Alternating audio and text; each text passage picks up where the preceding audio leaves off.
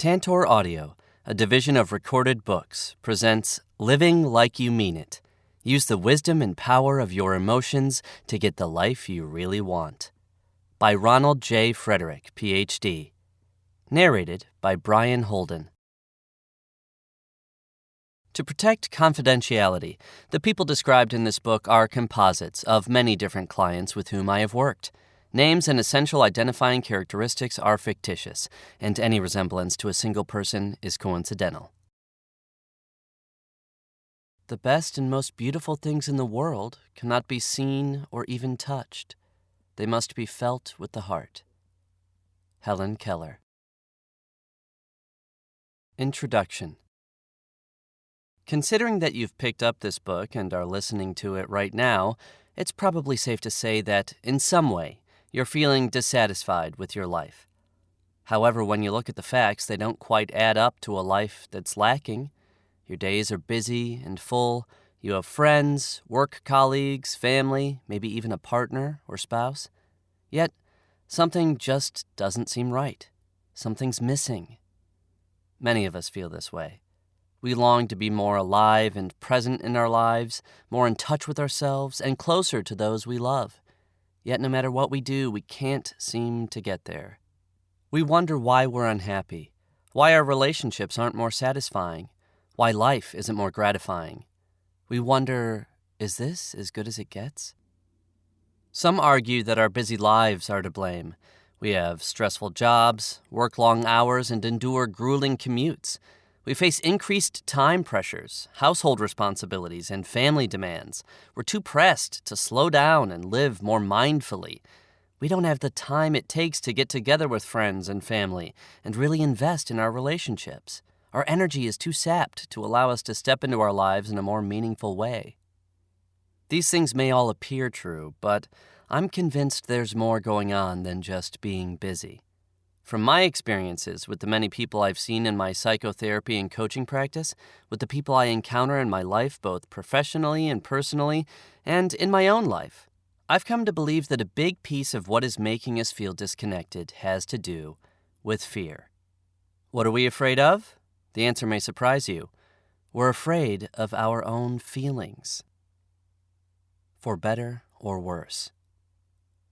When we suppress our feelings, they don't just go away.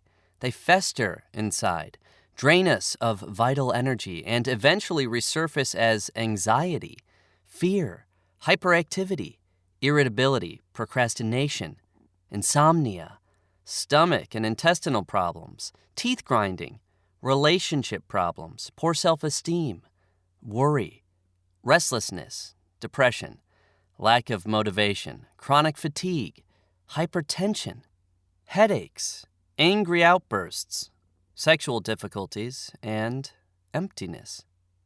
Our feelings are what make us feel alive and vital, energize us to meet and deal with life's challenges, and point us in the best direction to get what we really want. Our feelings are what bridge the gap between ourselves and others, enliven our relationships, and help us feel close.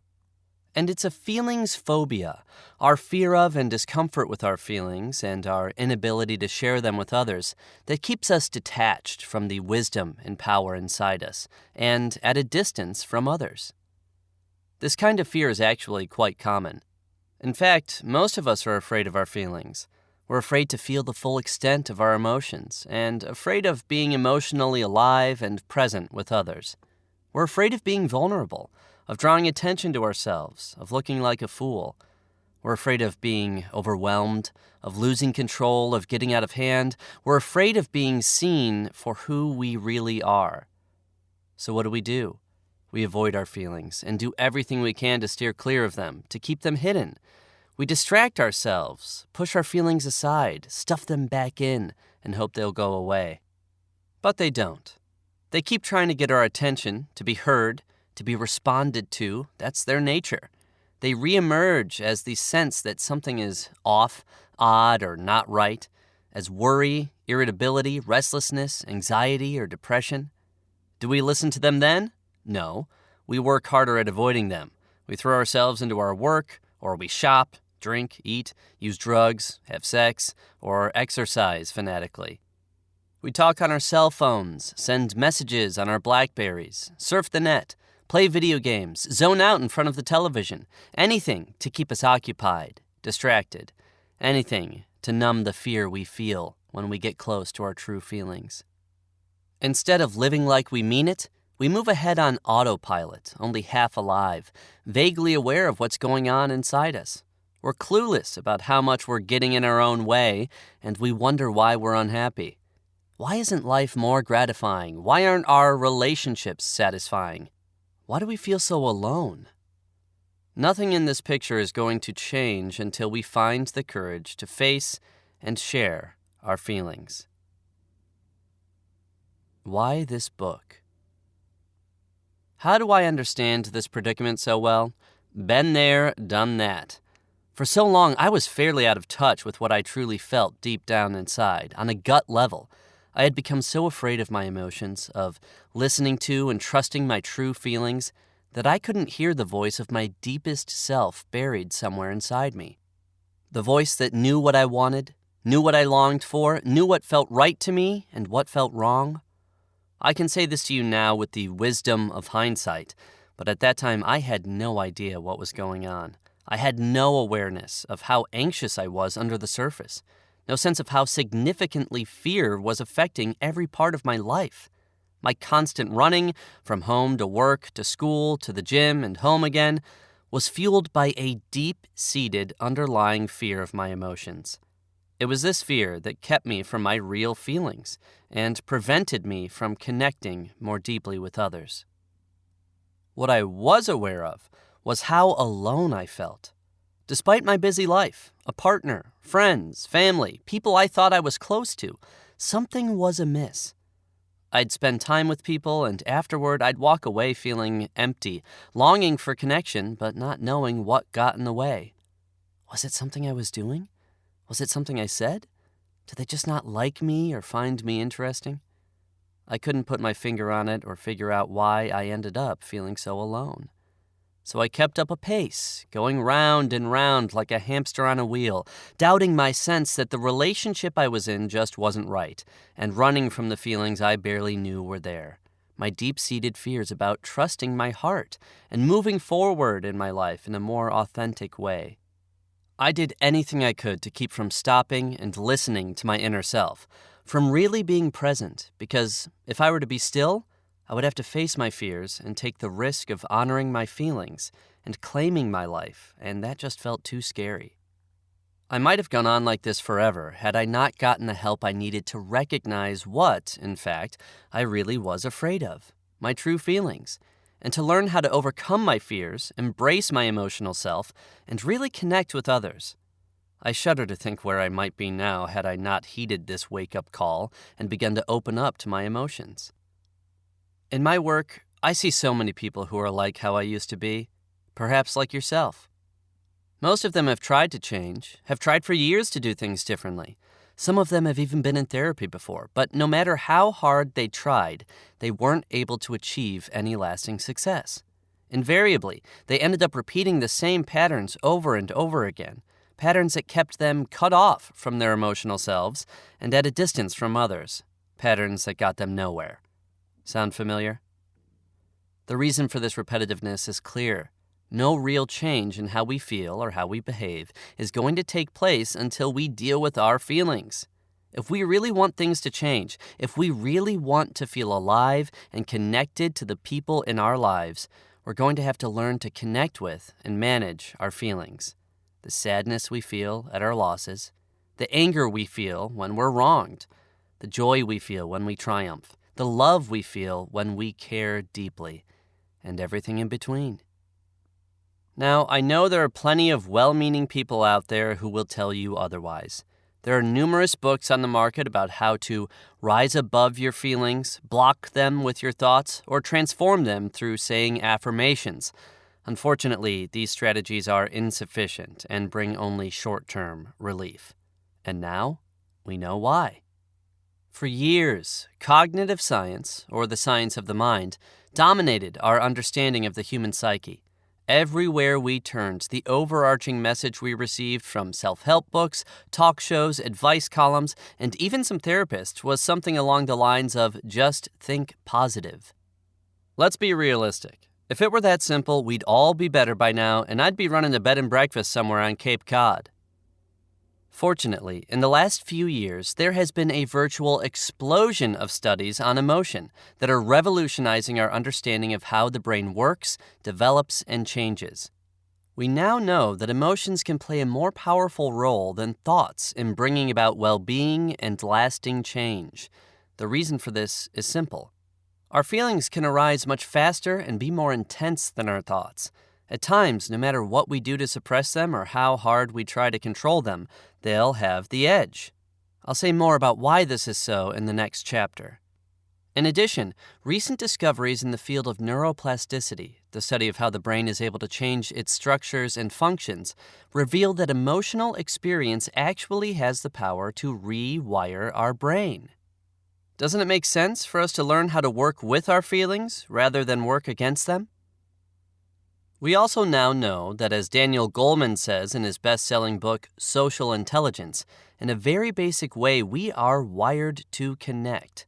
From the time we're born, it is our innate tendency to connect emotionally with others, and for good reason.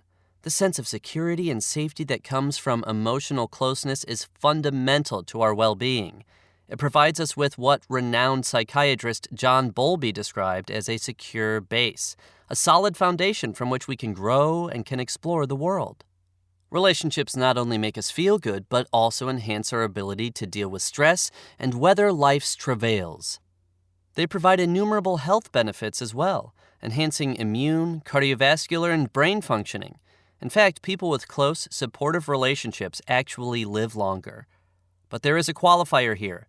What matters most is not how many relationships you have, but the quality of your relationships. That is, how emotionally close they are.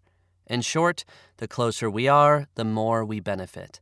And true closeness is possible only when we feel emotionally healthy, open, secure, and aware of our feelings and how they affect us.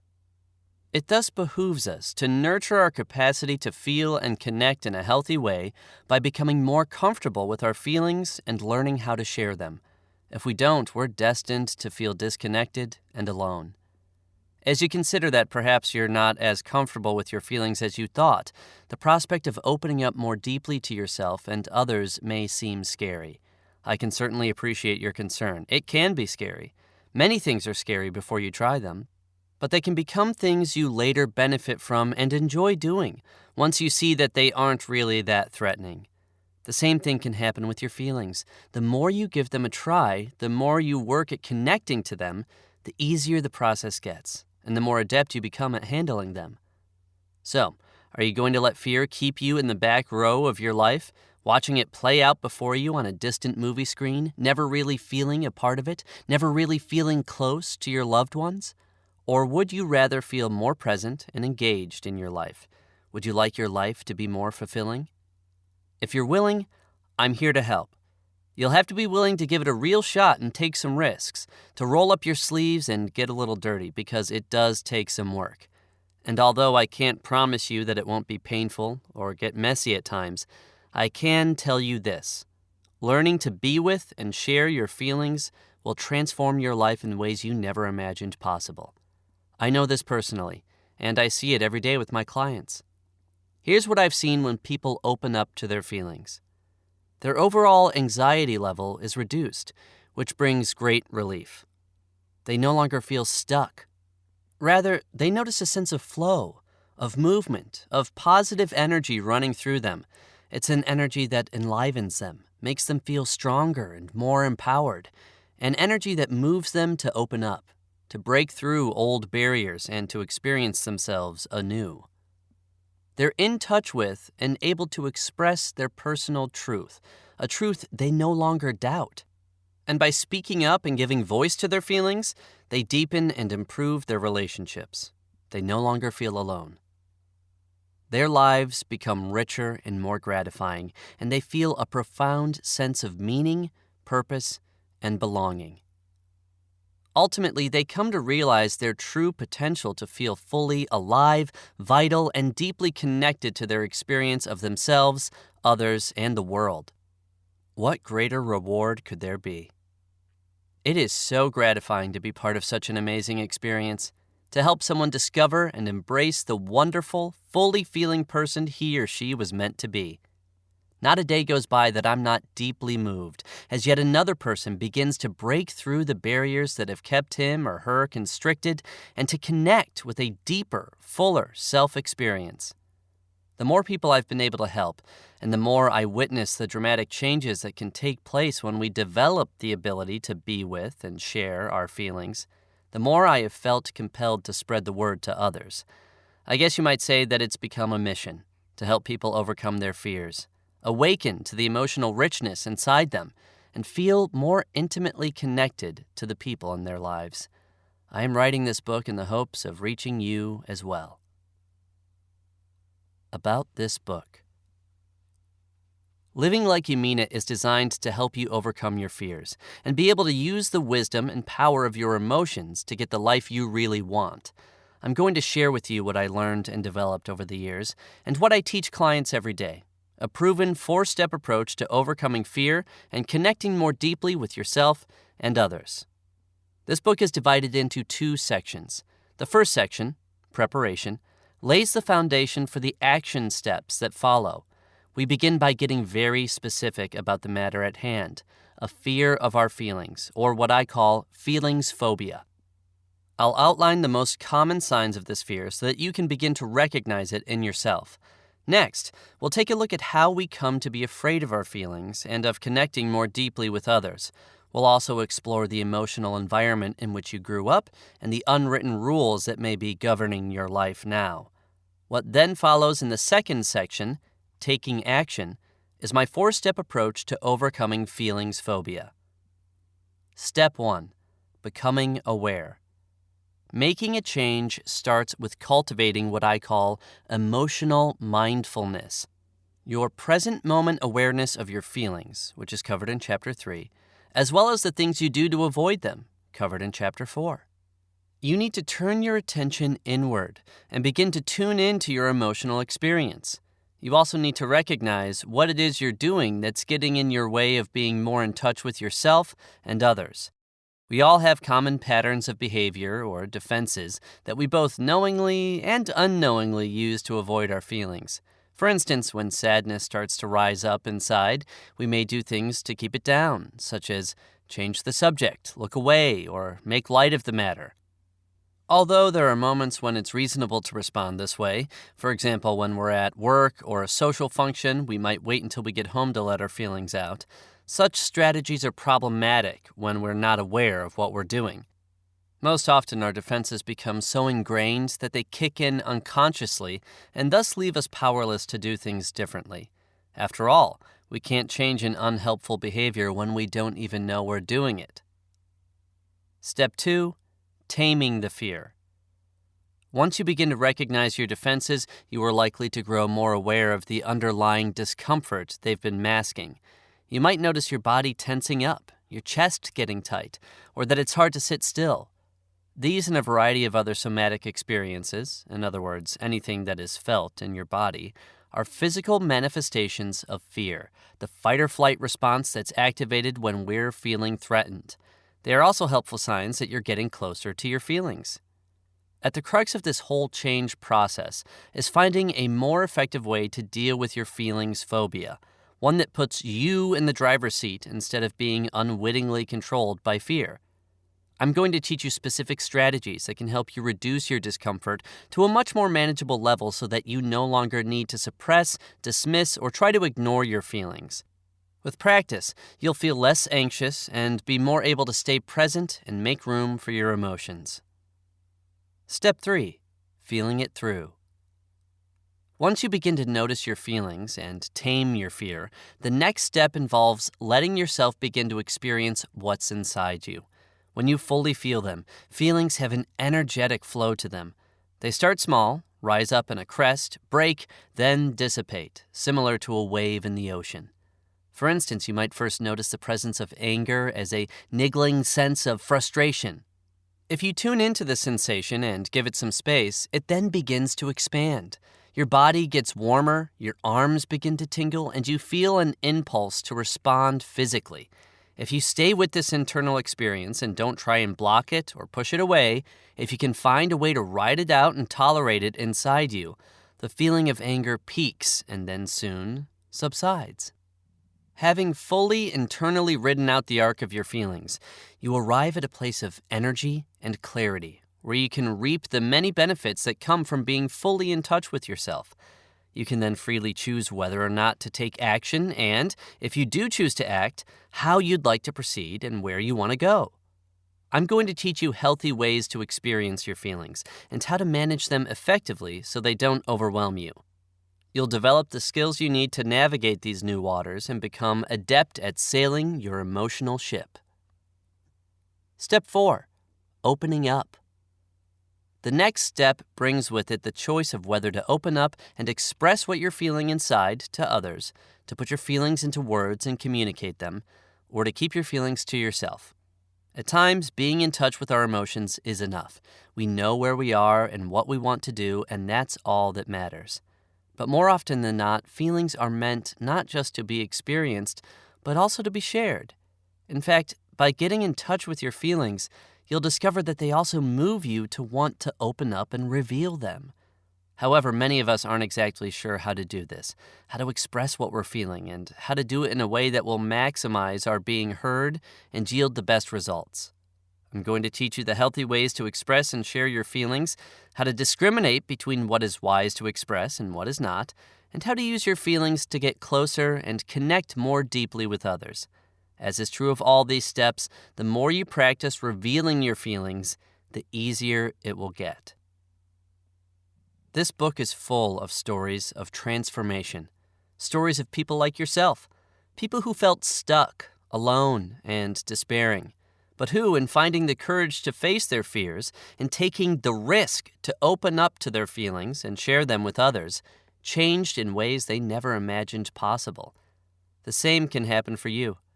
That's precisely what I want you to take away from this book, to know that with the right tools and practice, your life and your relationships can be better. The capacity for change is there inside you, just waiting to come out. I want to help you harness the amazing wisdom and power of your emotions. You've already taken the first step. You're here with me now. Let's go on this journey together. You'll see you hold the power within you to transform your life. Part 1. Preparation. Chapter 1. To feel or not to feel. Life shrinks or expands in proportion to one's courage. Anais Nin.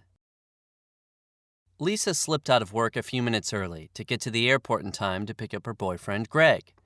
She stopped by the store to get a couple of last-minute things for the special meal she had prepared to welcome him back from his business trip. "That sounds great," Greg said to her as he settled into the front seat a few minutes later. "I should have enough time to eat with you and meet up with the guys later for drinks." Lisa's jaw started to tighten as she thought, I haven't seen him for how long, and he's planning to see his friends the first night he gets back? Jeez. She started to stew inside, but hid it behind a cool smile. "So, how was your trip?" she asked. Alex hit the scan button on the car radio to find something to listen to. It landed on a station playing Christmas carols. "Oh, I love this one, honey. Let's listen," his wife said as the familiar melody of Silent Night filled the car. Alex felt something catch inside him. It was almost a year to the day that his parents were killed in a car accident on the same road he was now traveling. His mind flooded with holiday memories of his youth, happy times he had spent with his parents. He could feel the tears coming to his eyes and turned his head away from his wife, not wanting her to see. He thought to himself, "Come on, guy, get a hold of yourself. You need to be strong." He gripped the wheel and struggled to push the feelings down. Kate had been planning this vacation with her friends for months. Finally, a break after working overtime for far too long. The group got up early and set out on one of the hikes they'd been so looking forward to. As the friends reached the first lookout point, they paused for a moment to take in the view from the mountain. The rising sun cast a gentle orange glow on the arid desert landscape, and the air smelled fresh. What a perfect day, Kate thought to herself as she took a deep breath. Suddenly, a wave of anxiety came over her, seemingly from nowhere. She turned away, fidgety, unable to be still, and took off up the hill, leaving her bewildered friends behind. As different as they may seem, these three people are all very much alike. They're afraid of their feelings. Lisa's afraid of her anger. She holds the anger she feels toward her boyfriend inside. She tries to dismiss it, but as hard as she tries, it eats at her. She ends up feeling resentful, and her anger doesn't go away. Alex is afraid of his sadness. He's afraid of being vulnerable, of letting his grief over the death of his parents show. He's afraid that if he does, he'll lose all control and become an emotional mess, and his wife will think he's weak. And Kate is afraid of her happiness.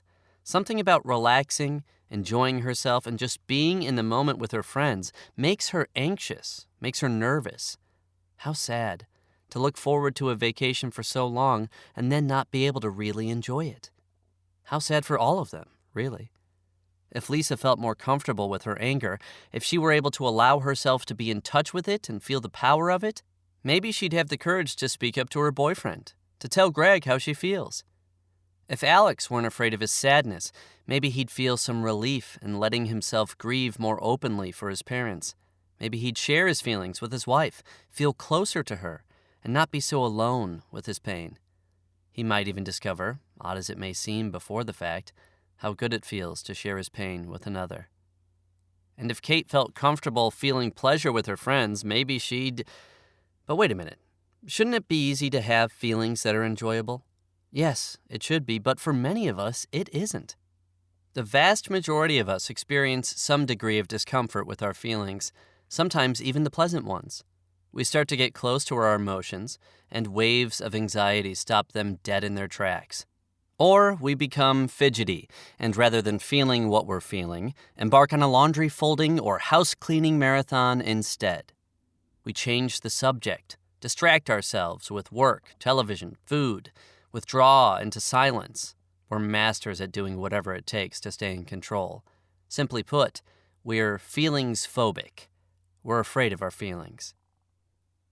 A phobia of sorts. In psychological terms, a phobia is an exaggerated, inexplicable fear of a particular object or class of objects, spiders, heights, close quarters, and so on. But as Harvard Medical School psychologist Lee McCullough, PhD, proposed, we can also be afraid of our feelings or emotions, what she called affect phobia. Someone who is afraid of his or her feelings behaves like Lisa, Alex, and Kate in the stories that opened this chapter.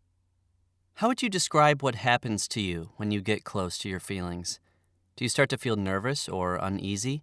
Or would you describe it as feeling anxious or apprehensive? How about uncomfortable? All these different adjectives have to do with fear. Something is making us want to step back or retreat. And that's how we naturally react to a threat, to something scary. We don't want to have anything to do with it. With feelings phobia, we want to run from our feelings. My own struggles with feelings phobia couldn't have been more apparent than on my graduation day from my doctoral program. I had fantasized about this moment for what seemed like an eternity, and there I was, finally about to cross the finish line, about to receive my medal, nothing to do but stop and drink in the sweetness.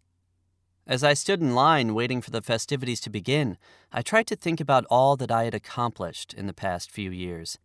All the hard work, all the hurdles I had jumped over.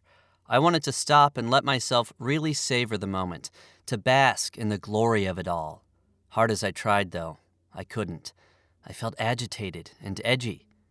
I pressed my feet against the floor, forced myself to stand still, and tried to make some space. A tiny flutter of pride began to come to the surface. Here we go, I thought. Just as I was about to make contact with it, a wave of anxiety washed it away. Damn, what happened? I wondered in dismay. Let me give it another shot. I took a breath and tried to summon up some good feelings, tried to will them into being. Another deep breath, and a slight murmur of happiness sputtered forward. But before I could grab onto it, it was gone, reined in by a strange sense of guilt, as though I didn't deserve to be happy, as though if I really let myself feel good, something terrible would happen. This doesn't make sense, I thought. This is the moment I've been waiting for. I should be thrilled. Suddenly, a blast of trumpets sounded. My heart quickened as the line in front of me started to move. I walked down the long stretch of the aisle. The cavernous room was filled to capacity with proud parents, relatives, and friends, the air buzzing with anticipation. I scanned the audience for a familiar face, trying to find my family, trying to rise to the occasion. I spotted my 2 sisters standing in the distance. Their eyes met mine and opened wide with recognition. We smiled and waved with excitement. I could see that they were wiping tears away from their eyes. Just as I reached my seat, I was suddenly overwhelmed. I started to cry. It was as if the floor beneath me were cracking and a giant wave threatened to break through and overtake me. I sat down and braced myself against this torrent of feelings. I pulled myself together and tried to remain very still so that no one would notice the shaking inside me. What was that about? I wondered. And why the tears? Was I moved by the love I saw in my sister's eyes? By my accomplishments? In part. But these were also tears of pain, tears I didn't understand, tears I couldn't make sense of. So I pushed them away, banishing them to some far-off place. Later, after managing to get through the ceremony unnoticed, I pasted on a smile and went to find my family. But when I came upon them standing in a group amid the crowd, my mother could see that something was wrong. "What? What is it, honey?" she asked nervously. Tears filled my eyes again, and I shook my head. "It's been hard. A lot of work," I offered. I tried to smile, but it was no use. I started crying again, overwhelmed by this deep and confusing sadness. My family stood there with quizzical looks on their faces. My sister rolled her eyes, my aunt looked perplexed, my father looked away. I felt embarrassed and looked down, pushed it back, swallowed hard, and tried to act the part of the happy graduate. On the way home in the car, I felt no sense of relief, no satisfaction, certainly no joy. Hardly the delight I had expected. I stared out the window numbly as the buildings passed by in a blur. All I felt was very much alone. This should have been a joyous moment for me. I should have been filled with pride and a deep sense of satisfaction, grateful for the love of my sisters, my family, happy to the core of my being, and pleased to share these feelings with them. In retrospect, I can see just how powerfully feelings phobia was thwarting my experience, suffocating me and keeping me at a distance. Years and years of stuffed feelings were clogging my system, making it practically impossible for me to be present and to connect, to take in all that was good.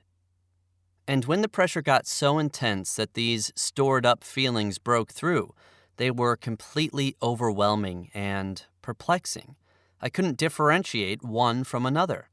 At the time, I didn't have a clue. Recognizing the signs. Most of us are inhibited, to some degree or another, from freely experiencing and expressing our emotions. But many of us aren't aware of what's going on. We might notice feeling fearful, but have no clue about what's causing it. We're too focused on managing our anxiety to be able to see what lies beneath. More often than not, though, we're so cut off that we're barely aware that we're even uncomfortable at all. The full extent of our distress is hidden just outside our awareness, lurking behind the scenes but controlling our every move. We're so disconnected, so adept at avoiding our emotions, we don't even see what's going on. We don't see how masterful we've become at shutting off our feelings before they even get started. In fact, we've gotten so good at steering clear of our emotions, we're not even aware that there are feelings inside us at all. Although the first step to my 4-step approach is becoming aware of your feelings and the specific defenses you use to avoid them, let's begin by first doing a bit of consciousness raising about our general relationship with our feelings. Are you afraid of your feelings? Even though you may not be aware of being uncomfortable with emotion or what's going on behind the scenes, with a little thought you can uncover the signs of feelings phobia. Take a moment now to stop and consider how you react to your feelings. These lists of common signs of feelings phobia are not meant to be exhaustive, but they should help you begin to get a good idea of just how comfortable you are with your emotions. The first list is if you're afraid of feelings in general. You may find yourself avoiding situations that might be emotional. For example, visiting a grieving or sick friend, saying goodbye to coworkers when leaving a job, being acknowledged for an accomplishment, or addressing a conflict or disappointment with a loved one. You may find yourself smiling or laughing when you're actually feeling something else, such as sadness, anger, or fear. Finding it difficult to be still and stay present with yourself. Overthinking what you want to do, turning thoughts over and over in your head and not being able to take action. Perpetually complaining about a situation but not doing anything to change it. Always needing to be in control. And when faced with questions about your emotions, feeling at a loss to identify how you feel. This next list may sound familiar if you're afraid of being emotionally close or intimate with others. You may find yourself physically turning away from others when any emotion starts to stir inside you, perhaps even with people you feel close to. Feeling discomfort or nervousness with sharing a silent moment with someone. Feeling embarrassed or ashamed for feeling a particular way. Feeling uncomfortable with prolonged eye contact. Getting anxious when someone else expresses his or her feelings. And not being able to acknowledge or openly express what you feel inside. This list is for if you're uncomfortable with and avoiding sadness or grief. You may find yourself not wanting to cry in front of anyone, holding back tears, feeling afraid of being or seeming vulnerable, not wanting to appear weak, acting as if you're unaffected, or worrying that you won't be able to stop crying, that you'll lose control or go crazy. This list has examples of being afraid of anger or assertiveness. You may find you're never allowing yourself to get angry, stewing over something and feeling resentful for a long time, avoiding angry feelings until it's too late and they end up coming out in a messy explosion or temper tantrum. Expressing your anger by being passive. For example, showing up late, not returning a phone call, forgetting to do something instead of being direct. Having difficulty standing up for yourself or voicing a position that's different from others. And feeling obligated to be nice or good, but feeling resentful inside and then accusing yourself of being a bad person. This list is if you're afraid of happiness or pleasure. You may find yourself not being able to feel a real sense of pleasure or joy for very long, dismissing your accomplishments or putting off the good feelings to a later time, not being able to share a sense of pride or happiness with others, feeling uncomfortable accepting compliments and praise from others, and having difficulty being spontaneous. A matter of degree. Do any of these signs seem familiar to you?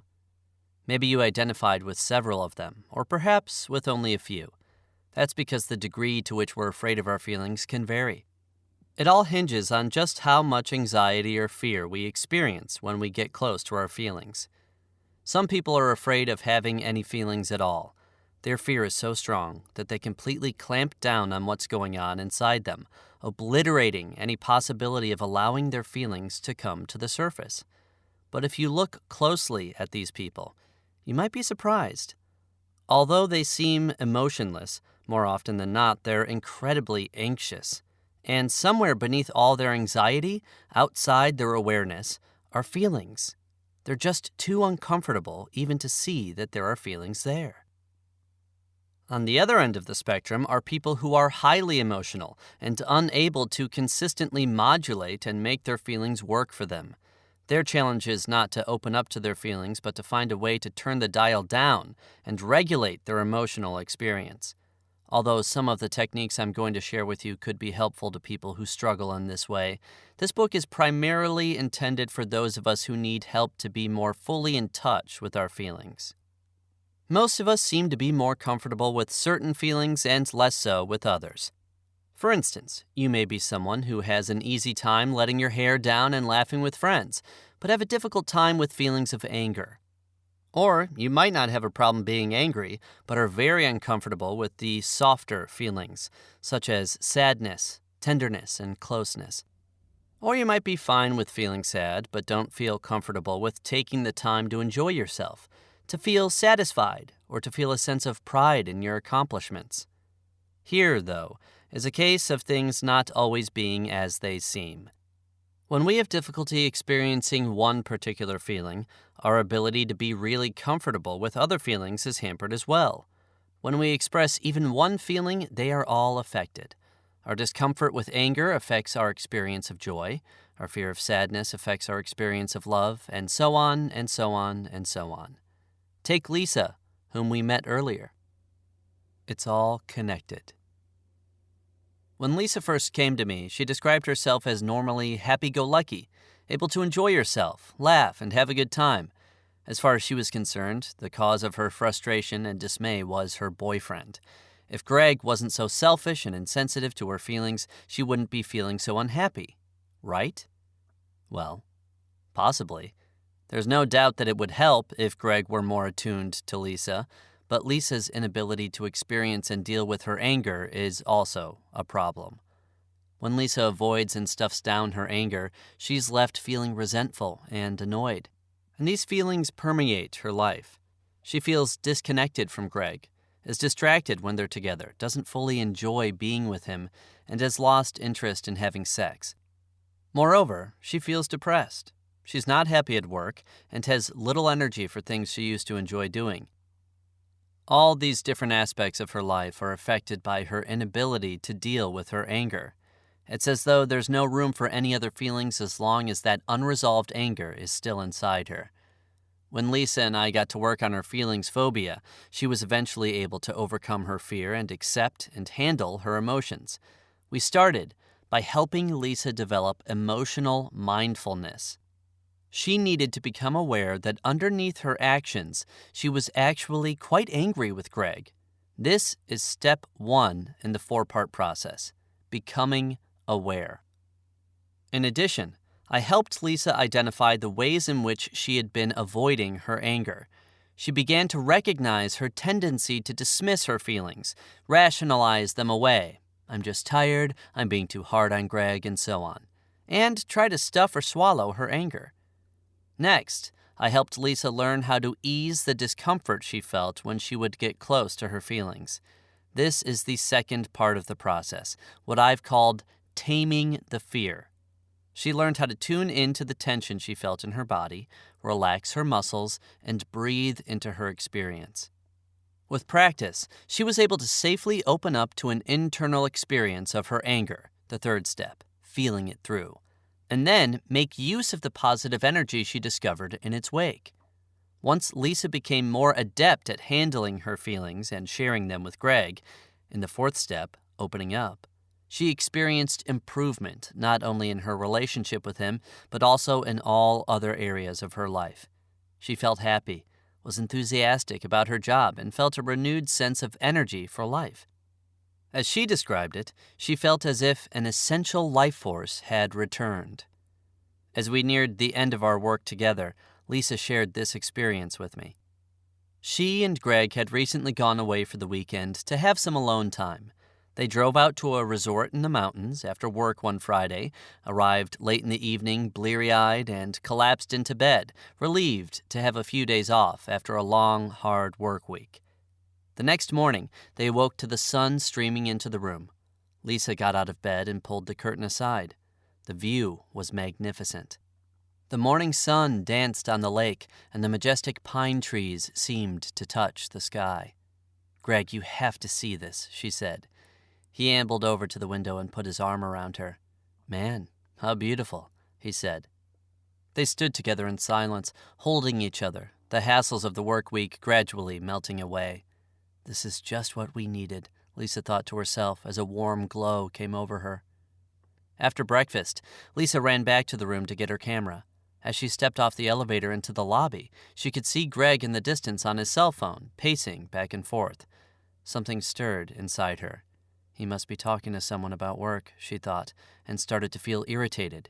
We had agreed to let go of work for the weekend. Greg spotted her and quickly got off the phone. "Who was that?" Lisa asked him as she approached. "Oh, no one, just checking my messages. Come on, let's get going." As they headed out to the trail, Lisa could tell that Greg was distracted, clearly wrapped up in thinking about some work issue. She felt a burning sensation growing inside her, which she now understood to be her anger. For a moment, she thought of letting it go, but then she caught herself. "I knew where that would lead," she said to me with a smile. "I would have been fuming the whole weekend." Instead, she tried something different. "Greg," she said to him, "I'm feeling angry. We had agreed to put work behind us for the weekend." "I wasn't talking to anyone, I was just checking my messages," he said defensively. Lisa felt the anger rise up in her again, but stayed the course. "It doesn't matter whether you were checking your messages or talking to someone," she asserted. "Now you're thinking about work. Now you're distracted, and it's affecting our time together." Greg looked away and was quiet for a moment. He seemed to be wrestling with something inside him. Then he sighed, looked back at Lisa, and said earnestly, "You're right. I'm sorry. It's just so hard for me to let go sometimes." She could see the regret in his eyes and felt the anger inside her ebb. A sense of relief quickly replaced it. "Wow, this is different," she thought to herself, and felt the warmth inside her return. They took each other's hand and started off on a walk together. Lisa looked at me, her eyes moist. It wasn't sadness. No. She was moved. "We had a really great weekend," she said. "I felt so close to Greg." "How was that?" I asked. "Wonderful," she said. I looked over at her, sitting up straight, looking pleased and proud of herself for the way she handled that moment with Greg, for all the work she had done to now be able to express herself. "Yes, this certainly is different," I said to her, and we shared a smile of deep understanding. That's what it can be like for people who are more able to be with and share their feelings. They have a healthy sense of self. They are able to be assertive and get their needs met, feel pride in their accomplishments, and experience deep moments of joy. They're able to cry when sad, grieve when there's a loss, and feel the fire of anger when threatened or attacked. They enjoy being close with others, are able to experience warm, loving feelings, and can make love with abandon. Sounds great, doesn't it? Why bother? Maybe not. Maybe you still have doubts. Maybe you've come along for the ride so far, but there's a part of you thinking, don't our feelings just get in the way? They're so irrational. Don't they just make things worse, mess things up? Won't I just end up wallowing in them? Wouldn't it be better if I didn't have to deal with my feelings, if I could just rely on my thinking to get me through? If you're asking questions like these, I'm not surprised. They're common beliefs. Many of my clients say the same things when they first come to see me. When I initially encourage them to explore their emotions, they ask me, "What good will that do?" Or, "Where will that get me?" Often my response is this: how has not paying attention to your feelings worked for you so far? If avoiding your feelings is working fine for you, stop listening. Keep doing what you're doing. Don't mess with it if it's not broken, right? Chances are, however, that if you chose to pick up this book, avoiding your feelings is not working and you're stuck. You'd like to move forward, but you also have some reasonable questions.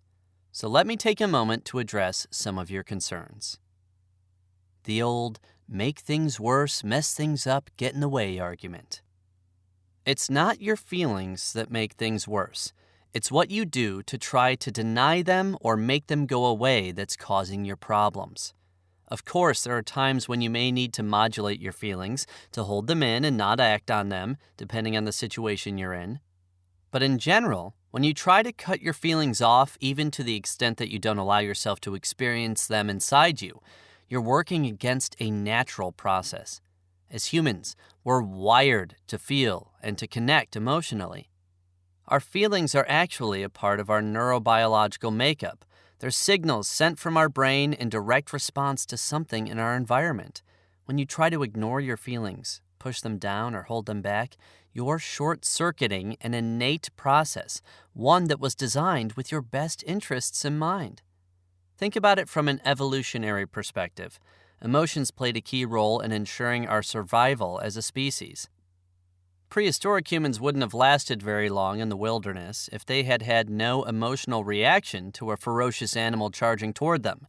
It was the emotion of fear that got their hearts pumping faster, caused the blood to rush to their legs, and prompted them to run.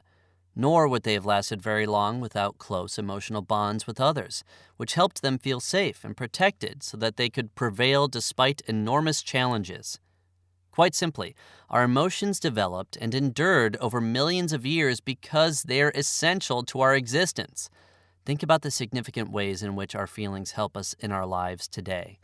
Excitement and joy encourage us to open up, get involved, or stay engaged in activities that already have our interest. Love urges us to move closer, to be nearer to a loved one, to open up and share more deeply. Anger motivates us to protect or defend ourselves, set boundaries or limits when necessary, raise our voices and be heard. Disgust prompts us to pull back, turn away, and avoid something that may be potentially harmful. Grief and sadness alike prompt us to slow down, to take the time to address whatever is making us sad, losses, disappointments, hurts, to cry and talk about our pain, to seek solace from others, to do what we need to do to take care of ourselves, let go, and move on. Aren't these all healthy things? In this very basic way, our emotions mobilize and guide us to deal with life and the different situations that come our way in a positive, life-enhancing manner. As neuroscientist Joseph Ledoux wrote, emotions chart the course of moment-to-moment action as well as set the sails toward long-term achievements. And they help us communicate what is going on inside us and adaptively connect with others. Feelings, when dealt with in a healthy way, don't make things worse. They make things better. Wallowing in feelings. Like Alex, who was afraid to mourn his dead parents, you may worry that opening yourself up to your feelings may cause you to wallow in them. But plain and simple, wallowing is not feeling our feelings. Wallowing is what happens when we're stuck. It's what happens when we're not feeling our feelings all the way through to completion, when we're not going with the energetic flow of our emotions and with where they're wired to take us.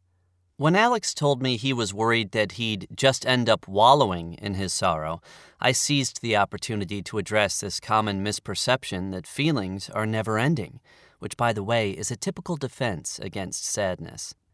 I explained, all feelings have a natural flow to them, like a wave. They rise up, crescendo, then dissipate. When feelings are fully felt, they really don't last very long. Sometimes minutes, sometimes only seconds. Really? Alex looked at me with some disbelief, but I could see the wheels turning. I told him, it's only when the natural flow of our feelings is thwarted, often by fear, anxiety, or depression, when we get defensive, or when we don't have the support we might need to face something overwhelming, that we become caught in this in-between place, not going fully in one direction or another. Really feeling our emotions is what puts an end to wallowing and allows us to move forward. He nodded with recognition, and tears came to his eyes, a sign that he was beginning to allow his feelings to run their natural course. It's not that it wasn't scary for Alex to open up to his feelings after that, or that my words radically shifted things for him. Still, knowing that his sadness wouldn't last forever and that there was actually something good that came from the process allowed Alex to feel a little less anxious and more able to begin to move in a healthy direction. Taking one's fears out and holding them up to the light of reality can often help reduce them. We'll talk more about how to address your anxiety and fears in Chapter 5, Taming the Fear. Not surprisingly, beneath Alex's fear was, among other feelings, a deep well of grief. Grief not just about losing his parents, but also about the lack of closeness he experienced with them when they were alive. As we begin to examine his feelings, Alex became increasingly aware of just how much emotion he had been avoiding. To make the process more manageable and not so overwhelming, we spent some time clarifying and disentangling the different feelings Alex had: sadness, anger, guilt, and love, and mindfully giving each some room to breathe. With each emotional experience Alex allowed himself to have, he also experienced a deep sense of relief and renewal. He found himself feeling more alive, more connected to himself, and more connected to others in his life. And he stopped worrying so much about wallowing. Better to rely on thinking? The rational mind, having the ability to think things through and to exercise reason, is a good and necessary thing. But for a long time, thinking was seen as the be-all and end-all to our mental health. Now we know better. Now we know that our emotional mind also plays a fundamental role in our well-being. Think about it for a moment. If our rational mind were so powerful, how is it that our feelings are often able to override our thinking? How is it that we can know one thing intellectually, such as there's nothing to be afraid of, but our feelings can convince us otherwise? Take Kate. She had been dreaming about her vacation for months, but now that it's finally here, she can't enjoy herself. She's overcome with anxiety, feels guilty about enjoying herself, worries that if she does let go and have a little fun, something bad might happen. Kate's worries are irrational. She's fully aware that she has the time off coming to her. She knows there's nothing wrong with enjoying oneself. And she knows that even if something bad did happen, she could handle it. Yet, her worries and fears keep overpowering her thoughts. Clearly, there's something more going on below the surface for Kate. But why isn't she able to get on top of it? Why can't she just be rational about it and refute her feelings with reason? Part of the answer lies in how our brain operates. Recall what I said in the introduction about how feelings can be more powerful than thoughts. In recent years, technological advances have enabled scientists to understand more precisely just how the brain functions. Joseph Ledoux, in his fascinating book, The Emotional Brain, clearly illustrates how the neural connections that run from the emotional parts of the brain to the thinking parts of the brain are actually much stronger and more numerous than the connections that run in the other direction. This helps explain why at times emotions are able to overwhelm our thoughts and dominate our thinking, and why it can be difficult to control strong emotions through rational thought alone. Sometimes trying to dictate our feelings with thinking is like trying to swim against the current. We'd be better off learning how to accept and work with our feelings rather than in fighting the tide. The valuable information we get from our feelings. Here's a little test. Imagine trying to make a decision without your feelings to guide you. Try to decide where you would like your life to be in 5 years. How about 10 years? Think about what it would be like to choose a partner or spouse without consulting your feelings. Go ahead, give it a try. It's practically impossible.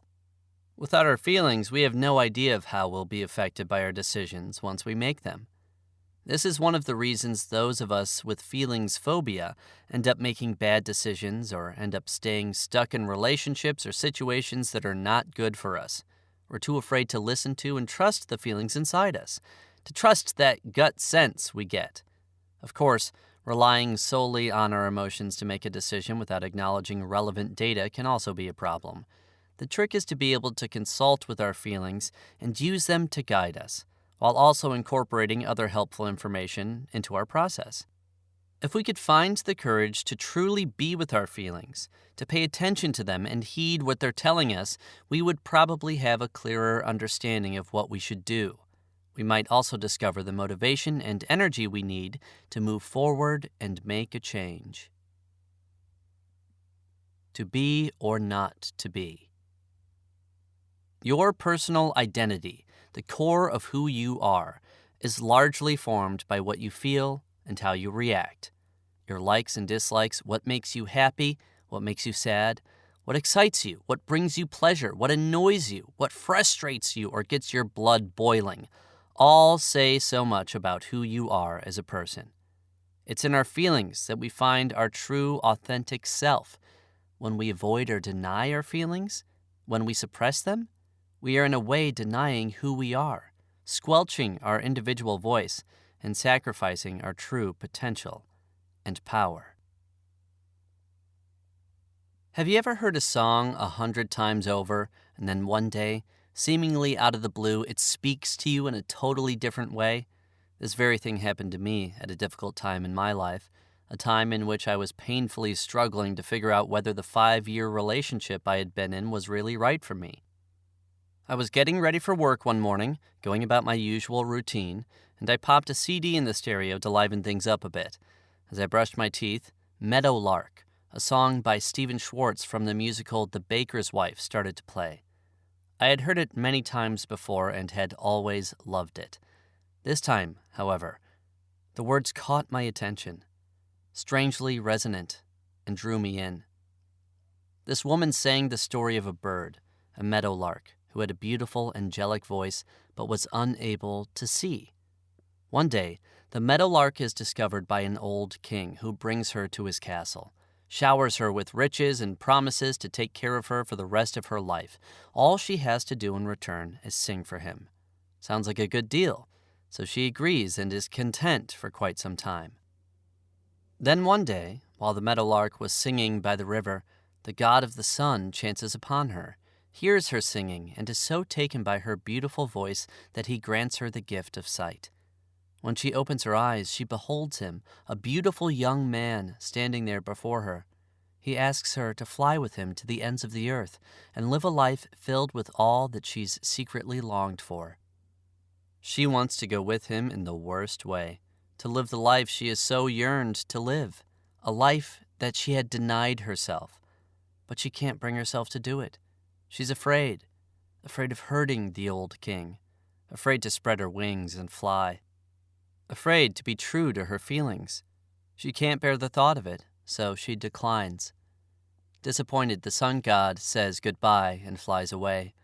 Later that day, when the king comes looking for the meadowlark, he finds her lifeless on the ground, dead. At that moment in the song, something unlocked inside me. I was struck by the most profound realization. I started to cry, a crying that quickly turned to sobbing. Unearthed from somewhere deep inside me, this tremendous grief burst forward through the dam, coming forth in waves, one after the other. Unlike my graduation day, this time I knew what I was crying about. I was the meadowlark. Her story was my story. I had become so afraid of following my heart, of going with and trusting my feelings, that I had unknowingly cut off an essential part of me, a vital, deep feeling core that knew what I wanted, what I longed for, what felt right, and what felt wrong to me. My truest self. It had been trapped inside me, bound up by fear, lost for so long. But not anymore. I could hear my true voice now, and I couldn't let myself end up like the meadowlark. I knew what I needed to do. I knew that I had to leave the relationship I was in and move on. It wasn't easy. No, in fact, it was one of the hardest things I've ever done. It felt challenging and scary at times, but deep down inside me, it felt right. I couldn't sacrifice myself any longer. I needed to listen to my heart. It takes courage to allow yourself to feel and to let your feelings guide you through your everyday life. By cutting those bonds that keep you locked up inside, you allow your feelings to soar, to be fully felt. So you can soar as well. You can give yourself the gift of your true potential, rather than imprisoning your feelings and yourself, like the lifeless meadowlark. The next chapter says more about how and why we imprison ourselves every day. Understanding why we're held back is an important step for those of us who want, ultimately, to be able to experience and share our feelings and ourselves in a full and expansive way, to feel alive and vital, to feel more deeply connected to our loved ones, and to enjoy the richness, fulfillment, and contentedness that comes from a life openly felt and lived. You are already on your way to becoming more aware of and attuned to the emotions inside you. You are on your way to getting to know yourself. Chapter Take-Home Points. Feelings are a part of our natural makeup and, as such, are a wired-in response. Our emotions are there for our benefit. It's in our feelings that we find our true, authentic self. Most people, to some degree or another, are afraid of their feelings. This kind of fear can be called a feelings phobia. Our defenses, not our feelings themselves, can cause us to get stuck. Suppressed feelings can lead to a wide range of physical, emotional, and psychological problems. Feelings are like waves. They have a natural flow to them. They rise up, crescendo, and then dissipate. Our brain is wired such that our emotions are stronger and operate much faster than thoughts.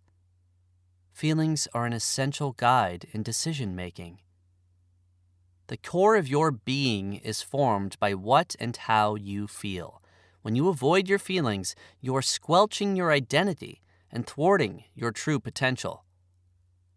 Although it takes courage to face your feelings, the rewards are numerous. Chapter 2. How the heck did I get this way? History, despite its wrenching pain, cannot be unlived, but if faced with courage, need not be lived again. Maya Angelou.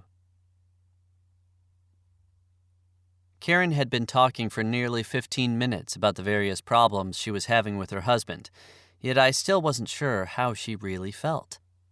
The difficulties that had been mounting over the last 5 years had driven her to the end of her rope. At least, that's what she said, but that wasn't quite what I was seeing. As she sat across from me, fashionably dressed with dark, straight hair and wide brown eyes, telling me about her painful experiences, she was smiling. What am I supposed to make of this smile? I wondered. It seems out of place. Is it a nervous smile? Is she feeling embarrassed? Is she worried what I might think? The look on her face, childlike in a way, was a mask that hid her true feelings. It reminded me of a time when my own anxiety had become so strong that it was like a wall, a formidable fortress that not only kept others out, but also kept me from my own feelings. What's behind Karen's smile, I thought. What is she unknowingly working so hard to cover up? Karen, can I ask you what you're feeling right now? You've been telling me about all these painful things going on for you, but all the while you've been mostly smiling. I'm not sure what's going on for you in terms of your feelings. Karen paused for a brief second and then took a stab at it. I don't know, she said. I guess I'm upset. I wasn't surprised that she didn't know how she felt. It seemed to me that she hadn't made contact with her feelings, hadn't yet become more emotionally mindful. Well, take a moment and check in with yourself, I suggested. What are you noticing right now inside you? Her smile began to melt as she dipped below the surface for the first time since sitting down. I feel a little tense, a little nervous, I guess. Where in your body do you notice that? I hoped that becoming more aware of her bodily experience would help her get closer to her feelings. Her hand slid up to her chest. Right here? It feels tight? Just notice that, I encouraged. As she did, her eyes filled up with tears. Then, in a small, tentative voice, she said, Actually, I think I'm feeling a little afraid. Really? Of what? I asked, as gently as I could. I don't know. I guess about what you might be thinking? She paused for a moment and then continued. It's weird. I feel small all of a sudden, like a little girl, and I'm afraid. I'm afraid that you're going to think I'm bad, that I'm bad for feeling this way, that I'm bad for having my feelings. Karen and I soon discovered that she often felt this way about her feelings, and not just with me. She was frequently uncomfortable feeling and trusting her emotions and wondered if she was crazy for feeling the way she did. What went wrong? What caused Karen to approach her emotions with such uncertainty, to feel that she's bad? Why does she expect that others will respond to her feelings with disapproval? How is it that Karen became so uncomfortable with really feeling, believing, and sharing her feelings? For that matter, how is it that so many of us become this way, become afraid of our feelings? We certainly don't start out in the world afraid.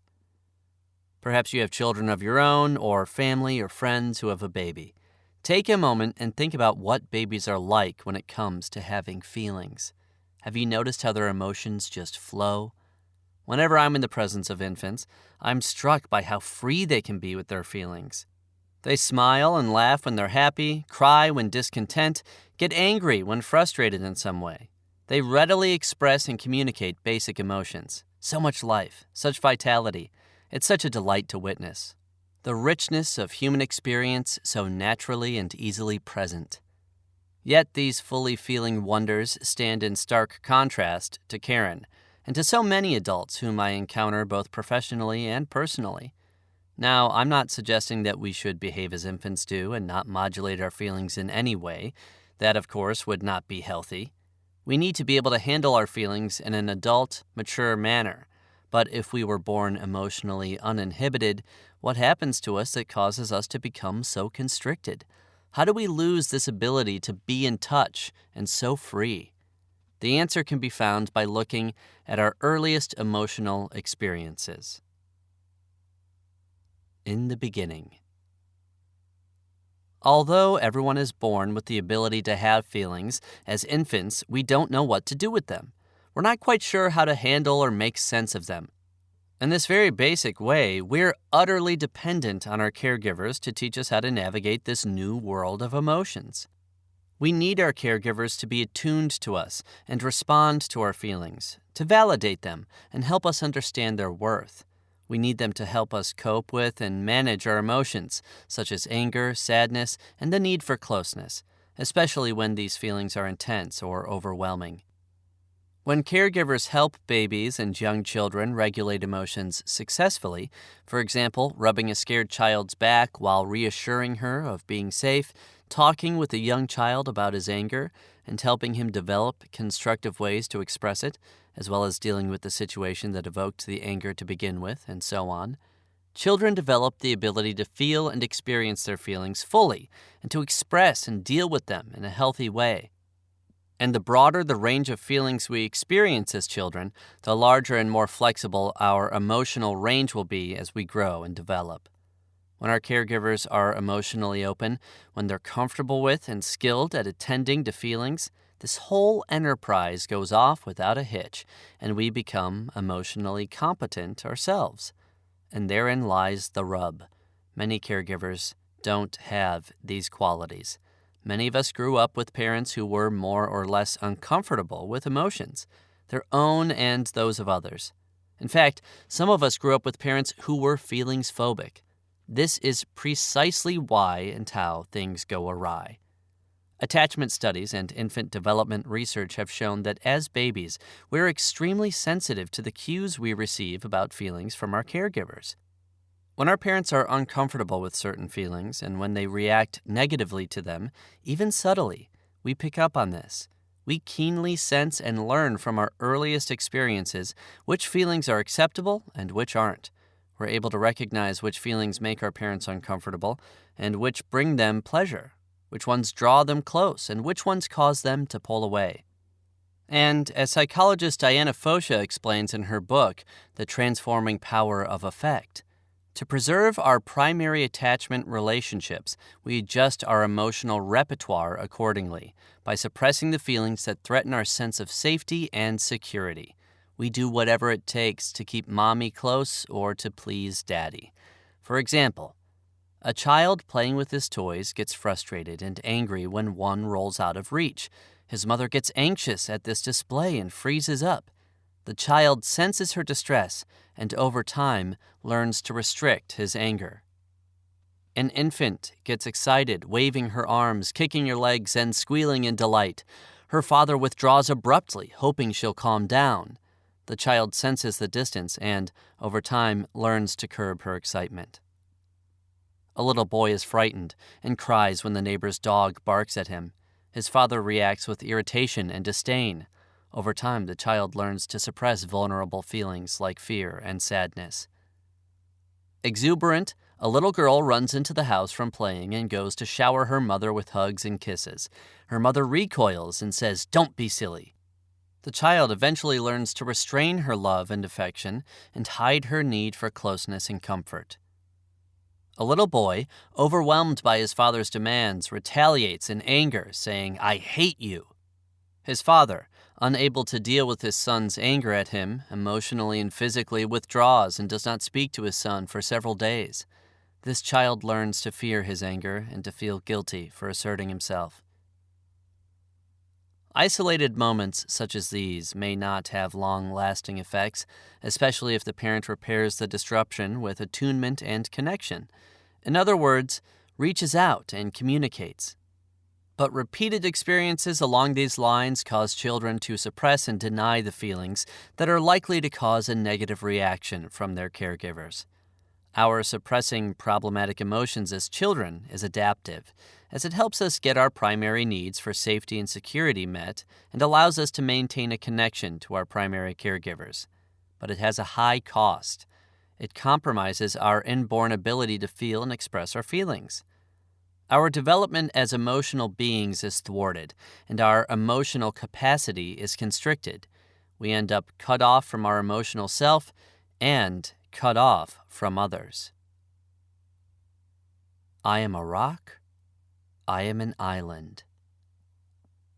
Behind Karen's smile was a host of feelings: profound pain, sadness, grief, and a good deal of anger, to name just a few. Feelings she had dutifully learned to push down and hide. Feelings that had no place in her house when she was growing up. As I worked with Karen to help her face and decrease the fear that made her feel like a little girl, she told me about what life was like for her when she was a child, in particular, life with her mother. Karen's mother was emotionally unpredictable. Karen never knew what kind of mood her mother would be in or when it might suddenly turn sour. Although sometimes pleasant, her mother could also be irritable and even volatile at times. This hot and cold disposition pervaded the house and kept the rest of the family on edge, tiptoeing around her, doing all they could to avoid what Karen described as one of Mom's violent pouts. Karen's father tried everything he could to appease his wife and keep her happy, but the results were at best only short-lived. Karen's mother was especially critical of Karen and would frequently yell at her for little or no apparent reason. On one particular occasion, Karen recalled coming home from school on a snowy winter day, excited that the girls in the neighborhood had asked her to come out and play.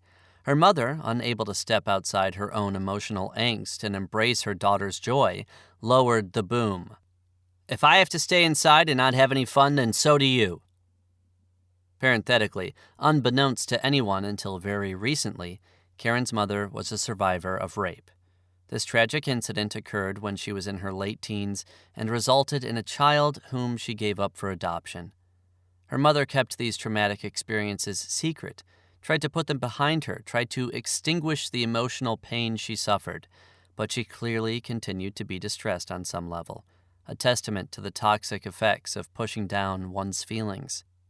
One can only imagine how this unresolved trauma played a part in Karen's mother's mercurial moods. Karen's strategy for dealing with her mother's erratic behavior was to try and be the best little girl that she could, always smiling, obedient, and self-reliant. In a fundamental way, she learned to dismiss her own emotional needs and stuff down any feelings that might make her mother uncomfortable, engender disdain, or set her off. Although often rewarded for her efforts to please, Karen was also admonished for not trying hard enough and was left with the sense that she could always do better. Underneath it all, she was suffering, longing to be cared for, comforted, and embraced in a whole and unconditional way. This smile and tough it out approach made a lot of sense at the time.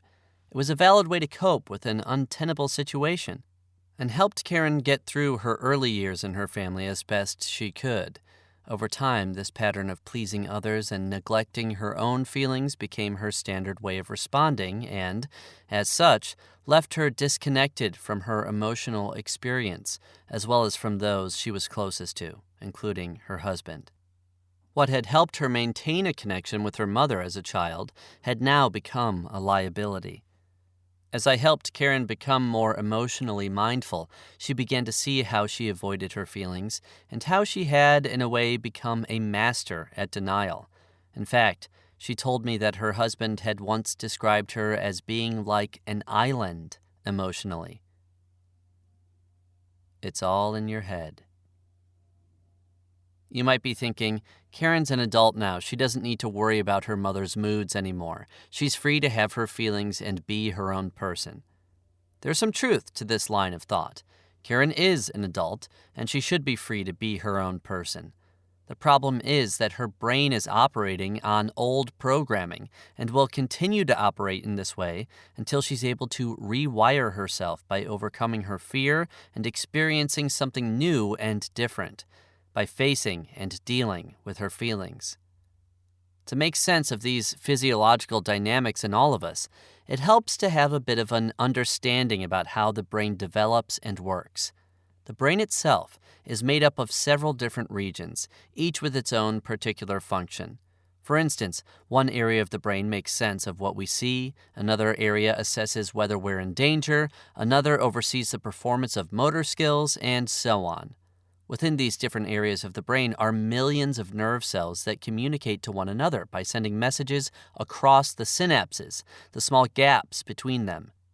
The pathways that form between nerve cells make up the wiring of the brain and are what enable the different regions of the brain to communicate and work together in harmony. At birth, most of the 100 billion neurons in the brain are not yet connected into networks. Brain growth is actually the result of an ever-unfolding process that involves the wiring and rewiring of neural connections. What then, you may be wondering, determines how our brain gets wired? We used to believe that brain development was largely governed by genetics, but as UCLA psychiatrist Daniel Siegel explains in his book, The Developing Mind, we now understand that it has very much to do with experience. The road more traveled. Imagine going for a walk in the woods. As you make your way through the forest, it's likely that you've chosen to stay on a well-worn path rather than try to establish a new trail. At some point in time, though, the path that is guiding your way was not there. Some determined soul forged that trail, and over time others followed in his footsteps. Now it's become the easiest road to travel, and you don't think twice about letting it lead the way. This scenario illustrates, in simplified form, how neural pathways are created in the brain. An initial experience lays down a trail between nerve cells. The more this experience is repeated, the stronger and more defined the pathway becomes. Eventually, it becomes so deeply etched into the landscape of our brain that it becomes the automatic route on which signals travel. Our brain requires stimulation to grow and mature optimally. In particular, it needs the kind of stimulation that comes through interacting and engaging with others. Early relational experiences with our parents or caregivers play a significant role in determining how our brain is shaped and formed, how it is wired. Let's think about this process in respect to our emotional development. Although it takes a little over 2 decades for the brain to mature fully, the first 2 years of life are a critical period in which the brain develops at an astonishing rate. During this time, the experiences that shape our brain are largely based in the emotion that arises in interaction with the important people in our life. Again, recall your personal experience of being with an infant. As babies, we're not able to speak. We have no words, no language to convey our needs and wants. Everything is communicated through the language of the face, the eyes, the body, through touch, sounds, vocal tone, and rhythms. Everything is communicated through feelings rather than through words. We let those around us know what is going on inside us by expressing our feelings. We're born with the capacity to feel and express a few basic emotions. Fairly rapidly, our emotional repertoire expands. Within the first 6 months of life, we're able to experience joy, sadness, disgust, and anger. By 8 months, fear. With each successive year, our emotional capacity grows and becomes more complex. By 2 or 3 years of age, we're also able to feel pride, embarrassment, shame, and guilt. Our early emotional exchanges with our parents profoundly affect the workings of our brain and, consequently, how we experience our feelings. If our caregivers favorably respond to our emotional expression, that is, in an attuned, accepting, and encouraging way, then we come to associate our feelings with a positive sense of being. For instance, recall the example I mentioned earlier of the little boy who angrily said to his father, "I hate you." If, instead of withdrawing and not talking to his son for several days, the father were able to remain connected and be responsive, tolerate the outburst, stay open, inquire about what was making his son so angry, and help the child find another way to express himself, the child's experience would be positive and productive. He would learn to manage and deal with his anger, become more facile at expressing himself in an adaptive way, and come to associate his feelings with a positive outcome. If instead, our emotions are responded to in a way that causes us to feel anxious or afraid, they become linked in our memory with a sense of danger. For example, many parents feel conflicted and disturbed when a child gets angry and says, "I hate you." In return, they might become irritated, enraged, or dejected, and react with disdain, contempt, or depression. Further, they might punish or shame the child, or, as in the example here, make him feel guilty by withdrawing. Good or bad, the more a particular interaction is repeated during childhood, the stronger these associations and the related neural pathways become. Eventually, depending on our experiences, either confidence or fear becomes burned into our brain's circuitry as an automatic response to any or all of our feelings. These emotional lessons have a significant impact on how we experience ourselves, others, and the world. The effects of this hardwiring are powerful and long-lasting. Karen's brain. Although Karen's memory of her childhood gives us a good idea of why she's afraid of her feelings, the groundwork for her fear was probably set in place even earlier than what she remembers. Let's imagine what life might have been like for Karen when she was a baby. Given what we know about Karen's mother, it's safe to assume that she was depressed around the time that her daughter was born, and the stress of having and caring for a tiny baby pushed her to her limits. In addition, Karen's mother brought to this experience her own emotional limitations. When Karen cried or fussed, as babies often do, her mother may have felt overwhelmed. She may have reacted with discomfort or pulled away. Maybe she got frustrated or angry with her. Perhaps she was even shaming. From a baby's perspective, these responses are quite scary. They carry with them the threat of reprimand, rejection, and ultimately, the biggest fear of all, abandonment, which to an infant is the equivalent of death. As research into early attachment relationships has shown, our needs for safety, security, and closeness are biologically based and trump all others. They're essential to our survival. So, in a very basic way, Karen learned that having certain feelings was treacherous. If I'm sad, Mommy leaves me. If I'm upset, Mommy gets angry. What was she to do to cope with such a difficult situation? Aware of these negative reactions and geared to do whatever she needed to do to survive, Karen adjusted her behavior accordingly to keep her mother connected, keep her present, minimize any discord, and avoid being scolded. In short, in order to survive, she stopped herself from having certain feelings. So why would Karen fear that I would think she was bad for having her feelings? I wasn't sitting in judgment of Karen or looking at her with disdain.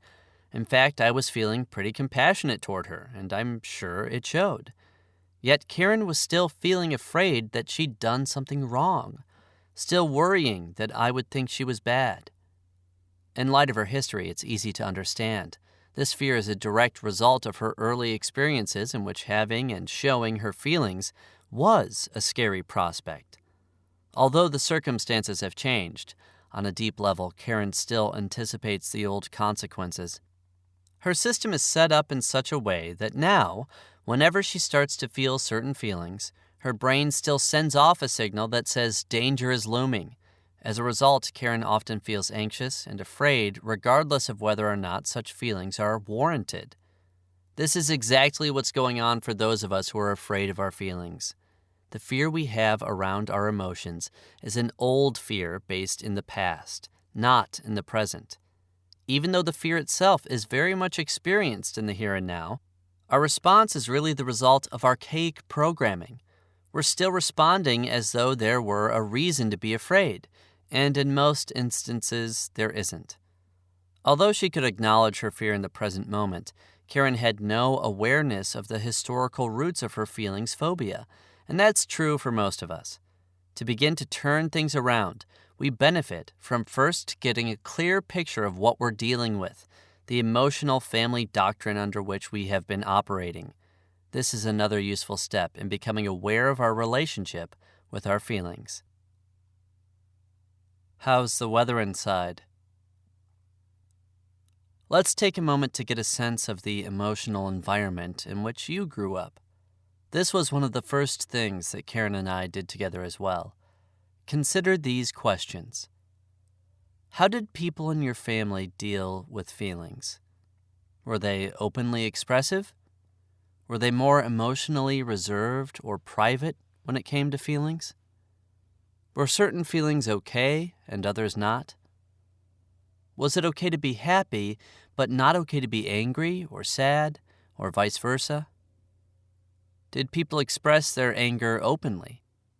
If not, did they tend to stuff their angry feelings until they reached a certain threshold and then exploded in an angry outburst or flew into a rage? Did they openly show and express their loving feelings? Did they hide their grief? Was it okay for some people to have feelings but not okay for others? How did your family respond to your feelings? Were they generally open, attentive, and responsive to your feelings in a positive way? Did they get uncomfortable or anxious when you expressed your feelings? Were certain feelings privileged and others not? Did they fall silent and not respond to your feelings? Did they divert their attention or walk away? Did they get irritated, frustrated, or maybe even angry at times when you expressed your feelings? Did they take your feelings personally? Were they shaming or admonishing in any way? Did they tell you not to feel your feelings, that they weren't legitimate? Did they get angry at you or punish you for expressing your feelings? Were their responses predictable or erratic? Overall, did it feel safe to express your feelings? Your family's attitude toward feelings and the way in which they responded set the tone for the whole social environment. I have found that the emotional climates that pervade all families tend to fall into 4 categories. Number 1, sunny and warm. The atmosphere in this family is emotionally friendly. People are open and responsive, and it's generally safe to experience and express feelings. Number 2, icy and cold.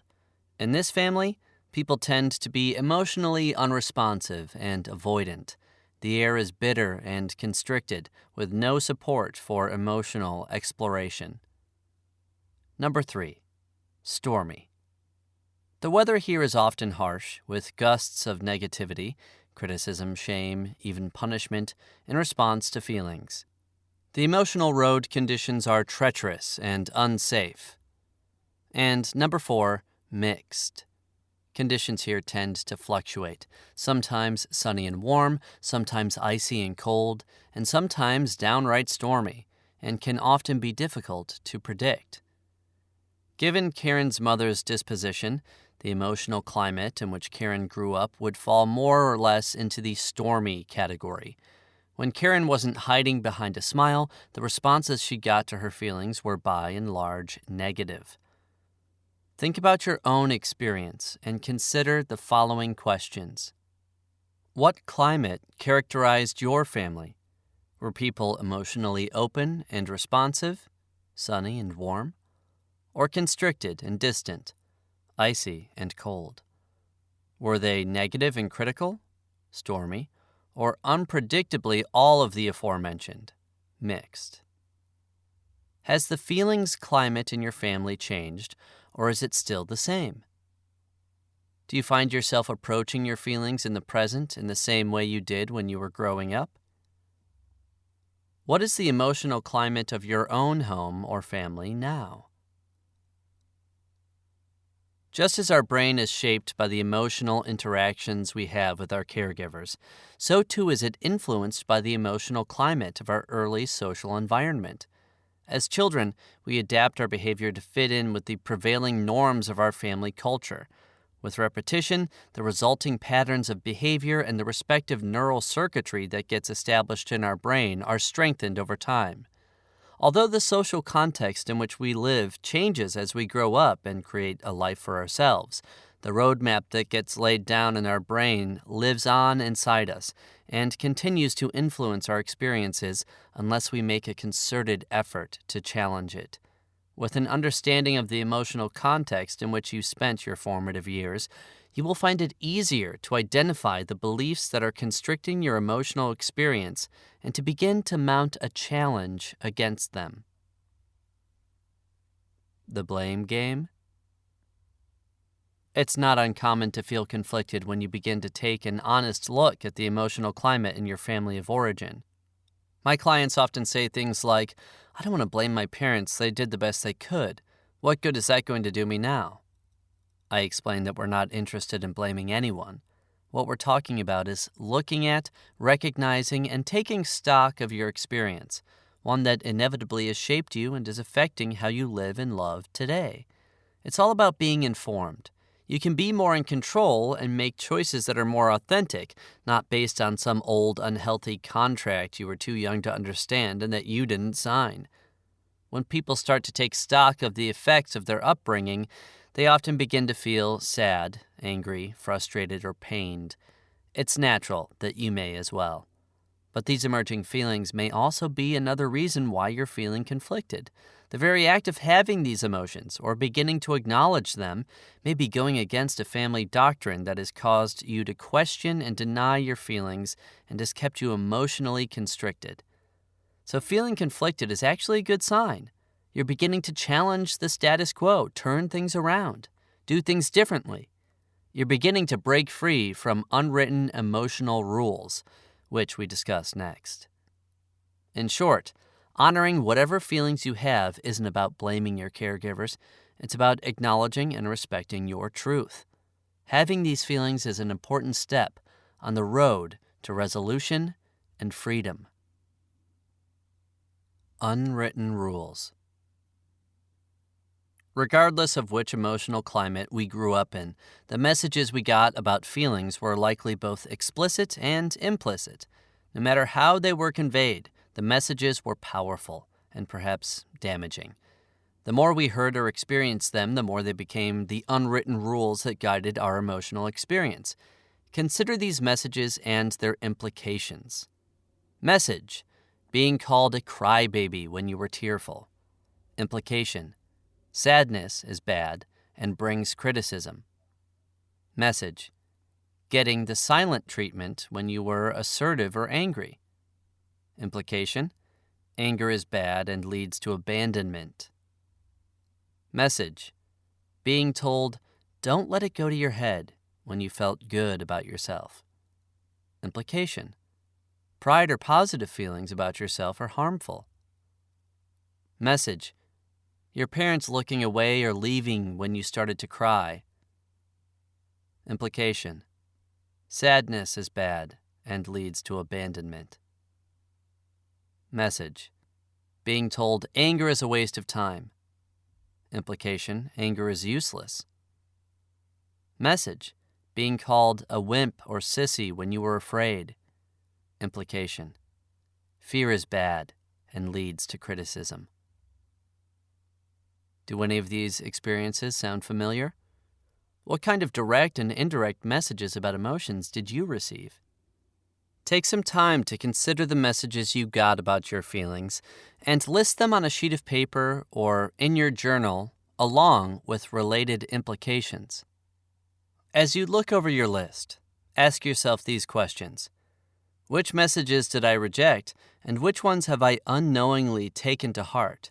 Which have become unwritten rules that now control me? Considering these rules, are they ones by which you want to continue to live your life? My house. Let me tell you a little bit about my family and the messages I received as a child. Although my parents could be demonstrative and warm at times, inwardly they both experienced a fair amount of conflict and anxiety around emotion. My mother, the good Catholic schoolgirl that she was, dutifully learned how to face the world with a smile and a sense of humor, a veneer that barely masked the nervousness and worry that simmered below it. My father, a former captain in the U.S. Marines, hadn't quite left the service behind and took a sort of militaristic approach to child rearing. I remember one particular Saturday morning. I couldn't have been more than 4 years old. My father had fixed breakfast for my sister and me as my mother slept in. We were all sitting at the kitchen table, my father reading the paper, my sister compliantly eating her breakfast, and I staring in dismay at my French toast, which my father had just drowned in a pool of maple syrup. I pushed the soggy pieces back and forth as my stomach turned. I didn't want to eat it. Why didn't he let me put on the syrup myself, I wondered. The more I fussed, the more irritated my father got.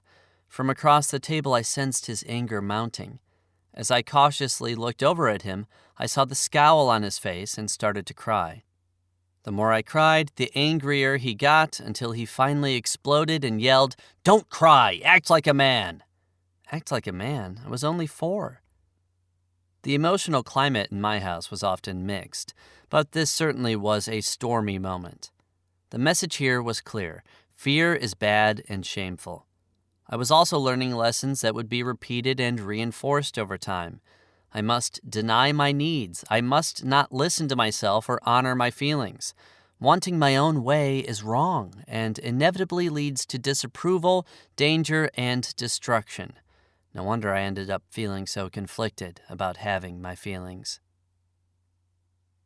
Upgrading the wiring. Here's the good news. Although we've been molded and shaped by our early experiences, we don't have to remain prisoners of our past. Even though our brain is wired to respond in a certain way, it can still change and grow. That's right, we can actually change the way our brain is wired. Although we can't exactly erase our past programming, we can create new pathways that are able to override what's already there. In other words, we can upgrade our wiring so that fear no longer needs to be entangled with the fibers of our feelings. How do we accomplish this?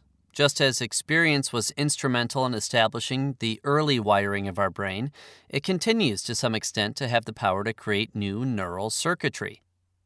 The key is in having new experiences with our emotions in which we allow ourselves to be more fully present with our feelings and eventually come to experience them more free from fear.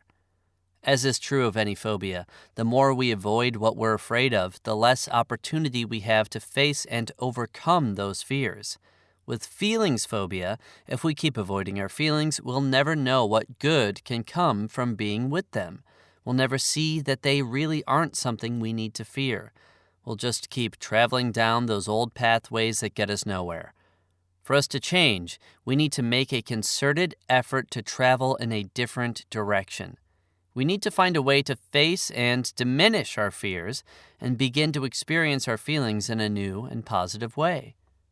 Over time, the more we travel in this new direction, the more we experience and manage our feelings, the more our fear will melt away, and we'll soon be able to be with and share our feelings without feeling anxious. And while we're doing this, we're actually rewiring our brain. We're breaking the old associations between fear and our emotions and laying down new pathways in which having and expressing our feelings are now experienced as something positive. It's as Robert Frost once wrote, "Two roads diverged in a wood, and I took the one less traveled by, and that has made all the difference." I'm fully aware that it's hard to try something new, to travel down an unknown path and to feel anxious about doing it. When I finally began to make space for my feelings, I was practically frozen with fear, like the proverbial deer in the headlights. I had no idea of what to expect, and it terrified me. But there is a solution that can make facing your fears less scary. The trick is finding a way to begin to reduce your anxiety enough so that you can start to dip your feet in and give being with your feelings a shot. You don't have to jump in all at once, just a little bit at a time. And a rock feels no pain, and an island never cries. Once Karen and I achieved a good understanding of the unwritten emotional rules under which she had been operating and the ways in which she had been avoiding her feelings, we started the work of addressing and overcoming her feelings phobia. As Karen's anxiety decreased, she began to find the strength to open up to her feelings, long unresolved sadness and anger that had been buried deep inside her, and to do the work of healing. Fairly quickly, Karen's pain began to transform into a renewed sense of herself.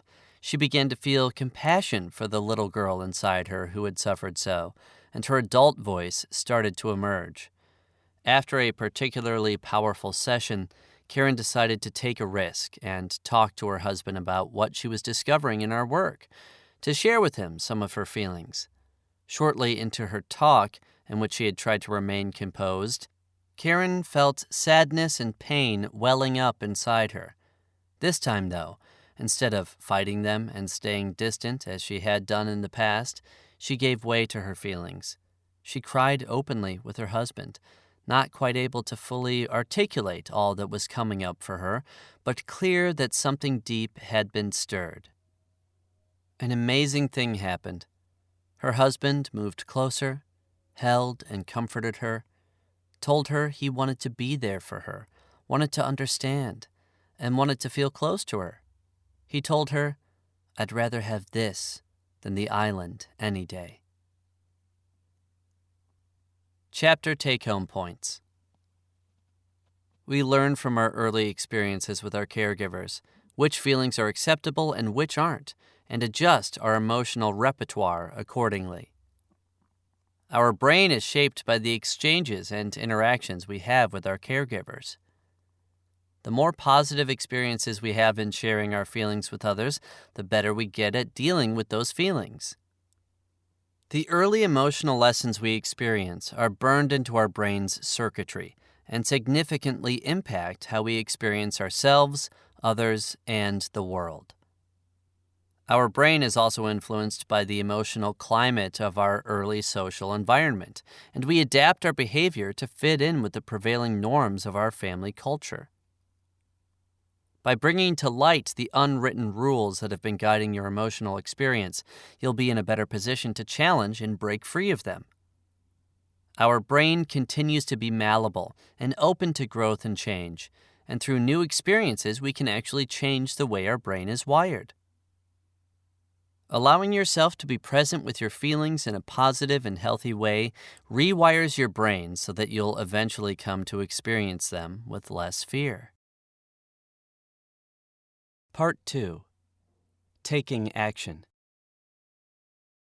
Chapter 3. Step 1. Becoming aware of your feelings. Let's not forget that the little emotions are the great captains of our lives, and we obey them without realizing it. Vincent van Gogh. Mark looked down at the piano keys and studied them for a moment. He could feel his heart beating loudly and the perspiration forming on his forehead. He steadied himself on the piano bench and took a deep breath. This was it, his audition for the music therapy program at the local university, the only school to which he had applied. It could be a promising moment for him, yet he seemed to feel regretful. Or was it embarrassed? Probably the latter, as he anticipated that he was about to make a fool of himself, but how he truly felt wasn't clear. Why didn't I practice more? He asked himself with frustration. Good question. In the weeks leading up to his audition, he often seemed to find something else to do. Running from one thing to the next, whiling away an hour or two chatting on the phone while playing video games. Once in a while, he'd sit down at the piano to practice for a bit and then abruptly quit when it got challenging, shrugging it off as ridiculous that he would have to memorize a piece of classical music. It's not that the audition wasn't on his radar. Somewhere in his peripheral awareness, he could sense the clock ticking, and if he let that come into focus, it made him nervous. Or was it excited? He couldn't tell. Neither could anyone else for that matter. In fact, to some he appeared not to care. Whenever anyone asked him how it was going, he'd either get skittish, change the subject, or say that things were just fine. If he'd let himself slow down and sit with his feelings for a moment or two, Mark might actually have been able to get a clearer sense of what he really wanted to do. Ever since he was a child, he always loved making music, especially when his family would get together and sing around the piano. He started taking piano lessons at a young age and was soon leading the family sing-alongs and playing for school concerts and church services. His musical ability and a compassion for others seemed to make music therapy a good match for him. Or did it? He wasn't sure. Well, sometimes he was, but other times he wasn't. Maybe that's why he barely made it to the audition on time. What am I doing? Mark thought to himself. He sat up straight, adjusted himself on the bench, and took another deep breath. He looked over at the evaluator, who seemed to be growing impatient. I wonder if she can see my hands shaking, he thought as he lifted them to the keys and started to play. Whatever, Mark said to himself as he left the room and hurried down the hall. I guess I didn't want it bad enough. He grabbed his coat and made a dash for the parking lot. He didn't seem to notice that there were tears in his eyes. When ignorance is not bliss. What's going on with Mark? How could he not know what he really wants? Why didn't he prepare for the audition? What's making him feel so conflicted?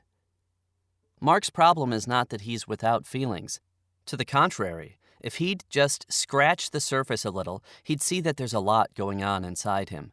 And if he were able to spend some time with and make use of his feelings, he probably wouldn't feel so mixed up. There's plenty of energy there that could help motivate him and more than enough information that could provide some useful guidance. For instance, maybe he'd discover that he's actually excited about trying to get into this program, but that whenever he gets excited about something he'd like to do, he starts to feel anxious and then distracts himself.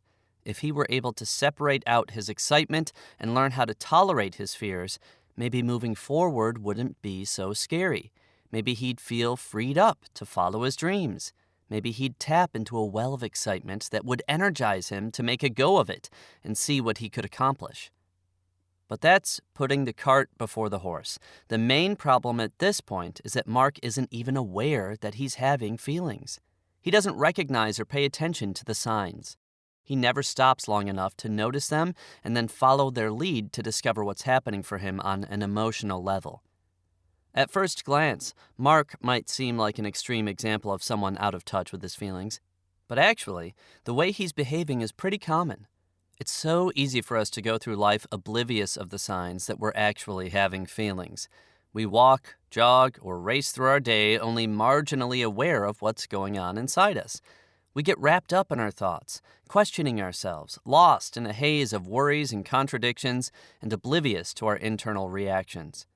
We get so caught up in the past or future that we don't even notice what's going on in the present moment. And on the occasion when we recognize that we might be feeling something, as soon as we feel the slightest bit of distress, we're back to our avoidant strategies. The time has come to do something different. If we really want to get somewhere good, somewhere better, we need to open our eyes and wake up to what's going on inside us. We need to put the brakes on, slow down, and tune in to our internal experience. In short, we need to develop what I call emotional mindfulness. Emotional mindfulness. The concept of mindfulness is not new. It's been around for decades, with roots that go all the way back to the contemplative practices of both Eastern and Western spiritual traditions. In recent years, it has become popular not just in the field of behavioral medicine, but among the general public as well. Our attraction to mindfulness probably has a lot to do with a growing dissatisfaction with our quality of life. the deadening effects of our current culture of multitasking, high-tech distractions, and increased life demands, the inevitable fallout from living mindlessly, are catching up to us. Many of us are eager to find a way to bring some vitality back into our lives. In addition, ample scientific proof demonstrating that mindfulness has the power to improve our physical, mental, and social well-being has further contributed to its popularity. What exactly is mindfulness? Jon Kabat-Zinn, a leader in bringing mindfulness into the mainstream of modern medicine and founder of the mindfulness-based stress reduction program at the University of Massachusetts Medical Center, defines mindfulness as paying attention in a particular way, on purpose, in the present moment, and non-judgmentally. The non-judgmental aspect of mindfulness seeks to free us from the intellectual analysis and self-criticism with which we so often react to ourselves. The ongoing commentary and chatter in our head that alienates us from our felt experience. The idea of paying attention on purpose recognizes that it takes effort not to get caught up in our habitual ways of responding, but to stay clear and focused. Mindfulness encourages us to let go of our absorption in the past and our dreams for the future and really allow ourselves to fully embrace the present moment. It involves getting curious about one's experience as it's unfolding, not thinking about it, but just noticing and observing it. In essence, mindfulness is open-minded, focused attention on our here and now experience. The practice of mindfulness seeks to increase our ability to be more wholly engaged in the present moment, fully awake and aware. Emotional mindfulness, as the phrase implies, applies the basic principles of mindfulness to our emotional experience. Simply put, it's about purposely paying attention to our physically felt emotional experience as it happens. For instance, noticing when a feeling rises up in you and what this is like. Noticing when and where you feel constricted, where energy stops and where energy flows.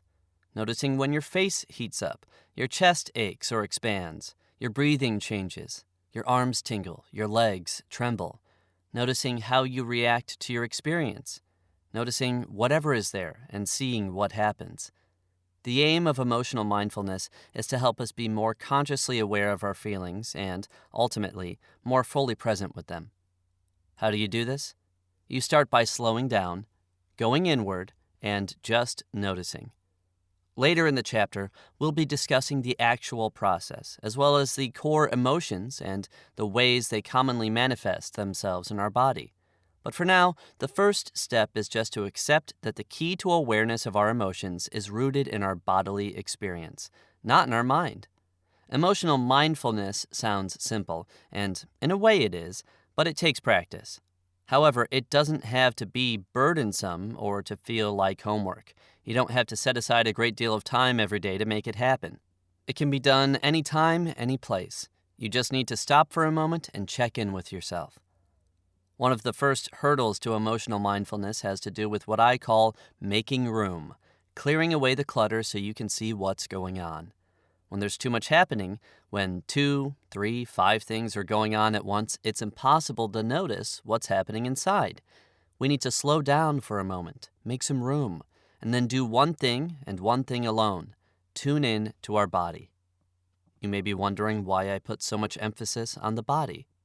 Although emotions originate in the brain, we experience them first in our body. It's why they're called feelings.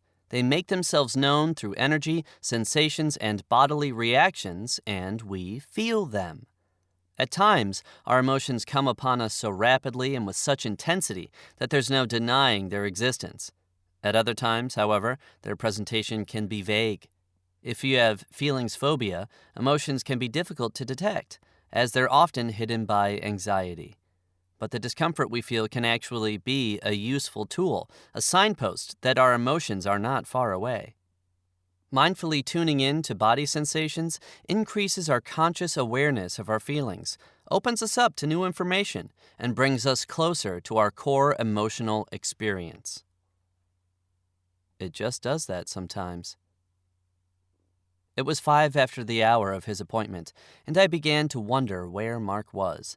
Then I heard him coming down the hall. Well, What I heard was his voice on his cell phone as he approached the waiting room, growing louder as he got closer. Yeah, okay, sounds good. Look, I need to get going. I'm at an appointment. And with that, he burst through the door and hurried into my office. I'm sorry I'm late. I hit some traffic on the way over, and then I got a phone call as I was pulling into the parking lot. I probably shouldn't have taken it, but it was from my brother. We're getting together after this. He let out a big sigh as he threw his coat and backpack on the couch and sat down across from me. Mark first came to see me a few weeks prior to this visit, about a year after he had had his audition for the music therapy program. He told me that his life was a mess and that he hoped that I could help him figure out what he wanted to do and get some sense of direction. It didn't take long to see that Mark was pretty disconnected from his emotional life. Recognizing that he had feelings phobia, I was trying to help him become more aware of his feelings. After settling in, he started to talk about his brother, whom he described as being quite different than him. A jock, competitive, and conservative. How are you feeling about getting together with him? I asked. He crossed his legs, and his foot started nervously bouncing up and down. All right, I guess, he responded with a shrug. I mean, we're just going to have coffee. His body seemed to convey something different as he tensed up and looked away. So you're feeling fine about it? I asked, not convinced. He looked back at me and said, Yeah, for the most part. Well, you don't look so fine. What's going on with your foot? I asked, hoping to help Mark become more mindful of his felt experience. He looked at his foot and noticed it shaking, uncrossed his legs, and put both feet on the floor. Oh, it just does that sometimes, he said uncomfortably, and then looked out the window again. I've got a lot going on. I guess I'm feeling stressed. I've been thinking that I should really get back to the gym. That always helps. But then I wonder, when the hell am I going to fit that in? I mean, I should probably try to go before work, but then... I could see that Mark was getting caught up in his thoughts and losing sight of some useful information, so I interrupted him and tried to get him to focus back on his body. Well, maybe it has something to do with being stressed, but your foot started shaking right when I asked you how you were feeling about getting together with your brother. Did you notice that? Perhaps in this moment it's telling you something. Why don't you take a minute and try to pay attention to what's there? Give yourself some room to see what you notice going on inside you. He sat for a moment and seemed to be focusing inward. I wondered what he might touch. After a moment, he sighed and said, I guess I'm not really looking forward to seeing him. As he turned toward me, I could see that he looked distressed. Left or right? Which way should I go? By beginning to pay attention to his body, by becoming more mindful of his felt experience, Mark is on the road toward greater self-awareness. Clearly, he has some feelings toward his brother that are not easy for him to look at and are making him uncomfortable. Who knows what we'll discover, but at least now we're headed in the right direction, toward his feelings instead of away from them. Like many of us, one of the traps that Mark falls into is overthinking things. He can all too easily get preoccupied with worries or concerns, trying to examine a dilemma from every possible angle, running it over again and again in his head. It's a pretty common habit. We're so used to focusing on our thoughts instead of spending time with our feelings that it can be quite a challenge to quiet the chatter in our head and shift our attention to our felt experience. The truth is, the more lost we get in our thoughts, the further we are from connecting with our emotions. Let's talk a little about the brain again, but I need to start off by making a slight disclaimer. When people talk about the brain, there's a tendency to make generalizations about which side is in charge of what. In reality, it's not so black and white. There is much more overlap. For many different functions, both sides of the brain make important contributions and work together. Now, having made this qualification, I can also accurately say that the different sides of the brain do indeed have different strengths. For instance, the left hemisphere of the brain, the verbal side, is a sort of hub for logical, linguistic, and linear processing. It is less sensitive to our bodily state and reactions and is therefore able to use reason and analysis to make sense of our experience. The right hemisphere is particularly attuned to sensations, sounds, and images, the non-verbal language of emotion, and, as such, is deftly able to read our felt experience. The upshot of this neurological design is that when we are attempting to be more fully aware of our emotions, the right side of the brain is our friend, and the left side can be a bit of a troublemaker.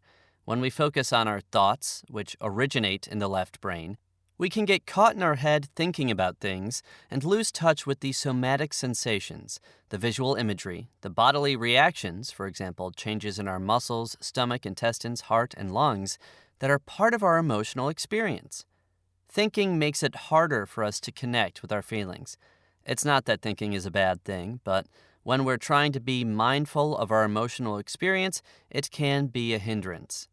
If we want to be more aware of our feelings, we need to quiet the left side of the brain and let the right side have some room. Of course, we can't just flip a switch and turn a side of our brain on or off, but we certainly can choose where we put our attention. We can shift our focus away from our thoughts and make some internal space to tune in, observe, and listen to what's going on in our body. In short, our main goal at this point is not to think, but just to notice. This approach is at the heart of mindfulness.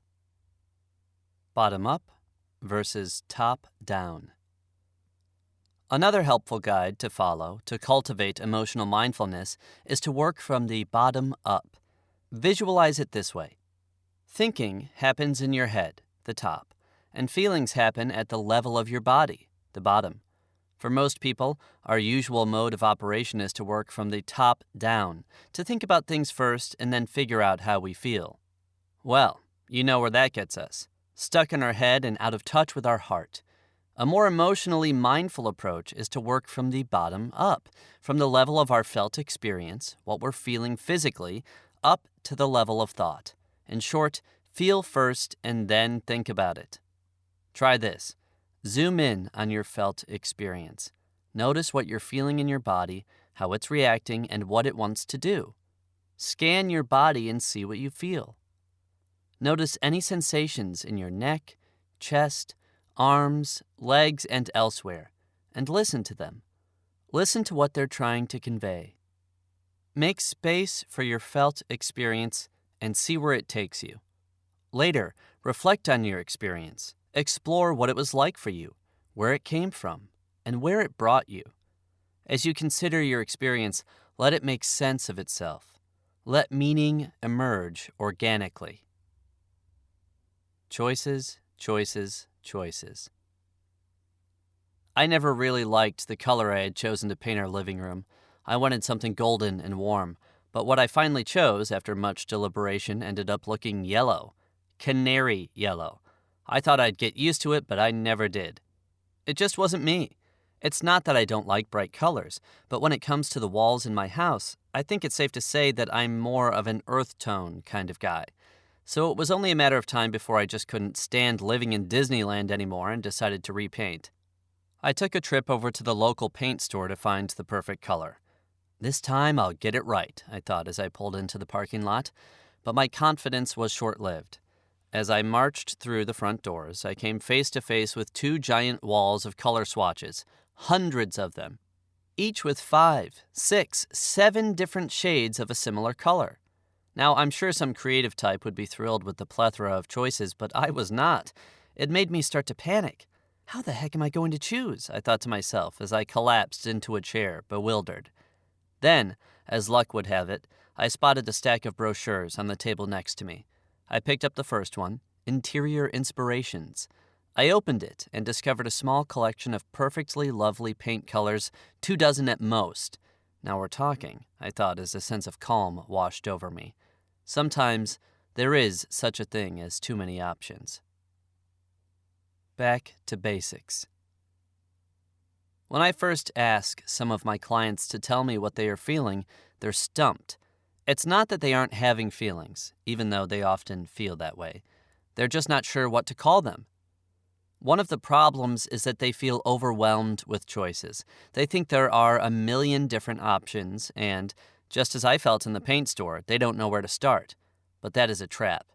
There really aren't that many choices. Although it may seem as though there are as many different feelings as there are colors on those 2 walls of paint swatches, they really are all just variations and blends of a few emotions. Although some theorists disagree about which emotions should make the list, in general, the spectrum of our emotions is actually made up of 8 primary feelings and their related shades and combinations. They are anger, which includes irritation, annoyance, frustration, exasperation, dislike, resentment, and rage. Sadness, which includes disappointment, dismay, loneliness, hurt, despair, sorrow, grief, and dejection. Happiness, which includes contentment, satisfaction, amusement, enjoyment, enthusiasm, excitement, pride, delight, joy, elation, and euphoria. Love, which includes friendliness, caring, affection, tenderness, compassion, desire, and passion. Fear, which includes concern, nervousness, worry, wariness, anxiety, distress, terror, dread, panic, and fright.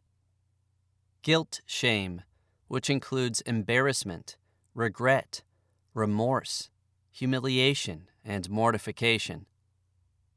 Surprise, which includes amazement, astonishment, awe, wonder, and shock. And disgust, which includes contempt, disdain, aversion, distaste, and revulsion. Each of these 8 basic emotions serves as a sort of shorthand for a range of feelings. As you looked over this list, you may have noticed that the various feelings in each of the groups can be seen as falling along a continuum. For instance, anger might start out as annoyance or irritation, but if we continue to be threatened or thwarted, it can grow to a point where we're feeling enraged. In both cases, at the core, we're feeling anger. But rage is a much more intense version of anger than irritation. Similarly, in the case of sadness, if we were to experience a minor loss, such as not winning the lottery, we might feel disappointed, depending on how much the jackpot was, but a much greater loss, such as the death of a loved one, would cause us to feel grief. Again, in each situation, we're feeling a degree of the same feeling. In one case, less, the other, more. You can use these basic emotions to simplify the task of figuring out what you're feeling. While you might think that having a wide range of options to pick from would be desirable, too many choices can actually make the process of discernment more confusing than it needs to be, especially when your feelings are vague. When feelings come on strong, it's not as hard to determine what you're experiencing.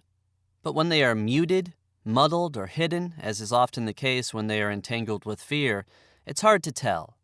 It's far easier to identify what's there when the possibilities are few rather than in the hundreds.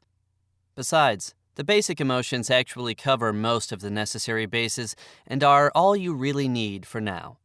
In fact, for the purposes of our discussion, we're more likely to focus on the first 6. In general, most people don't have much of a problem with experiencing surprise or disgust. These are not usually feelings that cause a great deal of anxiety. That's not to say that the different strategies you're learning in order to overcome feelings phobia can't be applied to every feeling, because they absolutely can. This process is broadly applicable, and fear can become associated with any feeling. But the following 6 feelings are the ones that seem to present the most problems for people: anger, love, sadness, fear, happiness, and guilt-shame. Although this may seem like a limited range, I'm confident that you'll see just how much ground you'll be able to cover with these basic feelings. Aren't guilt and shame the same thing? Although guilt and shame belong to the same family, they differ in a fundamental way. In general, shame has more to do with how you feel about yourself than about something you did. Guilt has to do with the latter. We feel ashamed of ourselves, but guilty for doing something we probably shouldn't have done. It's the difference between I'm a bad person, shame, and I did something bad, guilt. It's for this reason that I've let them stand alone, but together, as guilt-shame. I don't want this distinction to become overlooked or blurred. You may be wondering why fear is on the list. Isn't fear the very thing we're trying to overcome? Yes, it is, when it's not warranted. But sometimes being fearful is an adaptive response to have. For instance, we should feel afraid when we're in real danger. It prompts us to do what we need to do to get to safety. However, in the case of a feelings phobia, we can also be afraid of feeling fear. We may experience it as weak, wimpy, foolish, or unmanly, so we fight it, clamp down on it, and try to make it go away. This reaction doesn't allow us to learn how to deal with and use our fear to its advantage.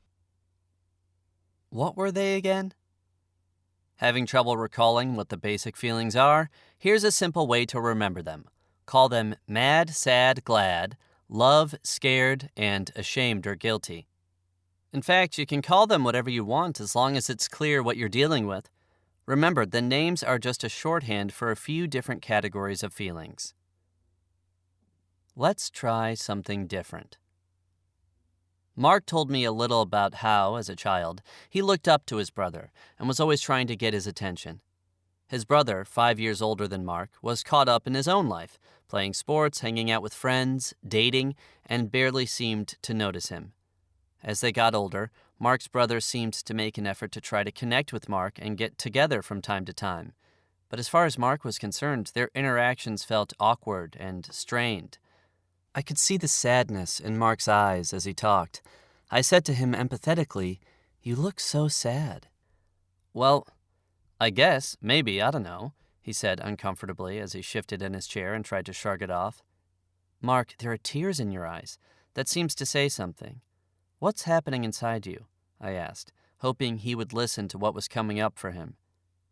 His focus went back up to his thoughts. "I feel like my brother just doesn't get me. No matter what I do, it just doesn't seem good enough for him. Whenever we get together, I always end up feeling bad, and it takes a day or two for me to shake it. I mean, why do I let it bother me? This is just the way he is, and he's not going to change. Why can't I just accept that we're different and move on?" I could see that this line of questioning wasn't going to get him anywhere. The left side of his brain, thinking, was turned up so high that he could barely hear what was happening on the right side, emotions. I said to him, "My guess is that it's hard to move on when there are unacknowledged feelings inside you that need some attention." This comment gave Mark pause. "So let's try something different, if that's okay with you." He nodded, and I considered that to be as good a green light as I was going to get. Instead of questioning yourself, try putting your thoughts to the side for a moment and just see if you can notice what's going on in your body, what you're experiencing physically. He sat very still for a moment. His eyes looked downward and his head dropped slightly forward. Silence for a bit. And then he looked up at me and said, "Well, the back of my throat feels a little funny, kind of sore in a way." "Okay." He's onto something, I thought. "What else do you notice?" Mark paused for a moment, checking in with himself, then said, "I don't know, I feel this sort of achy feeling in my chest." "And if you just focus on that sensation, what happens?" I asked. "I don't like it. Makes me nervous. I want to move on, but if I'm honest with myself and you, I guess I'm sadder about this than I realized." Tuning into your feelings. Mark's beginning to tune into his body and become more aware of feelings. He's developing emotional mindfulness. As he gets out of his head and makes some room for his heart, he begins to notice the physical signs of sadness, soreness in his throat, achy feeling in his chest, as well as the anxiety he feels when he gets closer to his feelings. We all experience our feelings a little differently. At the same time, even though my experience of sadness might be different from yours, there are particular sensations and bodily reactions that more frequently accompany certain emotions. For instance, the soreness in the back of Mark's throat that he noticed feeling is fairly common to the experience of sadness. I'm sure it's what inspired the phrases, "I've got a lump in my throat," and "I'm all choked up." Whether your emotional experience is unique or similar to that of many others, there is no right or wrong. It just is. Before we get to the sensations that people commonly experience with their feelings, let's take some time to get a sense of where you are right now in your awareness of your own feelings and their physical manifestations. Awareness exercise. Find a quiet place, free from distraction, where you can be free to tune in to what's going on inside you. Get in a comfortable, relaxed position that allows you to be in full contact with the energy in your body. In general, sitting upright with your back straight and supported and your feet against the floor is best. For each of the different feelings listed here, recall a time in your life that engendered that emotion. If you have difficulty remembering an event or coming up with a memory that evokes some emotion, try using your imagination to create a scenario that would be likely to cause a reaction. You can imagine something happening to you or to someone else, whichever works. I'll also give you a few examples to help lead the way, but don't feel limited to them. Visualize whatever moment you choose in as much detail as possible. Let the scene play out and let your feelings grow. As you immerse yourself in the experience, pay close attention to what's happening in your body, in your head, face, neck, shoulders, back, chest, arms, stomach, legs, everywhere, and write down the physical sensations that you observe. If you have a hard time connecting with any feelings, don't worry. That's why you're listening to this book. Just observe whatever it is that's there, whatever it is that comes up for you. Keep an open mind and put any judgment aside. If you don't notice anything, that's fine too. This exercise is all about getting an idea of where you are now. Number 1. Anger.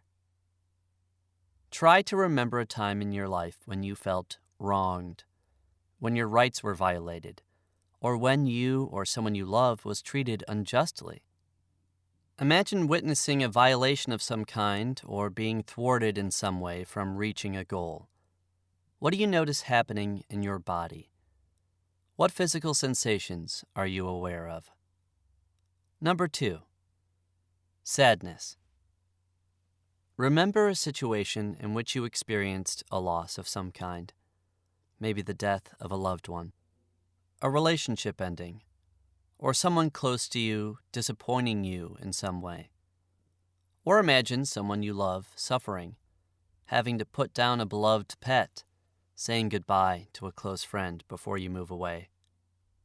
How does your body react? What do you notice physically? Number 3. Happiness. Recall a moment in your life that delighted you. Perhaps a time when you won a competition, completed a project with flying colors, or went on a wonderful vacation. Or imagine having a great time with a good friend, doing something caring for someone in need, or simply hearing the sound of a child's laughter. How does your body respond? What do you notice? Number 4. Love. Remember a tender moment that you shared with a loved one, an experience when someone really came through for you, or a time when you felt particularly loving towards someone in your life. Imagine being in the presence of someone you love, looking at him or her with affection, sharing a warm embrace. What kind of physical sensations do you experience? Number 5. Fear. Recall a moment in your life when you were in some kind of danger and there was nothing you could do about it. Or imagine being followed as you're walking alone on a dark and desolate street, being on top of a very high building looking over the edge, or whatever kind of situation would be scary for you. As you stay in that moment, what do you notice happening in your body? Number 6. Guilt, shame. Think about a time when you broke a promise, or said or did something that caused someone pain and sorrow. Imagine doing something you knew would hurt or betray a loved one, or committing an act that you believe would be in violation of a strict moral code. Think of the most embarrassing experience you ever had.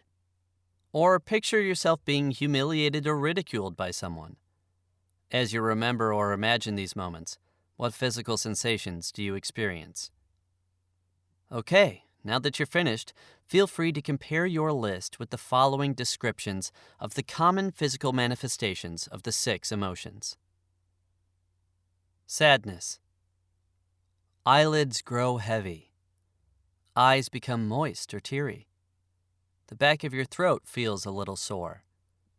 An achy or heavy sensation in your chest. Shoulders slouch.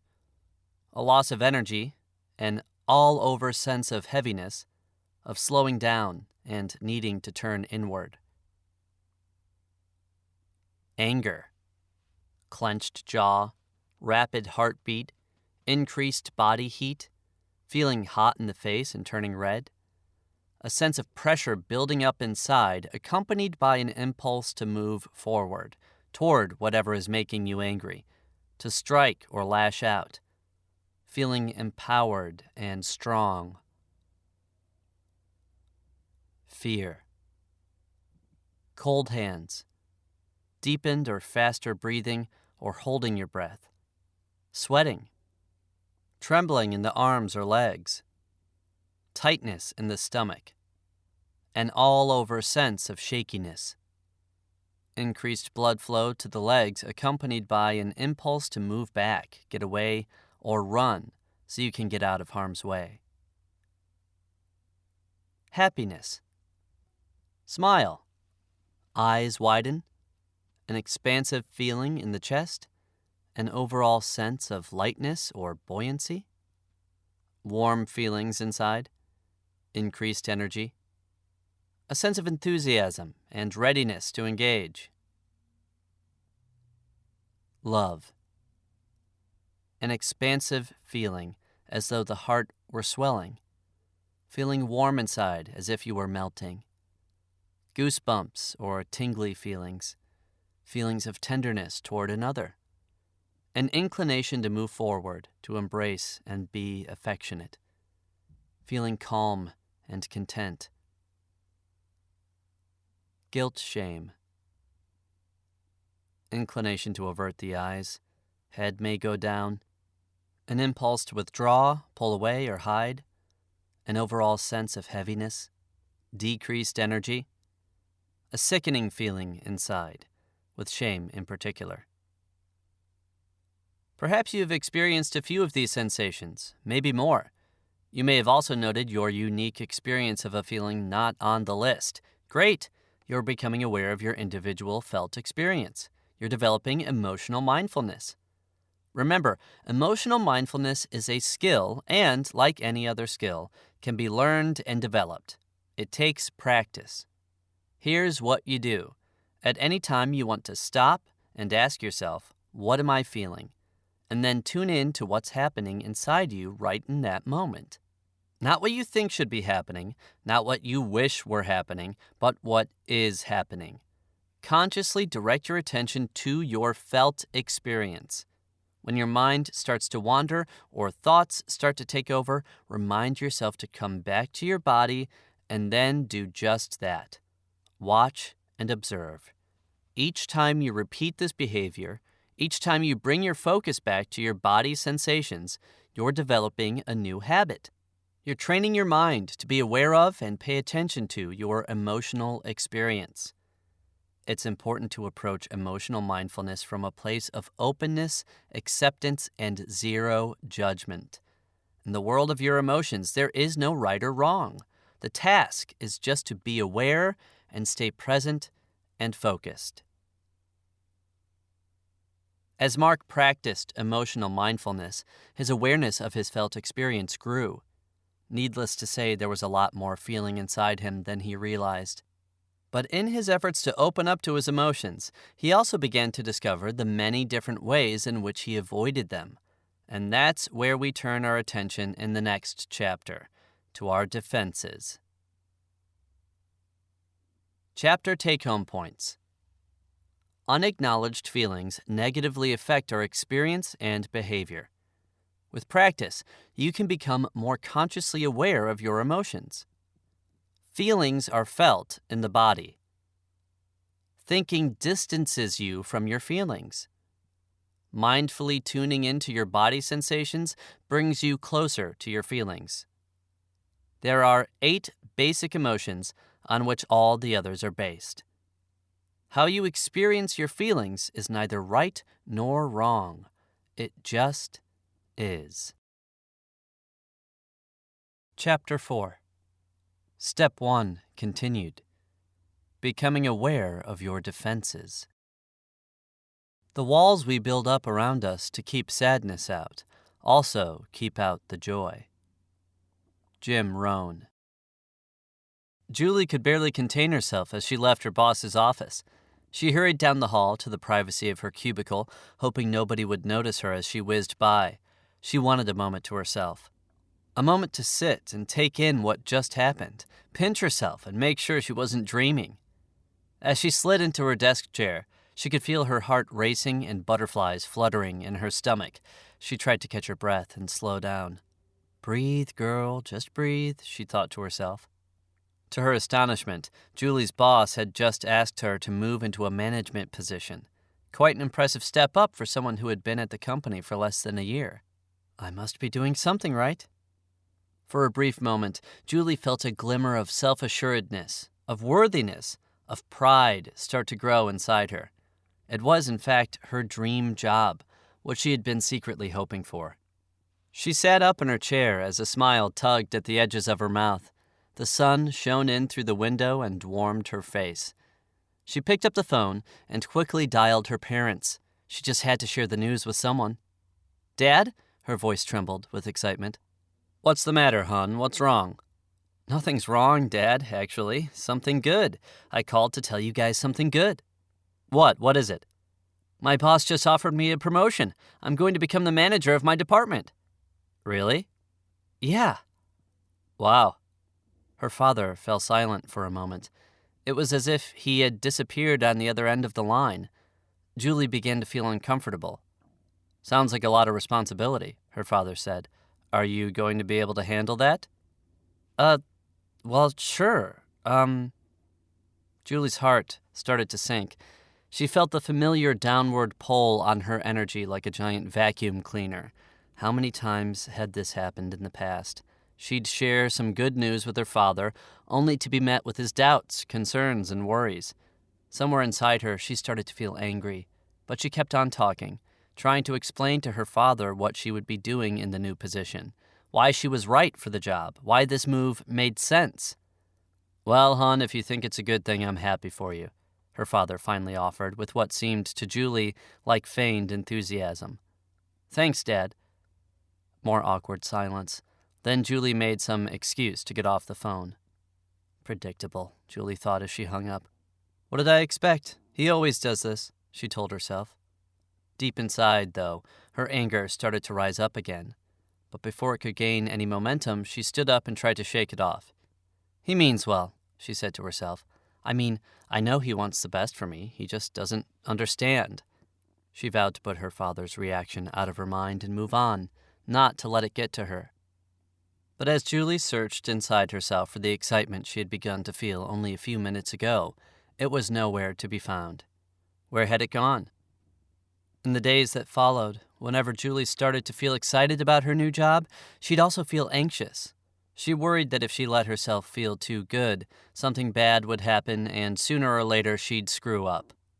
If positive feelings about herself started to rise inside her, she'd begin to feel nervous, uncomfortable, and guilty for letting the promotion go to her head.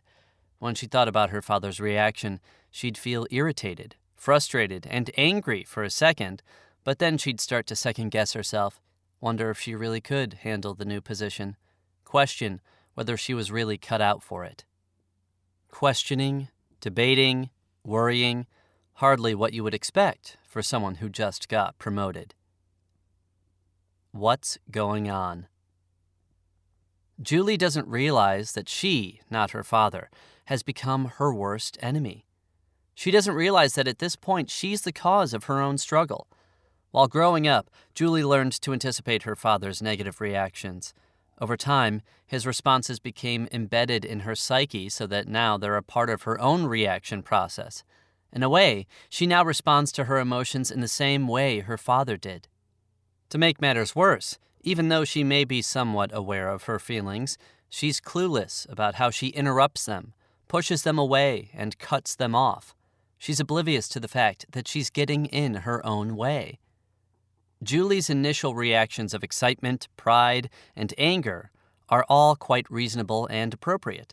But because these feelings are making her anxious, she avoids them at all costs. She's afraid to let herself be excited. She's scared that if she does, something bad will happen. She's uncomfortable feeling proud. Anxious, she'll seem arrogant or conceited. And she's afraid to feel her anger and express it, worried that her father will get upset and that she'll hurt his feelings and that he won't be able to handle it. There's so much good that Julie could have if she weren't so encumbered. If she were able to feel proud of herself, she wouldn't be so riddled with doubt. If she could feel excited for more than a few seconds, she'd actually be happy. And if she could allow herself to feel her anger, she'd have the clarity and strength to tell her father how she really feels and move on. But what happens instead? Without Julie's realizing what she is doing, when she begins to feel angry, she talks right over it until it's nowhere to be found. Or she tries to reason it away, making excuses for her father. He means well, he just doesn't understand, when on some level she's still angry. When she starts to get excited, she escapes to the worries she spins in her head, and when a sense of pride begins to grow inside her, she stops herself, afraid that she's acting too high and mighty. Lines of defense. Like so many of us, Julie has unknowingly developed a whole host of strategies to protect herself from the distress she experiences when she starts to have certain feelings. These responses are called defense mechanisms. In some schools of psychological thought, a defense mechanism is defined as an unconscious process employed to avoid unpleasant thoughts, feelings, and desires. In terms of a feelings phobia, any thought, behavior, or reaction used to distance ourselves from our emotions and the anxiety they engender can be considered a defense mechanism or simply a defense. In a way, defenses are coping strategies motivated by the distress we feel when we get close to our feelings and by our desire to avoid that distress. In short, they're a way of coping with fear. Where do defenses come from? In Chapter 2, we looked at how, as infants, we're extremely sensitive to the ways in which our caregivers respond to our feelings. The fear of a negative reaction becomes associated with certain feelings, and we adjust our emotional range accordingly by omitting or avoiding any anxiety-inducing emotions. Our defensive responses are born during this time. They are our best efforts to manage a difficult situation, maintain a connection with our caregivers, and help us feel safe in an environment that was not accepting of our emotional experiences and expressions. Over time, as we grow older, these defenses become more refined and develop into our default responses to feelings. For instance, we may typically respond to our sadness by dismissing it, distracting ourselves, or minimizing the situation that's causing us to feel sad. Similarly, we may respond to our anger by quickly diverting our thoughts or moving on to another topic of conversation as a way of protecting ourselves and others from these feelings. But notice that I said these defensive strategies were our best efforts when we were children. We're not children anymore. What worked for us then may no longer be working for us now as adults. In fact, it's likely that many of our defenses have become outdated. The emotional climate has changed, but we haven't. We're still responding to our feelings as though there's something we need to fear, but they're not. We're still behaving as though we need to protect ourselves and others, but we don't. Our inborn ability to feel is being compromised by obsolete modes of responding, and our emotional growth has hit a dead end.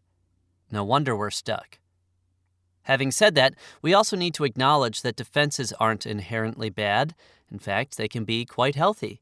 When it comes to our feelings, we need to have some defenses, or else we'd be emoting all over the place and at inappropriate times. Our defenses can help modulate our feelings and make them more manageable in situations that warrant their not coming out into the open. For example, at work, in a social situation, and with certain authority figures. When avoidance becomes our standard response to feelings, however, we're in trouble.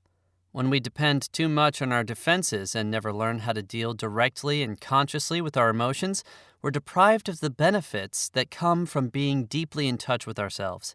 We end up repeating unhealthy patterns of behavior that leave us disconnected from our true feelings, our authentic self, and the people in our life.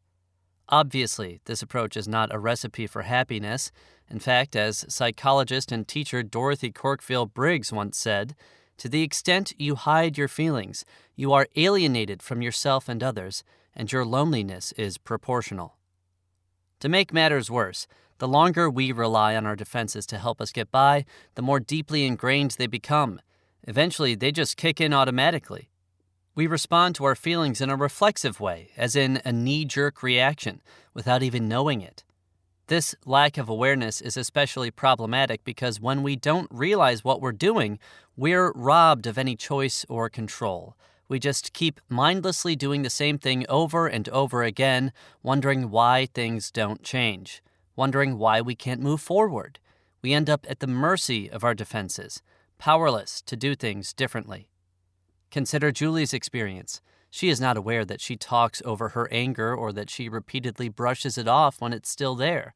Or that when she takes a step toward her anger, she immediately starts to second-guess her abilities and ends up lost in her worries.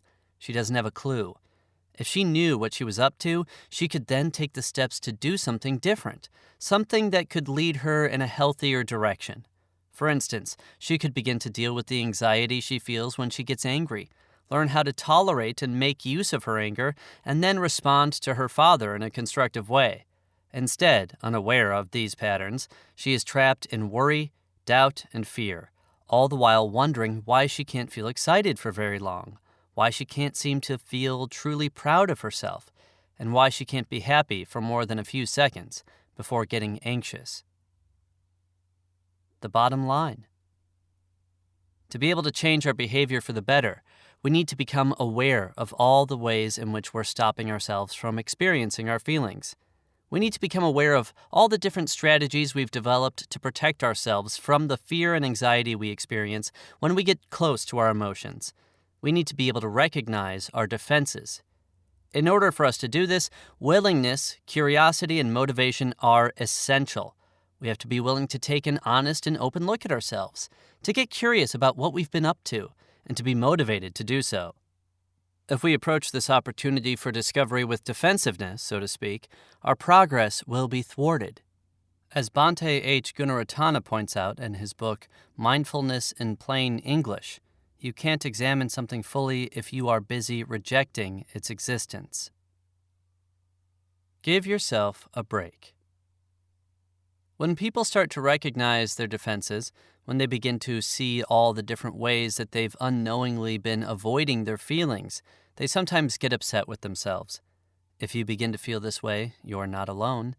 It's not uncommon to feel embarrassed. How have I not seen this until now? How have I not known what I was doing? Frustrated. Why can't I just get a grip and deal with things? Why do I keep on doing this? And even ashamed. What's wrong with me? But it's time for a good old reality check. You need to put things into perspective. Remind yourself that your defenses came into play a long time ago, when you were merely a child. You did the best a child could do, and it's not fair to have expected any more of yourself. So give yourself a break. The antidote to any bad feelings that might arise is to practice some compassion for yourself. Imagine yourself as a child, making the best of the emotional climate in which you grew up. Realize that you did your utmost best. Be thankful that you now know otherwise. Now you have a choice.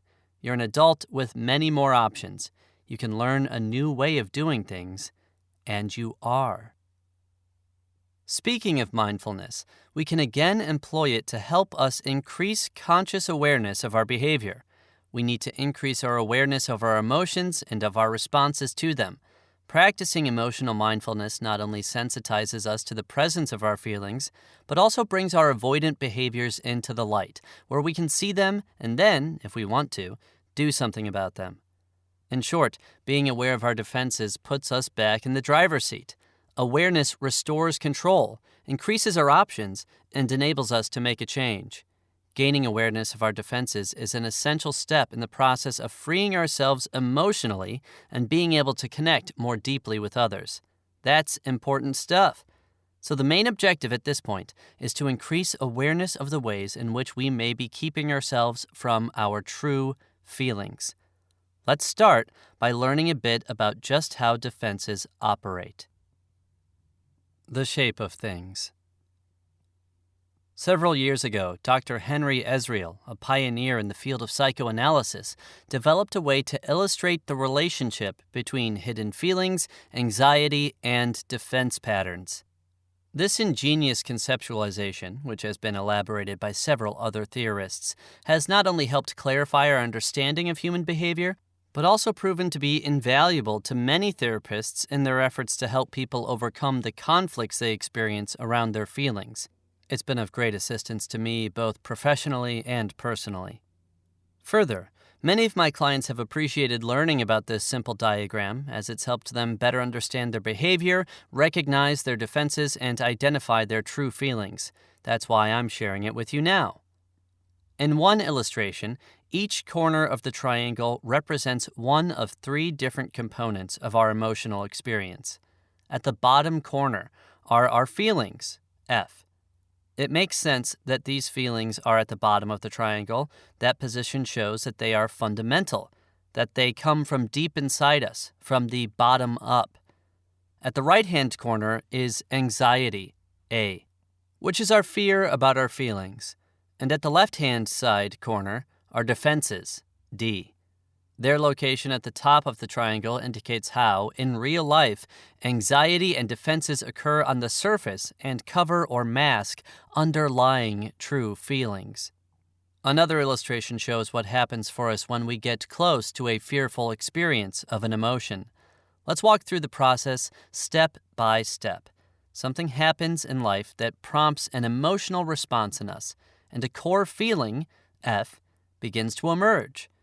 As it does, if the emotion is one about which we feel conflicted, a warning goes off inside, danger, Will Robinson, and we begin to feel anxious, A. As our anxiety increases, it prompts us to run for cover, that is, use our defensive barriers, D. Our defenses rush to the scene and mount a counterattack, pushing our feelings back down enough so that the fear dissipates, and, for a moment, safety is restored. That is until we start to have another anxiety-inducing feeling and the whole pattern repeats itself. Maybe not with the same defensive strategies, but with the same triangular process. In Julie's experience, when she shares her good news with her father, instead of celebrating with her, he reacts poorly with doubt and concern. As he questions Julie's ability to handle the new position, she understandably starts to feel angry, F. But on some level, mostly unconsciously, she feels conflicted about her anger and becomes anxious, A. To regulate her anxiety, she keeps talking, D, which effectively pushes her anger down. Later, when she reflects on her father's reaction, her anger, F, threatens to rise up again, which makes her uncomfortable, A, so she responds defensively by making excuses for her father, D, which again pushes her anger back down, out of reach. Keep in mind that this whole process is usually unconscious, in other words, outside our conscious awareness. Julie doesn't realize that she's avoiding her feelings, and generally speaking, neither do we. Usually we're unaware of what's going on inside us, that our feelings are causing us discomfort, or that we are responding to them defensively. These things just happen. But as we tune into our emotional experience, as we practice emotional mindfulness, we become more aware of the discomfort and all the different ways in which we try to avoid it. Now that you have an idea of how our defenses operate, let's look at some of the ways in which we employ defensive strategies to ward off uncomfortable feelings. Every time we say goodbye. Well, I guess this is it, Brenda thought to herself as they neared the parking lot. She and her friend Emily had come to the end of their weekly walk around the lake, a walk they had taken together hundreds of times. But this time was different. This time would likely be their last walk together for the foreseeable future, as Emily's husband had taken a job overseas, and she was set to join him there in only a few days. Over the course of their walk, Brenda kept getting flashes of the many moments that she and Emily had shared, of all the times that they had been there for each other, the good times and the bad, the ups and the downs. Emily had been her best friend ever since she had moved to the city 8 years ago, and now she was leaving. It seemed surreal. In the days leading up to the walk, whenever Brenda would think about getting together with Emily, she'd feel anxious, anticipating having to say goodbye to her dear friend, and not wanting to face it. She'd shake it off and tell herself that she'd deal with that later when the moment came. But the moment was here, and she didn't feel at all prepared. They talked and laughed, reminiscing about the fun times they'd shared, but said nothing of their sorrow. At least a dozen times, Brenda felt pangs of sadness in her chest, but each time she pushed them away by changing the subject, distracting herself or admiring one of the stately houses that lined the lake. "I've always loved that one." Then the chatter ran out and left them with an uncomfortable silence, pregnant with unexpressed feelings. Suddenly, the reality of goodbye couldn't be staved off any longer. "I can't believe I'm not going to see you next weekend, that we're not going to just get together like we've always done," Emily said as they stopped right in front of her car. Brenda felt a lump in her throat and the emotions welling inside her, but she tried to make light of them. "Hey, these days, what with email, we'll always be in touch. We'll probably find more time to connect than ever." Emily tried to smile. She wanted to believe that was true. "Well, I had better get going. If I don't, I'll start crying, and I won't be able to stop." They hugged, and Brenda felt as though she could melt, but steeled herself against the torrent inside her and pulled away. She felt as though she just couldn't bear it. Brenda got in her car, smiled, and waved at Emily, then looked away. She saw the sadness in Emily's face and couldn't take it in, as it brought her closer to her own feelings. She turned on the radio and drove away. "It will be fine," she thought to herself as she wiped away her tears. Getting to know you. Goodbyes are hard. They're especially hard when we're trying to avoid our feelings, when we're not able to be open and share the experience, when we try to play down the moment and minimize the intensity of our loss. What might the pain of goodbye have been like for Brenda if she hadn't had to bear it alone? If she had been able to share her sadness with Emily, I'm willing to bet that they'd have felt even closer, that their shared sadness would have only further honored their love for each other, and that they'd have felt better. Not only because being able to access our core feelings is relieving, even if they're painful, but because Brenda and Emily would then not have been alone in their grief. Does Brenda's behavior seem familiar to you at all? Perhaps you've experienced it before with a friend or family member. Maybe you've reacted this way yourself. The manner in which Brenda responded to this difficult moment is quite common. Many of us have a hard time allowing ourselves to be present with our feelings during moments of loss. Why? Because we fear that expressing emotional pain will actually make us feel worse. In fact, the opposite is true. So like Brenda, we find ways to avoid the experience. We minimize the moment. We put off our feelings until later, and later never comes, or when it does come, we can't stop and be present. We simply change the subject and move on when we start to feel uncomfortable. All these behaviors are defenses. Learning to spot a defense reaction in yourself can be very challenging, and for good reason. There are as many different ways of responding defensively to our feelings as there are stars in the sky. In fact, any thought, behavior, or reaction can be a defense, so long as it's employed in the service of avoiding your true feelings. Although the possibilities are limitless, there are certain defensive strategies that are more universal than others. Becoming familiar with the more common ones will help you begin to recognize them in yourself, as well as all the other variations on a theme that you've undoubtedly developed. In general, our defenses tend to fall into two categories: interpersonal and intrapersonal. Between you and me. Interpersonal defenses are the things we do to keep from showing our feelings to others and to avoid being emotionally exposed and seen. They include such behaviors as averting your eyes or turning away from someone when feelings start to come to the surface, smiling or laughing when you're actually feeling something else, such as anger or sadness, changing the subject, contradicting yourself or minimizing a feeling you just expressed, talking rapidly or talking so much that the other person can't get a word in edgewise, not talking at all, shutting down, withdrawing, or going silent, avoiding specifics and being vague or general about how you feel. For example, I'm okay, or I'm fine. Being dismissive of your own feelings or the feelings of others. I seem upset? Nah, I couldn't care less. In addition, there are ways in which we physically hold our feelings back and prevent them from being seen. Although there are times when we knowingly brace ourselves against a rising tide of feelings inside us, these physical reactions, like many other defenses, tend to be automatic and unconscious. They include tensing up your whole body, physical constriction in certain areas, for example, chest, neck, throat, or jaw, going numb all over or in specific areas. The stories in this and other chapters have illustrated some interpersonal defenses.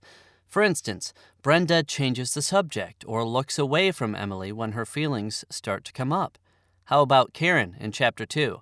Remember how she kept smiling all the while that she was telling me about the painful problems in her marriage?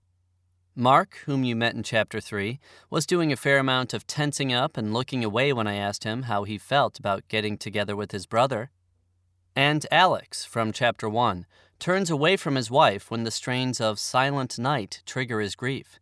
He grips the steering wheel, tenses up his body, and pushes his feelings down. All these behaviors are defenses. These people are using them to hold their feelings back, avoid sharing them with others, and ultimately circumvent the closeness that comes with being emotionally open and vulnerable. Remember, our defenses originated in an interpersonal context in our early relationships with our caregivers. We carry with us the fear that became associated with our feelings, and we are also afraid of how others may respond to our emotional expression. In this way, we're afraid both of our feelings and of the possibility that whomever we open up to might react in the same way our caregivers did early on, with neglect, disdain, withdrawal, nervousness, hostility, and so on. Real closeness is threatening to us, as it requires emotional honesty and openness. Do you recognize any of these defensive behaviors as ways in which you hold your feelings back? Take a look back over the list and consider whether any of them seem familiar to you. In a moment, you're going to do an awareness exercise to help you get a better idea of how you may respond defensively to your feelings. Between me and the real me. In contrast to interpersonal defenses, which help us keep our feelings from others, intrapersonal defenses are ways in which we keep ourselves from experiencing our feelings. They can be a bit more complicated and harder to detect because, unlike interpersonal defenses, which tend to happen in the very moment when feelings are coming to the surface, intrapersonal defenses can be both momentary and long-lasting. In fact, some of these particular defensive strategies can become chronic ways of responding, in which we perpetually keep ourselves away from our feelings. For instance, remember when I described earlier how I used to keep a constant pace of running from one thing to the next, from home to work to school to the gym and home again? That was defensive on my part.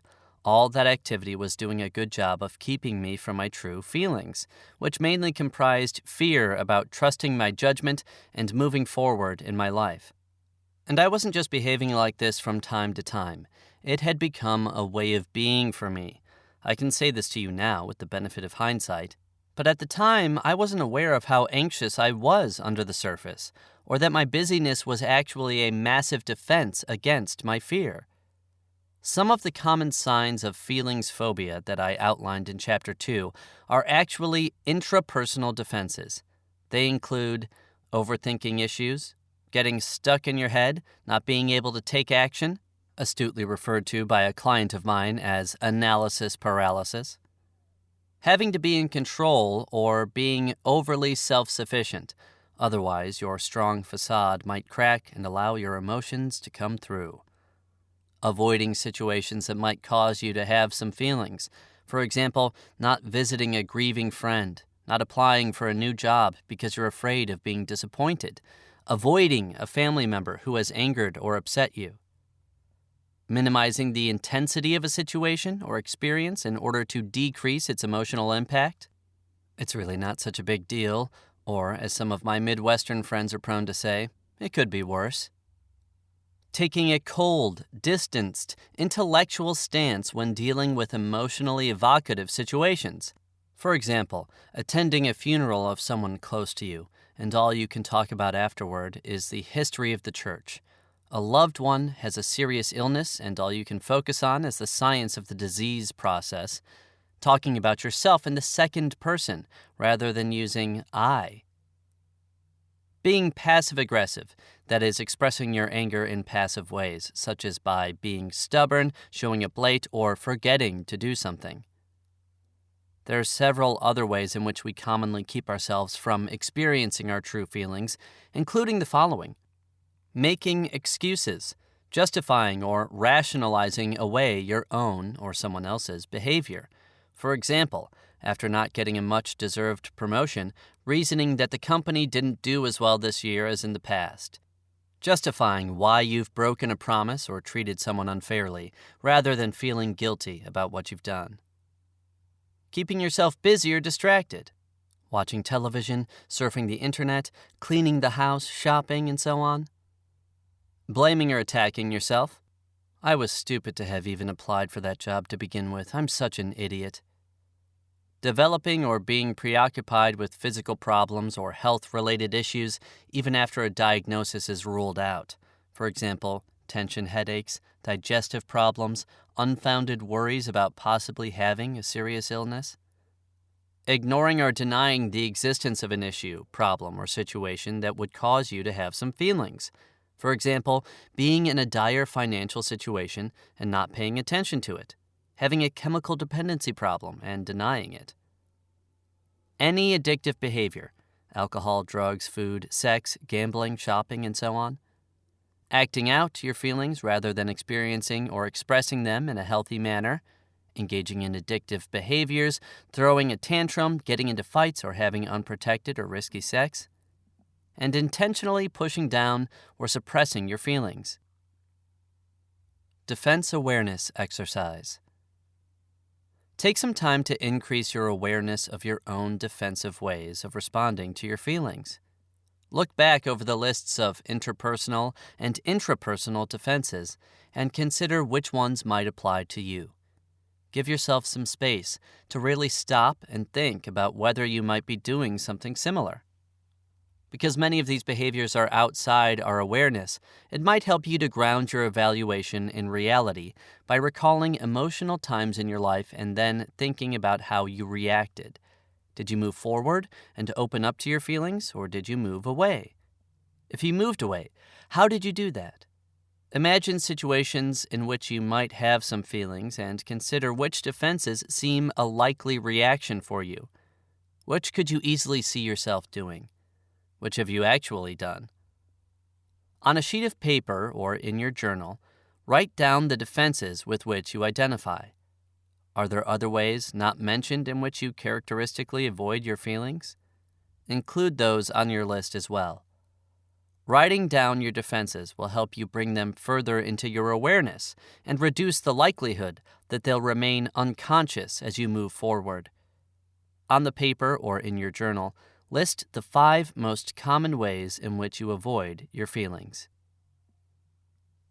This last defense is a little different from most of the others.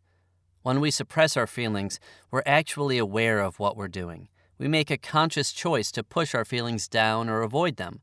It can be a helpful defense when we need to rein our feelings in a bit or hold them off until we are in a safe place to experience and express them.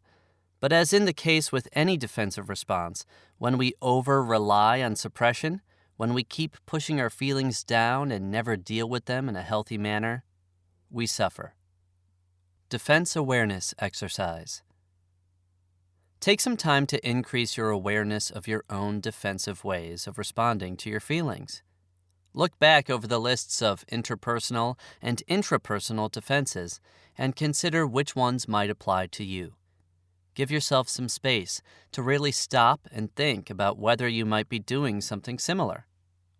Because many of these behaviors are outside our awareness, it might help you to ground your evaluation in reality by recalling emotional times in your life and then thinking about how you reacted. Did you move forward and open up to your feelings, or did you move away? If you moved away, how did you do that? Imagine situations in which you might have some feelings and consider which defenses seem a likely reaction for you. Which could you easily see yourself doing? Which have you actually done? On a sheet of paper or in your journal, write down the defenses with which you identify. Are there other ways not mentioned in which you characteristically avoid your feelings? Include those on your list as well. Writing down your defenses will help you bring them further into your awareness and reduce the likelihood that they'll remain unconscious as you move forward.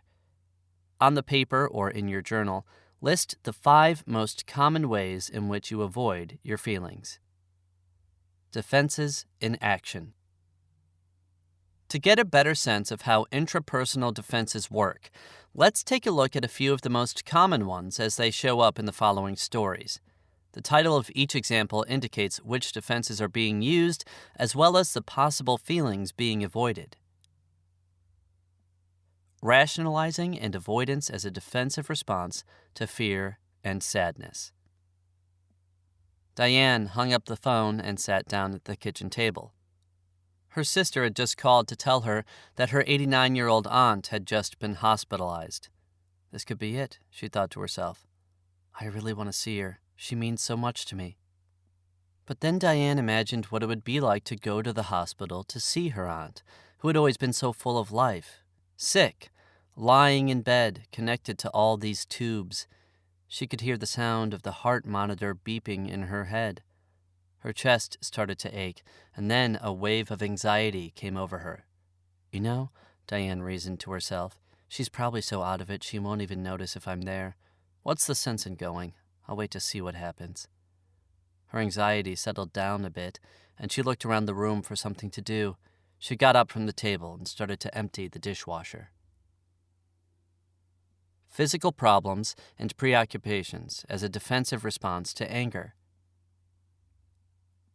Derek looked at the list of projects his boss had just assigned to him. It seemed like an unreasonable amount of work to get done in such a brief period of time. But, as was often the case, Derek said nothing when his boss asked him for feedback about the workload. He started to feel irritated as he walked back to his desk, and then anxious, stressed. How am I going to get all of this done? He wondered. Derek sat down and started to sort through the pile of work in front of him. Suddenly, he felt a dull ache in his neck. Great, he thought, just what I need. By the time he got home from work that night, he was in a lot of pain and could think of nothing else. Derek's anger, which could have been useful to him in setting limits with his boss, was nowhere in sight. It had become a pain in the neck. Minimizing as a defensive response to pride and joy. It was the 4th compliment that Michael had received in a span of 10 minutes. Everyone was coming up to him, congratulating him on the terrific job he'd done on the fundraiser. One woman went on and on about his special talent at creating such unique and successful events. It was true. Michael had thought the whole thing up himself and had worked for months to create yet another fantastic affair. Somewhere inside him was the beginning of a sense of pride in his work, a sense of joy for a job well done. Yet Michael felt uncomfortable, unsettled, and anxious. This amount of recognition and praise was too much for him to handle. He needed to find a way to put the brakes on. These people are being way too nice, he thought to himself. Anyone could have done this. It doesn't take special talent. He then looked down at his empty glass and made a beeline to the bar for another glass of wine. Overthinking as a defensive response to undetermined feelings. Lauren has been struggling to clarify her feelings for Nick, whom she's been dating for over a year. To all her friends and family, they seem like a perfect couple, but Lauren's not so sure. When she tries to get in touch with how she really feels and get some clarity, she ends up stuck in her head, turning her thoughts over and over again. If we could listen in on her process, this is what we might hear. Notice how she never connects with a feeling but goes back and forth between her thoughts. He's a really good guy, and we have a lot of fun, but something seems to be missing. I don't know what it is.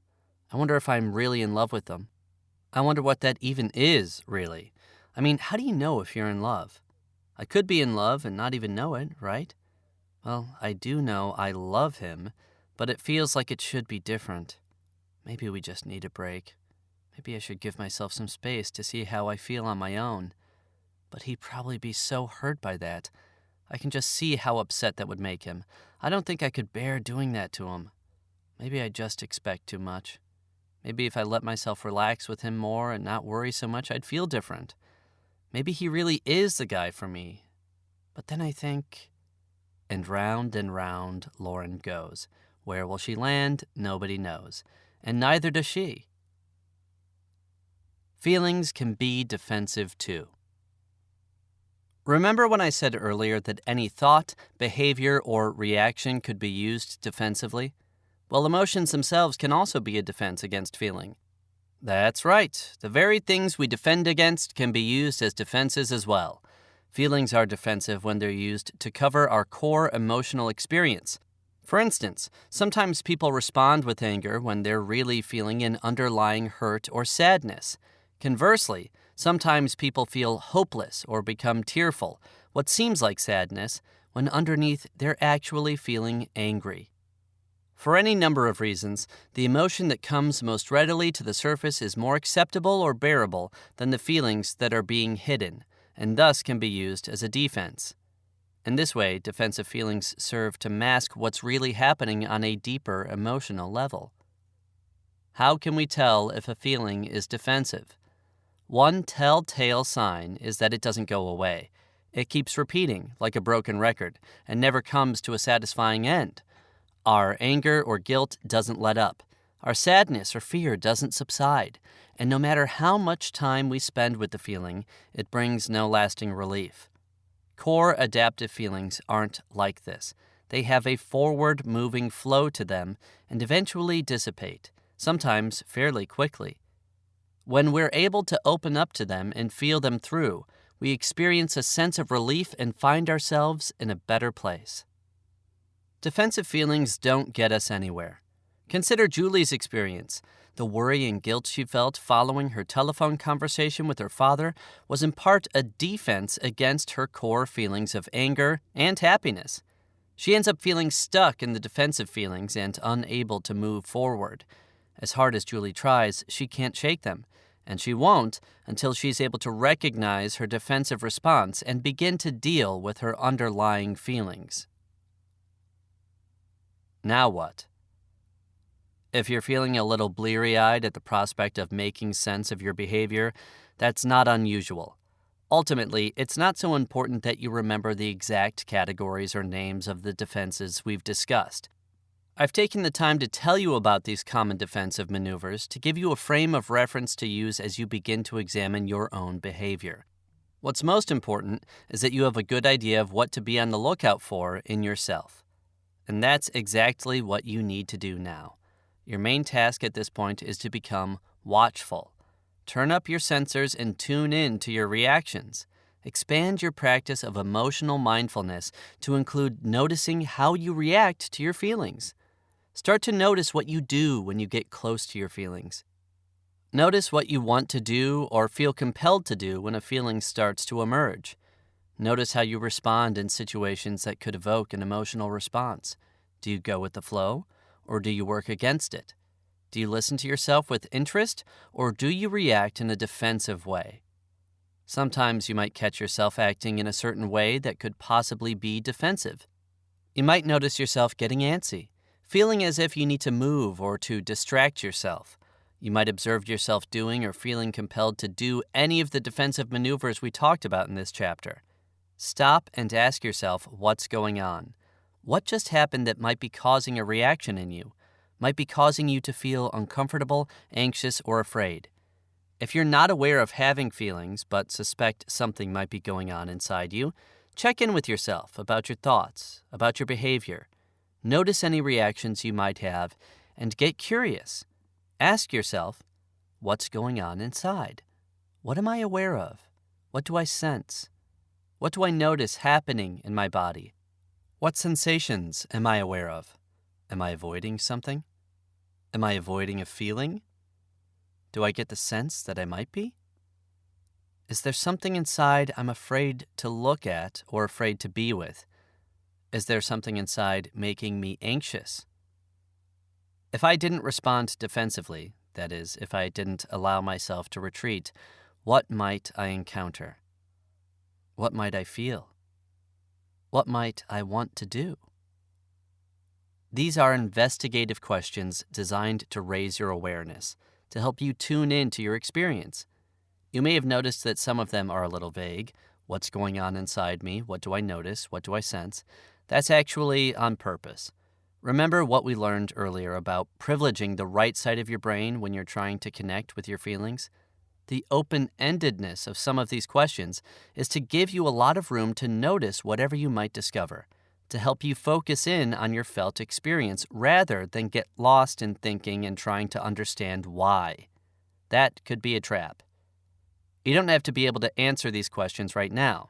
It's okay to say, I don't know. And it's not so important that you be able to identify what you're feeling. We're going to get to that. What's essential is that you're turning your focus inward instead of away. You're training yourself to stay present instead of finding a way to run. That in itself is a big step. Turn on your defense radar and leave it on. Let it run in continuous mode so that a part of you will be on the lookout, watchful on your behalf. Maybe you'll catch yourself in the moment, or maybe after you've responded defensively to your feelings.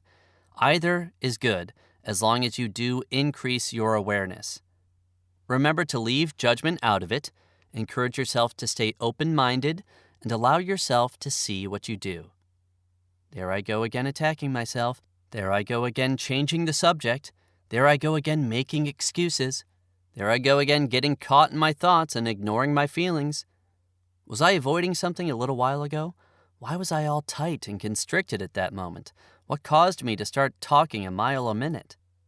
And as you notice yourself doing these things, what you now know are defenses, pay attention. Your defenses are cues alerting you to your inner experience. They are valuable opportunities to discover something vital about yourself. As you notice yourself reacting in a way that might be defensive, stop yourself, make some space, go inward, and listen. Listen to what's inside you. Stay present and see what you might discover. As you practice being mindful in this way, you're opening the lens of your awareness to see yourself more completely, and in doing so, you're taking control of your own responses. Now you have the opportunity to do things differently. Now you have the opportunity to move in a new and exciting direction toward a more fulfilling, more gratifying life. Chapter Take-Home Points. A defense is any thought, behavior, or reaction used to distance ourselves from our feelings. Over-reliance on defenses can lead to a variety of problems. Defenses operate to protect us from the anxiety we experience when we get close to our true feelings. Defenses can be used to keep our emotions from others as well as from ourselves. Feelings can also be defensive when they are used to cover up our true emotional experience. Practicing emotional mindfulness can increase your ability to recognize your own defensive responses. Being aware of your defenses is essential to freeing yourself up emotionally and connecting more deeply with others. Chapter 5. Step 2. Taming the fear. Do the thing we fear, and death of fear is certain. Ralph Waldo Emerson. On one very gray fall day, I sat in the dimly lit office of my therapist, heart racing, hands tingling, struggling to describe what had been going on for me. She listened closely to me as I laid out my fears in great detail. The more I talked, the more my anxiety increased as I described my doubts about the relationship I was in, my worries about my future, questioning how I felt, what I should do, where I should go. I'm sure I could have gone on and on, but at some point, keenly sensing that the real matter was something else entirely, she leaned forward and stopped me. I have two reactions to what you're saying, she said. The first is that I can feel your anxiety. It's very intense, agonizing, torturous, really. But it also feels like a wall that, in some way, keeps me from getting to know you. I mean, really know you. If you could put that anxiety aside for a moment or two, what's there? Her unexpected question took me aback. I shifted in my chair and tried to steady myself. The room, once alive with my nervous talk, fell silent. I could hear the ticking of a clock, getting slower and slower as time seemed to come to a grinding halt. Her intense gaze closed in on me like a camera zooming in for a tight shot.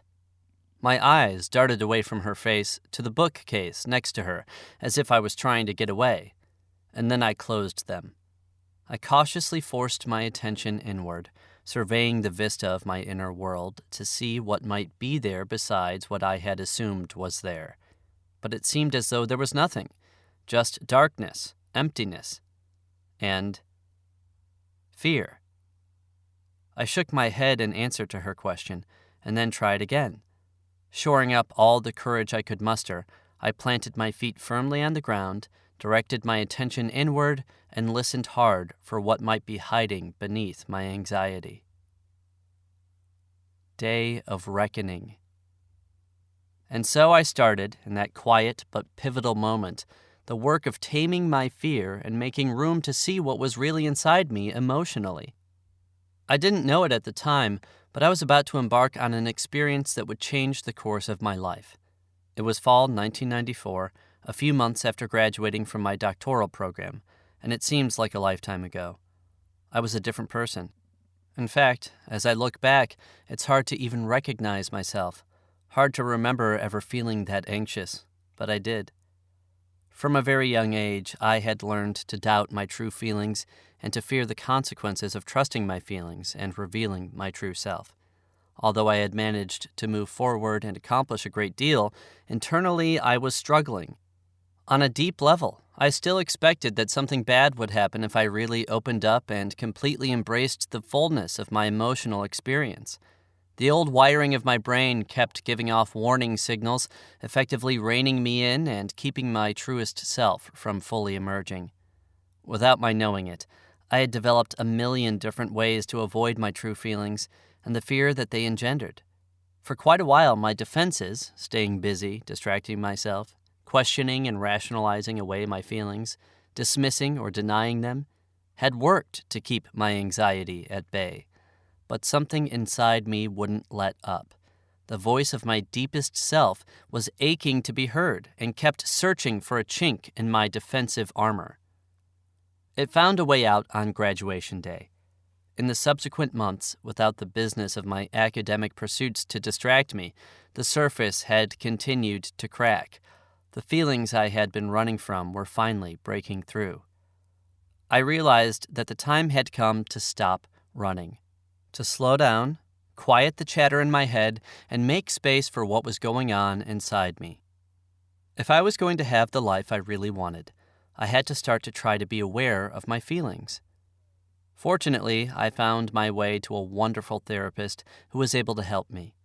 It wasn't easy at first because I had become quite the master of avoidance. In fact, the more I paid attention to what was going on inside me, the more I discovered all the clever little diversionary tactics I had developed over the years. I had had no idea just how skilled I had become at avoiding my feelings. But I needed to become skilled at something very different. I needed to learn how to loosen the grip that anxiety had over my emotional experience. I needed to learn how to tame my fear. And now, I'm going to teach you what I learned. Beyond your defenses. As we become aware of our own defenses and work to stay present with our feelings, it's inevitable that we'll begin to encounter uncomfortable feelings like anxiety and fear. Maybe this has happened for you already. Perhaps you've become aware of having a sense of unease, or maybe you've experienced something more like dread. Maybe you've become aware of tension in your body, constriction in your chest, rapid heartbeat, or feelings of restlessness. These are all manifestations of fear, the very thing that caused your defenses to develop in the first place. As we stop doing a defensive dance with our feelings, we get more in touch with the fear we are trying to avoid. Although distress of this kind is not pleasant, it's actually a helpful sign that we're getting closer to our emotions. In a way, it's telling us that we're right on track, that we're beginning to approach our feelings and learn how to deal with them, that we're on our way to a better, richer life. But first, at this crucial point in the growth process, we need to find a way to decrease our anxiety. If we don't, we may continue to avoid the fullness of our emotional experience and, in doing so, compromise our happiness. That's why it's essential to develop more effective strategies to deal with our distress that put us solidly back in control. Let's start by taking a closer look at what exactly is happening when we become anxious and afraid. Back to the brain. In Chapter 2, we looked at how our early emotion-based experiences become part of our neural circuitry and, as such, significantly impact how we experience ourselves, others, and the world. When our feelings are met with the threat of abandonment or censure, they become associated with a sense of danger and become part of our nervous system's emotional history inventory of what to avoid at all costs. The amygdala, an almond-shaped cluster of neural circuitry deep inside our brains, is the storehouse for these and other significant emotional memories. It's also the area of the brain that gauges the emotional significance of events, letting us know whether a situation is good or bad, happy or sad, safe or dangerous. The amygdala is relevant to our current discussion because it's the place in the brain where fear originates, and it has the powerful ability to overwhelm rational thought, overlook reality, and overtake emotional experience. The groundbreaking research of the neuroscientist Joseph Ledoux has helped explain how the amygdala is able to hijack the rest of the brain. Using cutting-edge technology, he and his colleagues at NYU have shown how, as a function of the way our brain is wired, the amygdala can bypass the neocortex, the thinking part of our brain, and alert the body to danger. The amygdala reacts very quickly, sending out signals to the rest of the brain and priming the body for a fight or flight response, even before we've had a chance to thoughtfully assess a situation. Our heart gets pumping, our awareness heightens, and our muscles prepare for action, all while the rational part of the brain is still figuring out what to make of things. Eventually, our more fully informed neocortex weighs in, but because of its more complex neural circuitry, this takes longer to happen. This quick-fire response potential of the amygdala, whereby emotion can overcome rational thought, has had survival value. We wouldn't have lasted very long in prehistoric times if we had to stop and think about a dangerous situation before finding a way to safety. The amygdala continues to alert us to danger and mobilize us to respond accordingly. The problem is, however, that the amygdala's response is often based on outdated lessons from the past, lessons that are stored in its neural library. Its method of appraisal relies on a process of pattern matching, in which the amygdala first scans our current experience, then runs a search through the inventory of our emotional history to assess whether there's any recorded cause for alarm. If it finds a match in past experiences, even if the match is very remote, it urges us to respond as we did to the original experience. In short, on the basis of previous experience, the brain predicts whether something bad is about to take place, and our body responds in kind. This process helps explain why we sometimes react to a situation with fear, even though there's no reason for us to be afraid. For example, a friend of mine was in a near-fatal car accident when she was in her early 20s. She was closely following a car in front of her when it abruptly stopped to make a turn. Not wanting to ram into this car packed with children, my friend reflexively turned her steering wheel to the right and drove into a telephone pole. Fortunately, she lived to tell this story. But 25 years later, whenever she's driving and gets too close to a car ahead of her, she becomes anxious. The same kind of thing happens with our feelings. Because of early negative emotional experiences, our amygdala keeps panicking when we get close to our feelings, even though there's nothing to fear. But this situation doesn't have to be permanent. We can reprogram the amygdala to have a friendlier response toward our feelings. Ultimately, we can create a different response pattern. Through repeated constructive experiences with our feelings, we can develop a more positive relationship with them that can become familiar and expected. In doing so, we establish a new frame of reference for our amygdala, in which emotions are no longer perceived as threatening, but as something good. It's like what Dale Carnegie once said, "Do the thing you fear to do and keep on doing it. That is the quickest and surest way ever yet discovered to conquer fear." You might be thinking, easier said than done. I fully understand. It's not so easy for us to just drop fear and fully embrace our feelings, especially after so many years of avoidance. This is one of the major costs of our defensive maneuvers. They've deprived us of having productive experiences with our feelings that can extinguish the fear response. The good news is that we don't have to brace ourselves and soldier forward. That wouldn't really help us find out how to be present with our feelings. Instead, we can learn to reduce our discomfort to a much more manageable level so that the process of opening up to emotional experience is not overwhelming. We can gradually move toward a fuller experience of feelings one step at a time until we're finally able to experience them anew. Opening up to emotional experience is a process. It can't happen overnight, but with practice and awareness, we can learn to tame our fears, calm our body, and connect with our true feelings. The rest of this chapter is devoted to teaching you several tools that you can use to calm your nervous system as you approach your feelings. They are 1. Identifying and labeling your emotions. 2. Mindfully tracking your experience. 3. Deep breathing. And 4. Positive visualization. With practice, these strategies will help you feel less anxious and more able to stay present with and make room for your emotions. Pause for station identification. Frank hangs up the phone after a terse conversation with his soon-to-be ex-wife. He feels stunned, confused, and not sure what to do. She just told him that she listed their house that weekend with a real estate agent, the house in which they'd lived together for 10 years, and that it would be going on the market in a week. They had touched on the subject only briefly a couple days ago, but had hardly arrived at a decision, at least as far as Frank was concerned. "I never said I was ready to sell the house," Frank thinks to himself as he walks into the next room. Somewhere deep inside him, outside his conscious awareness, he starts to feel angry. A part of him wants to rise up and say, "How dare you go ahead and do that?" But that part doesn't surface because his anxiety and worry have already monopolized his attention. Distraught, he paces the house for hours, running the phone conversation over and over in his head. He tries to sleep, but he can't, his thoughts bouncing back and forth, his emotions churning inside him. Frank tosses and turns most of the night and arrives at work bleary-eyed and drained, wondering how he'll get through the day. Frank's evening would have gone a lot differently had he been able to acknowledge and identify what he was feeling. If at any point after he'd gotten off the phone he had paused to tune in to his emotional experience, recognize his anger, and label it as such, he would have been much better off. Simply naming our feelings for what they are is actually a powerful anxiety-regulating tool.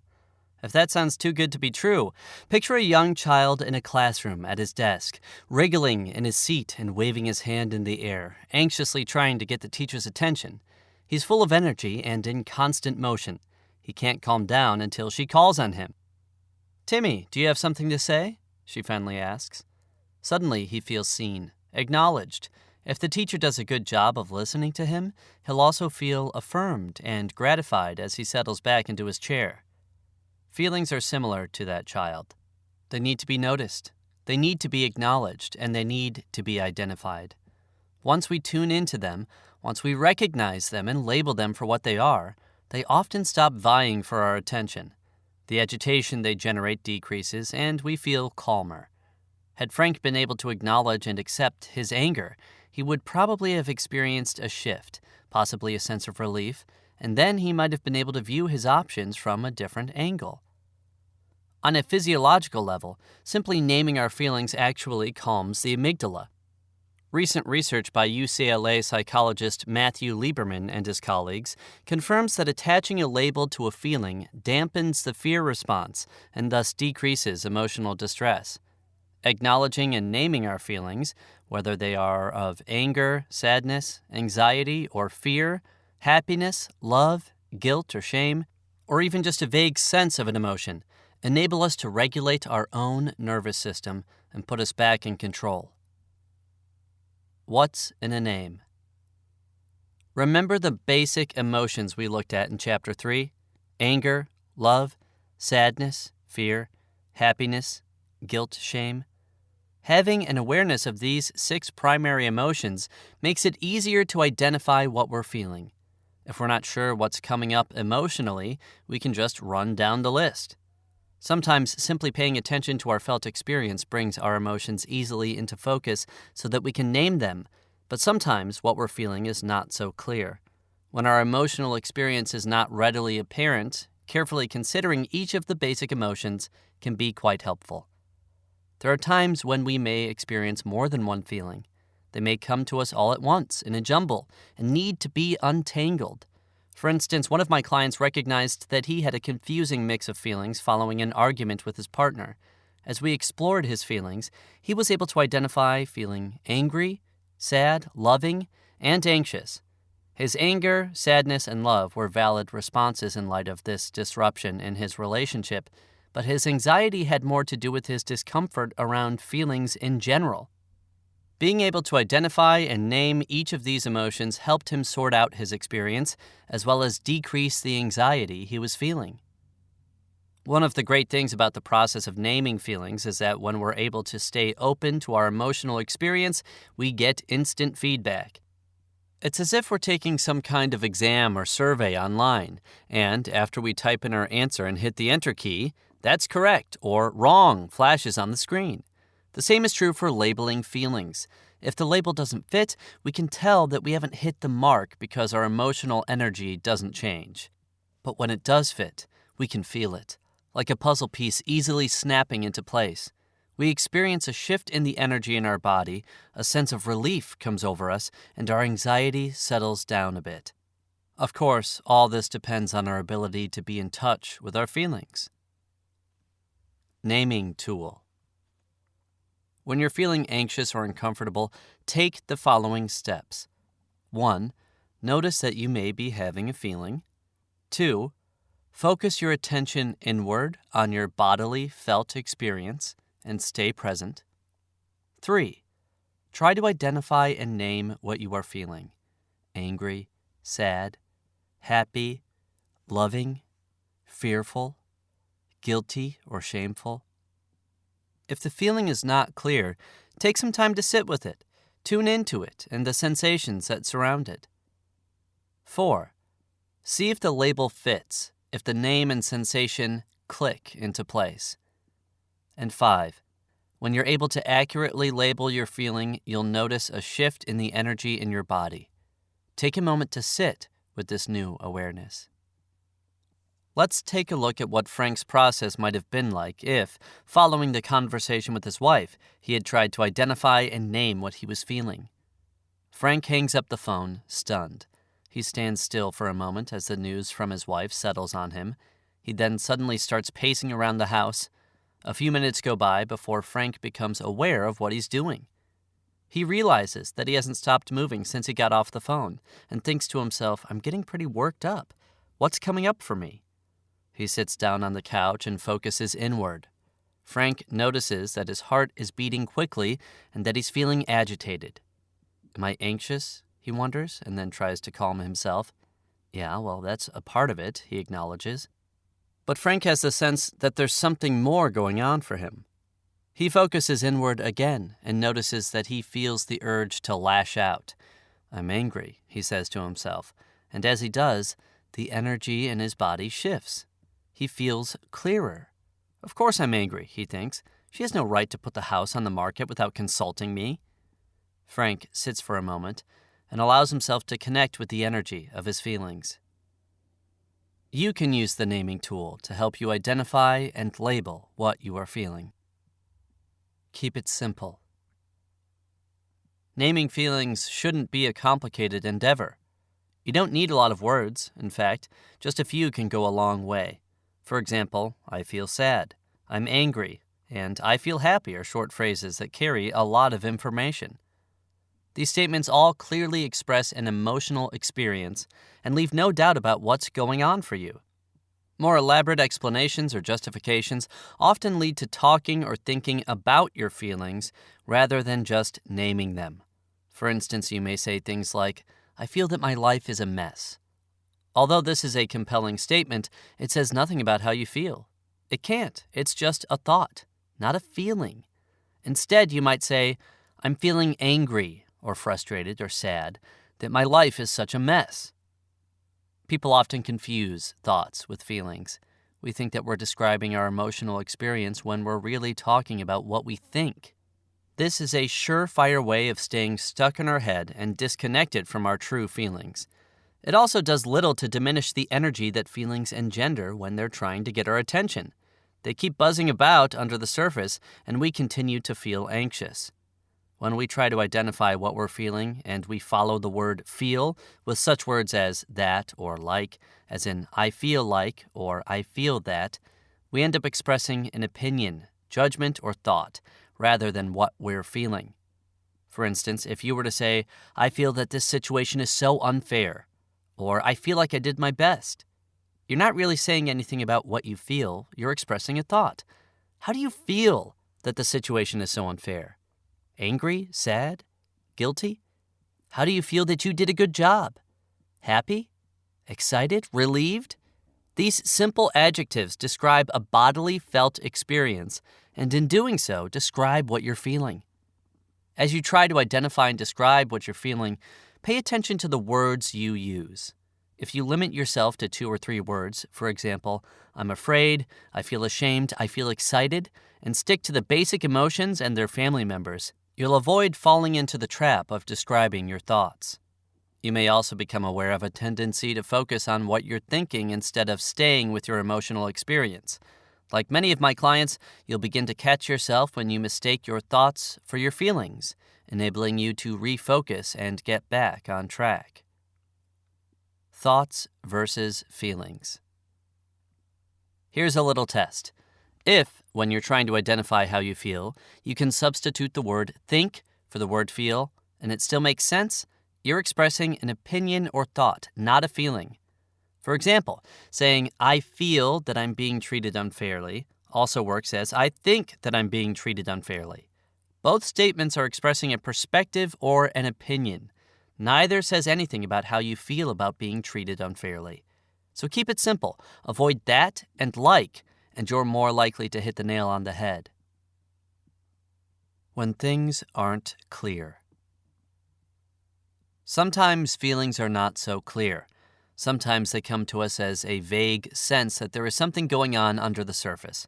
For instance, in addition to feeling angry about his wife's putting their house on the market, Frank probably has sad feelings of loss and grief that may not be readily apparent to him. He might notice that there's something emotional percolating inside, but is unable to identify these other feelings. At moments such as these, just acknowledging the presence of emotion, "I'm feeling something," can decrease anxiety. You can imagine leaving the doorway of discovery propped open to send the message to your system that you're open to finding out. There's something about letting yourself know that you want to learn what you're feeling that gives your emotions permission to eventually emerge and make their identity known. In contrast, when we close the door on our potential awareness by giving up, by saying we don't care, or by dismissing the possibility that we might be feeling something, we thwart what could be a naturally unfolding process. Our emotional energy backs up inside us, and we end up feeling distressed, much like that child in class, needing to be acknowledged. You can use the staying open tool to help yourself remain open and to encourage a vague feeling to clarify itself. Staying open tool. When you're not able to identify what you're feeling, take the following steps. 1. Acknowledge to yourself that you are feeling something. 2. Let yourself know that you're open to finding out. Say to yourself, "I'd like to know what I'm feeling. I'm open to finding out. I'll wait and see what comes." And 3. Leave your emotional radar on and stay receptive to an answer when it arrives. Mindful tracking. Frank came to see me when the stress of his divorce had become unmanageable. Embarrassed, he shared with me that one of the problems he encountered in his marriage was that it was hard for him to open up emotionally. Frank frequently second-guessed himself and spent a lot of time in his head rationalizing away his feelings. He was often at a loss to identify what was going on inside him. He painfully disclosed that his wife had described him as emotionally distant and had given up on trying to connect with him. In reality, Frank was not without feelings. He was just very anxious about having them and didn't know how to be with his emotions or make good use of them. Through our work together, Frank became more aware of his feelings and recognized the ways in which he avoided or interrupted his emotional experience. While identifying and naming his feelings and focusing on his breathing helped Frank better manage his anxiety, he also benefited from paying attention to his physical experience of anxiety. At first, this strategy seemed counterintuitive to Frank. How could paying attention to my anxiety make me feel better? He wondered in disbelief. Won't that just make it worse? I explained to Frank that if anxiety is acknowledged, it will decrease in intensity. Mindfully describing and tracking the physical manifestations of anxiety help us regulate our emotional experience and get a little distance from it. Frank's skepticism began to melt away when he gave it a try and saw that simply describing his physical experience of anxiety markedly decreased his distress. When we're feeling afraid, we're at risk for getting lost in our fear and feeling overwhelmed and helpless to do anything about it.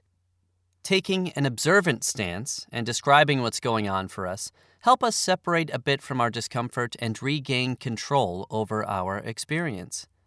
Imagine standing on a dark stage with a bright spotlight above you illuminating a circle of light on the floor. If you stand inside the circle, you are saturated with the light and it's difficult to see.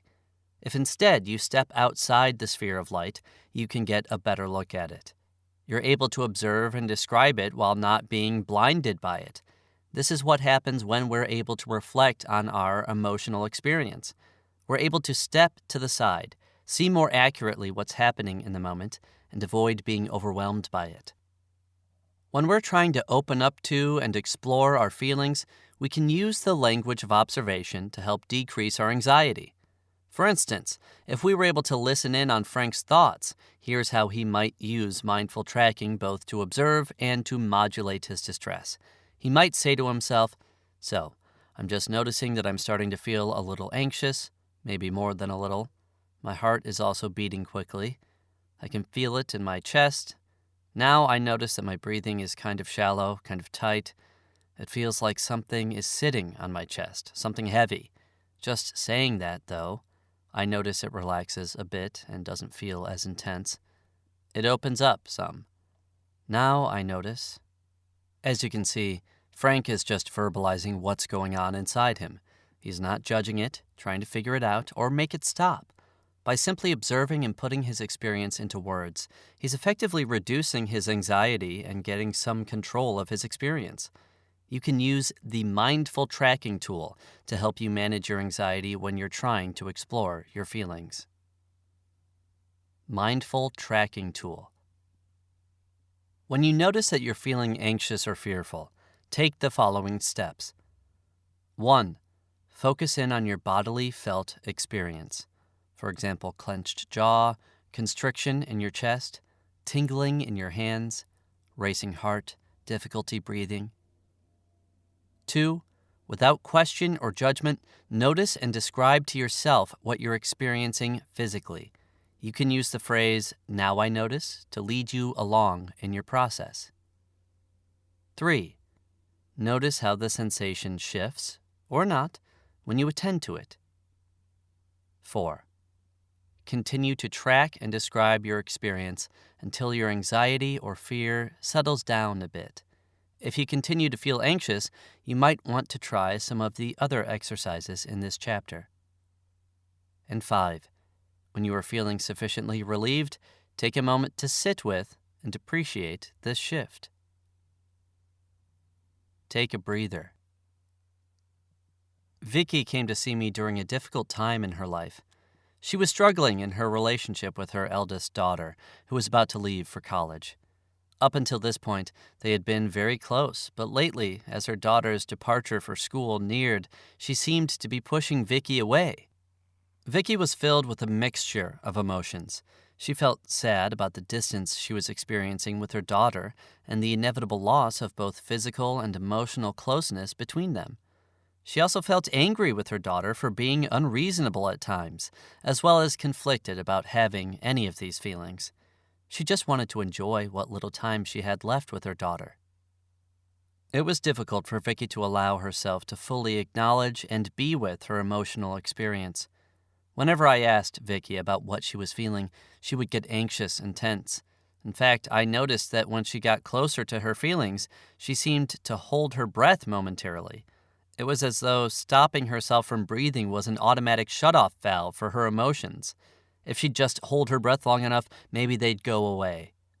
When I called this response to Vicky's attention, she was surprised, but admitted that it was true. I explained to her that this response was a physical manifestation of fear. Her body was tensing up as her feelings neared the surface, and that she could regulate this reaction by paying attention to deepening and slowing her breathing. Vicky's experience quickly shifted when she was able to keep breathing, and she eventually felt less afraid and more willing to open up and spend some time with her feelings. Vicky's tendency to hold her breath and restrict her breathing is not uncommon. I see this all the time. As people begin to feel anxious about their feelings, their breathing changes. They may hold their breath or breathe more rapidly, high in their chest. It's a natural response to something we fear. What's remarkable, though, is how much and how often we're not even aware when this is happening. It's an automatic response to our emotions. Most of us don't pay a lot of attention to our breathing, but we should. Our breathing patterns not only reflect but also contribute to our emotional state.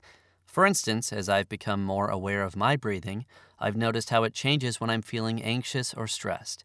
My breathing becomes shallow and my chest feels tight. If I don't pay attention to this anxious response, it can feed on itself. My breathing gets more constricted as my anxiety rises, and my anxiety becomes more acute as my breathing gets shallower and my chest tightens up. I have found that a simple way to help calm myself when this is happening is to concentrate on breathing lower from my abdomen.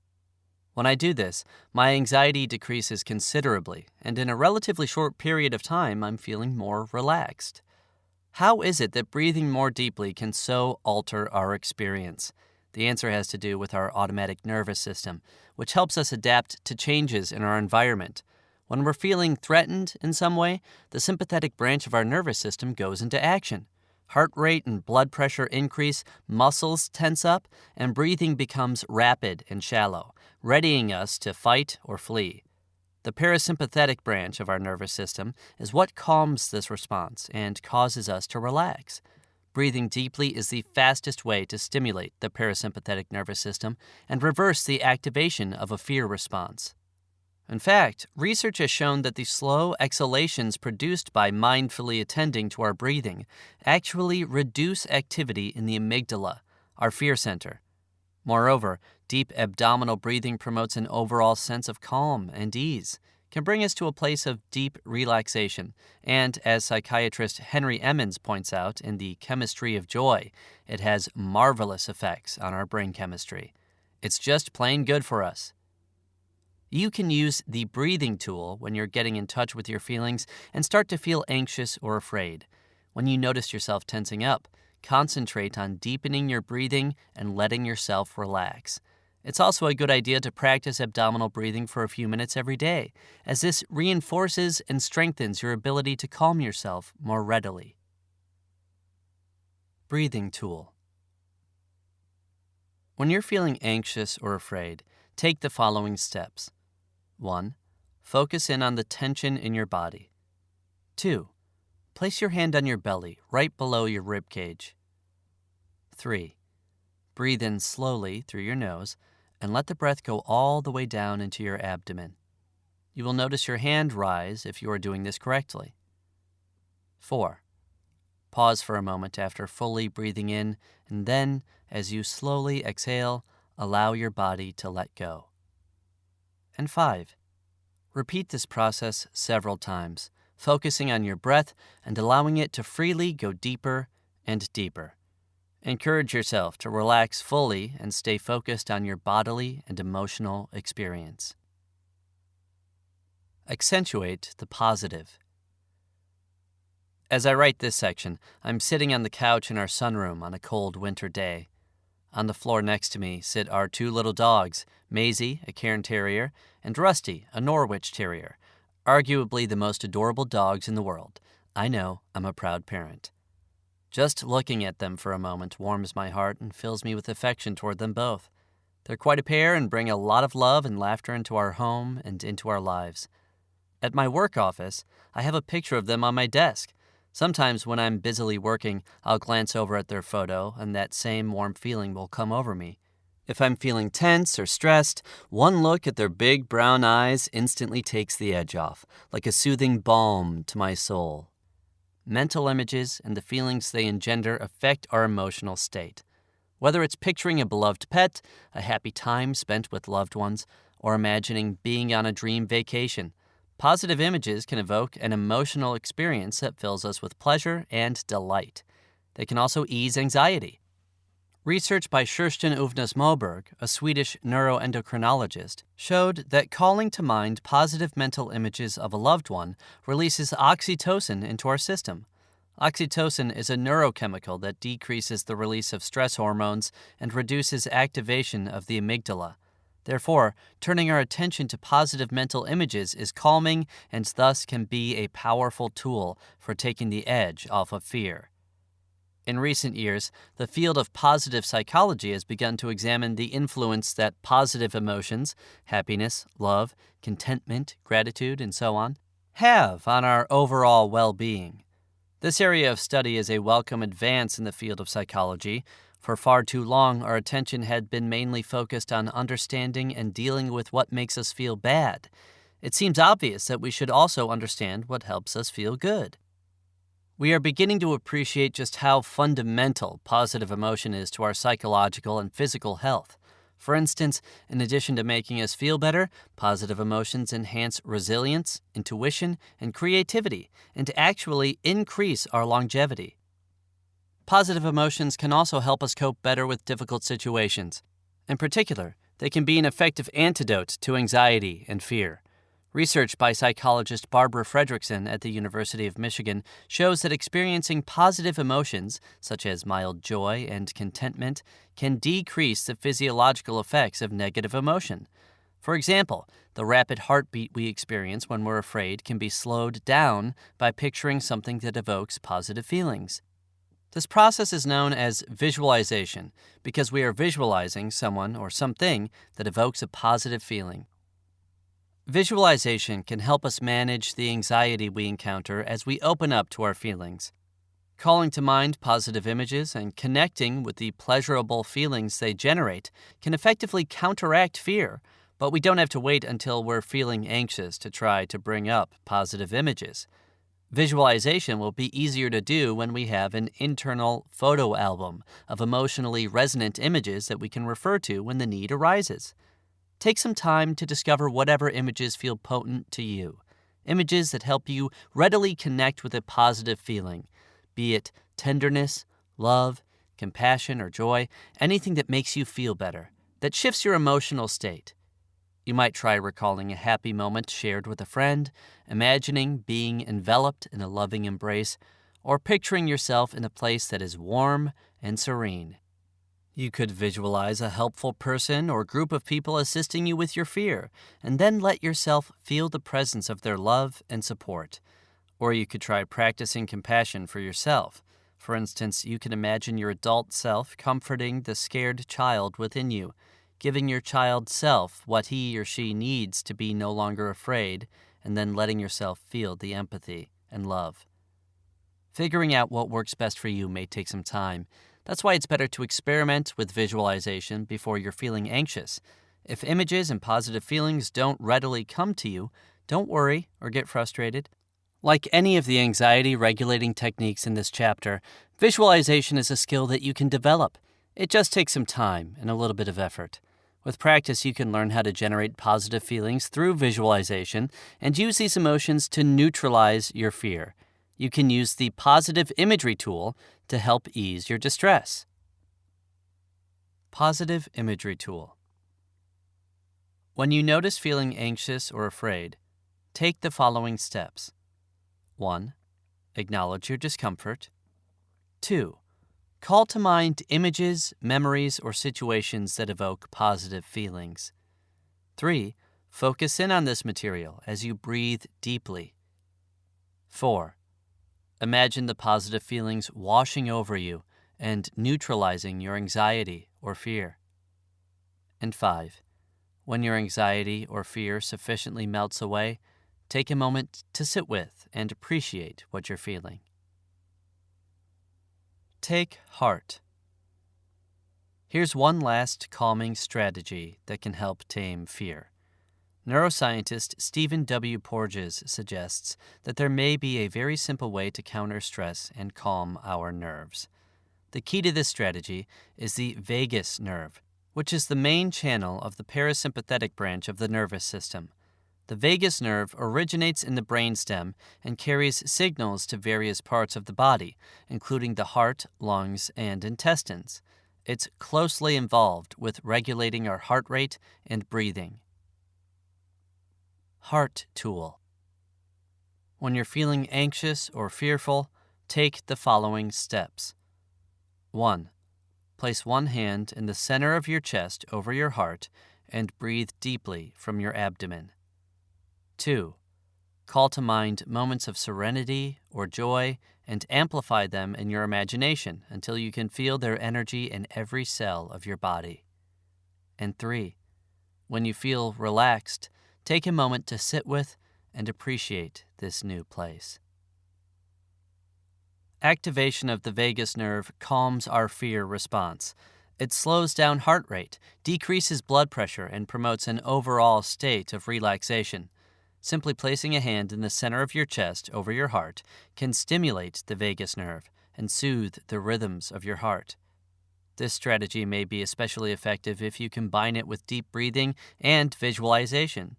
You can use the heart tool to help manage any anxiety you encounter as you open up to your feelings. Your turn. In my own efforts to tame my fear, I've used each and every one of these strategies I've shared with you in this chapter, and they've served me well. I teach them to my clients every day, and they make use of them with great success. As they are more able to face their fear instead of run from it, and to respond to it in a way that helps ease their distress, they feel more in control and more able to take a look at what's going on for them emotionally. Now you have a toolkit that you can draw from as you begin to open up to your feelings. It's important to remember that the techniques in this chapter are skills that you can develop through practice. Although they're meant to be used in the moment when you're getting close to your feelings and starting to feel anxious or afraid, I recommend practicing them whenever you can. Think of them as exercises you would do to get your body in shape or to stay physically fit, except that in this case, you're working on your anxiety-regulating muscles.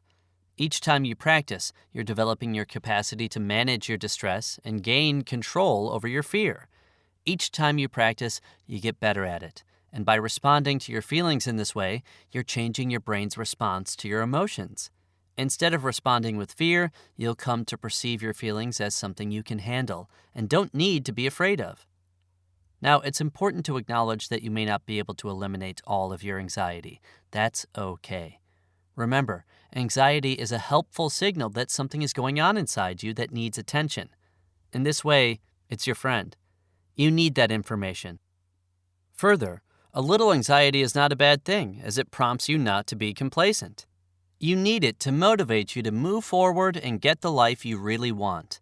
That being said, however, unwarranted anxiety or fear that stops you in your tracks is not a good thing. It's this kind of distress that you need to be able to handle. Your main goal is to be able to reduce discomfort to a manageable level so that you're able to remain open to your feelings. The strategies covered in this chapter are intended to help you do just that. Give them each a try and get to know what works best for you. Chapter Take-Home Points. Anxiety or fear can be a helpful sign that we're getting closer to our emotions.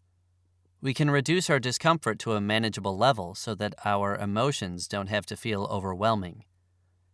Identifying and simply naming our feelings decreases anxiety. Describing and tracking the physical manifestations of anxiety or fear can regulate our emotional experience.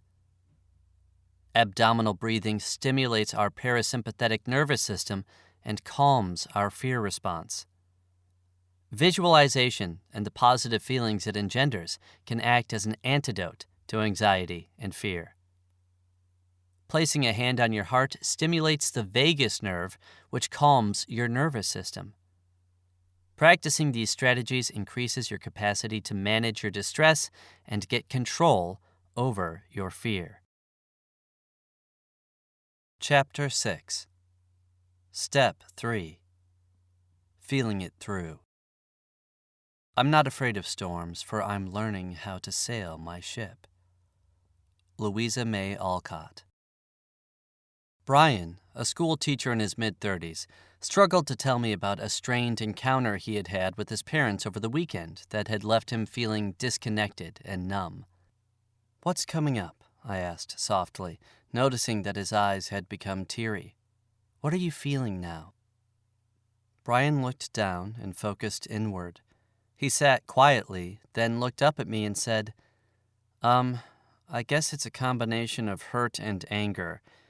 Yeah, that's it. I'm hurt by what they did and angry. But mostly, I'm feeling frustrated with myself for not being able to let my feelings out. I know what I'm feeling. I know what's there, but something blocks it. Something anchors me down. I knew that these kinds of frustrations were what had brought Brian to my office to begin with. He had described feeling weighed down, an understandable consequence of growing up in a family that had little tolerance for emotion.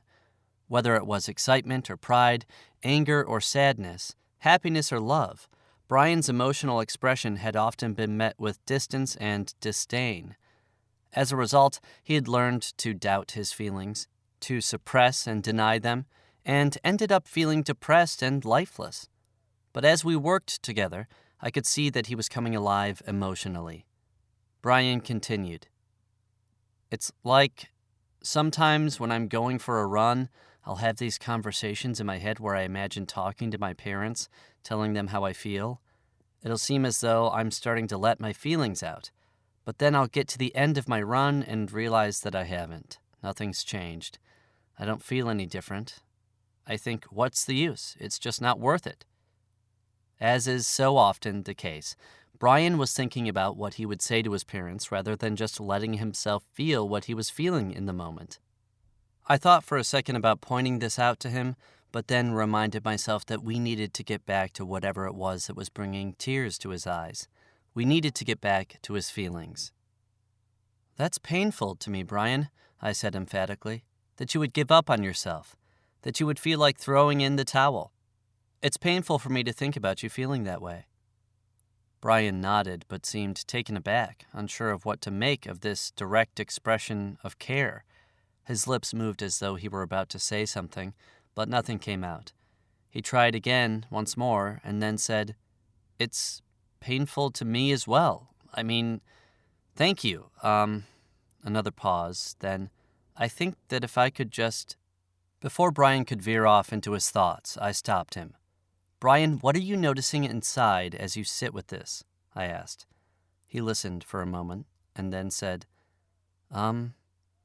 It's a warm feeling in my chest." He looked to the side and sat very still.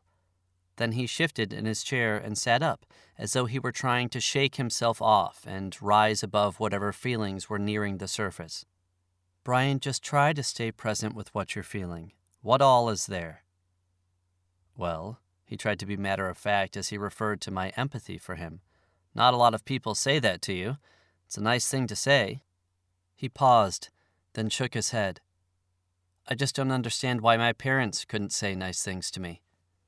Why did they always have to be focusing on my shortcomings or—" He stopped, closed his eyes. "It's all right," I said. "Just let the feelings come." With innocent eyes, he looked at me and said, "I feel like a little kid, and I remember coming home from an awards ceremony at school. I had all these awards, and my parents had nothing to say to me. They said nothing about it. And I just remember in my bedroom, sitting. His head fell forward, and his shoulders began to shake as waves of sorrow, one after the other, washed over him. I encouraged him to breathe, let the feelings move through him, and remain present to his pain.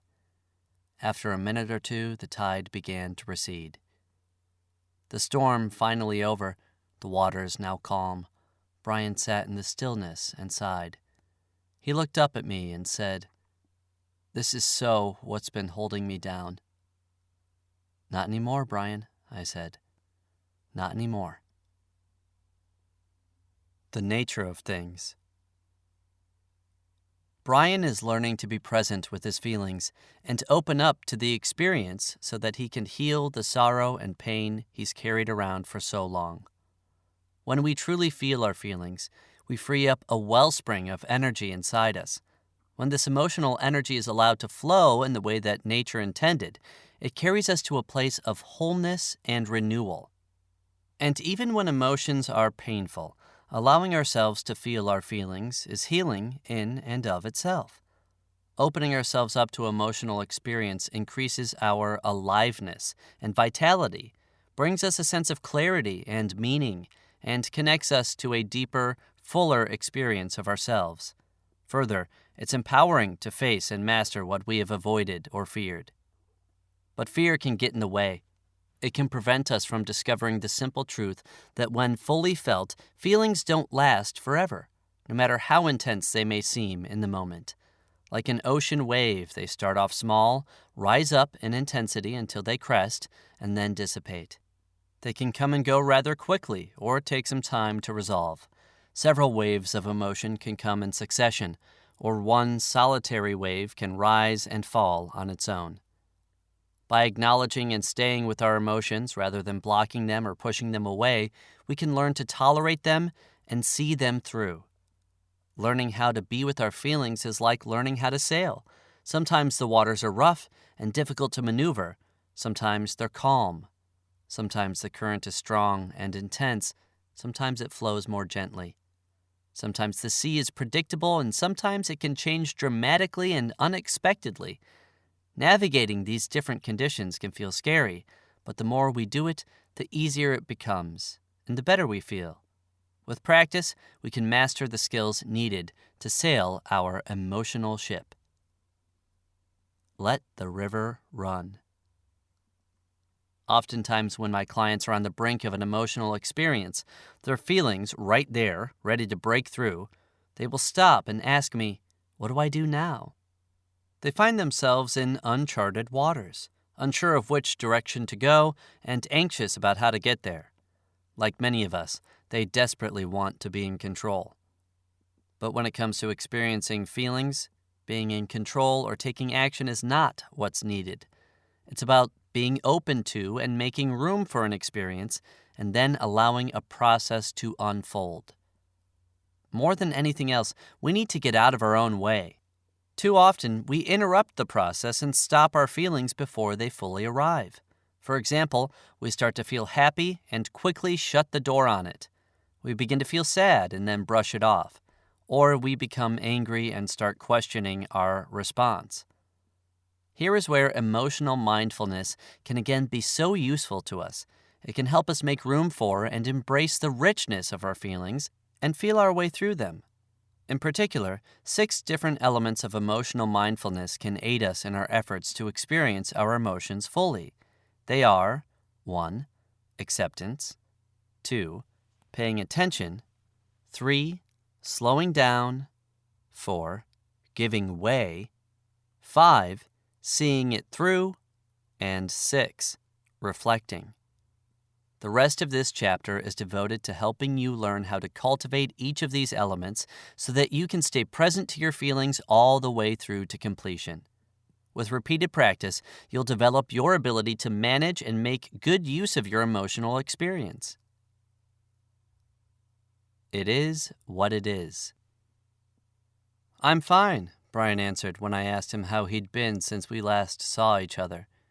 Really? I asked, not quite convinced. You don't look fine. Brian admitted that for the last few days he'd been out of sorts. He'd had a phone conversation with his mother that had left him feeling irritated and unsettled because of her tendency to be patronizing and judgmental towards him. It was not uncommon for her behavior to bother Brian, but this time she had made a comment that Brian found downright demeaning. I asked, "When you think about what your mother said, how do you feel toward her?" "Well, this is nothing new," he answered. "She does this kind of thing all the time. What am I going to do? I mean, it's not like she's going to change."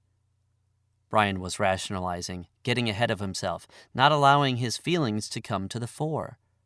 "That may be true," I said, "but it doesn't tell us how you feel toward her when she acts this way." "Well, it bothers me," he began to admit. "I'm sure it does, but bothers is a little vague. Can you be more specific about how you feel?" It makes me angry, I guess." Brian seemed to be hesitating. I asked, "You're not sure?" "No, I mean, yeah, it makes me angry. She can be so hateful." "Of course you're angry. That makes total sense." I paused. "What's that like?" I asked, hoping that he'd allow himself to begin to feel his way through what was inside. He looked at me and then said, "For a second, I feel like I could get worked up, but then I feel kind of bad.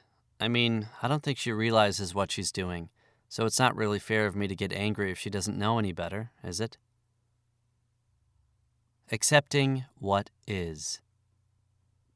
Brian was starting to judge himself. Just as his anger was beginning to arrive on the scene, he interrupted it by questioning whether it was a valid response, especially toward his mother. This dilemma is not uncommon. Many of us feel uncomfortable about having negative feelings toward a loved one. We think that if we allow the negative feelings to come out, that somehow they will cancel out all the positive feelings. But they don't.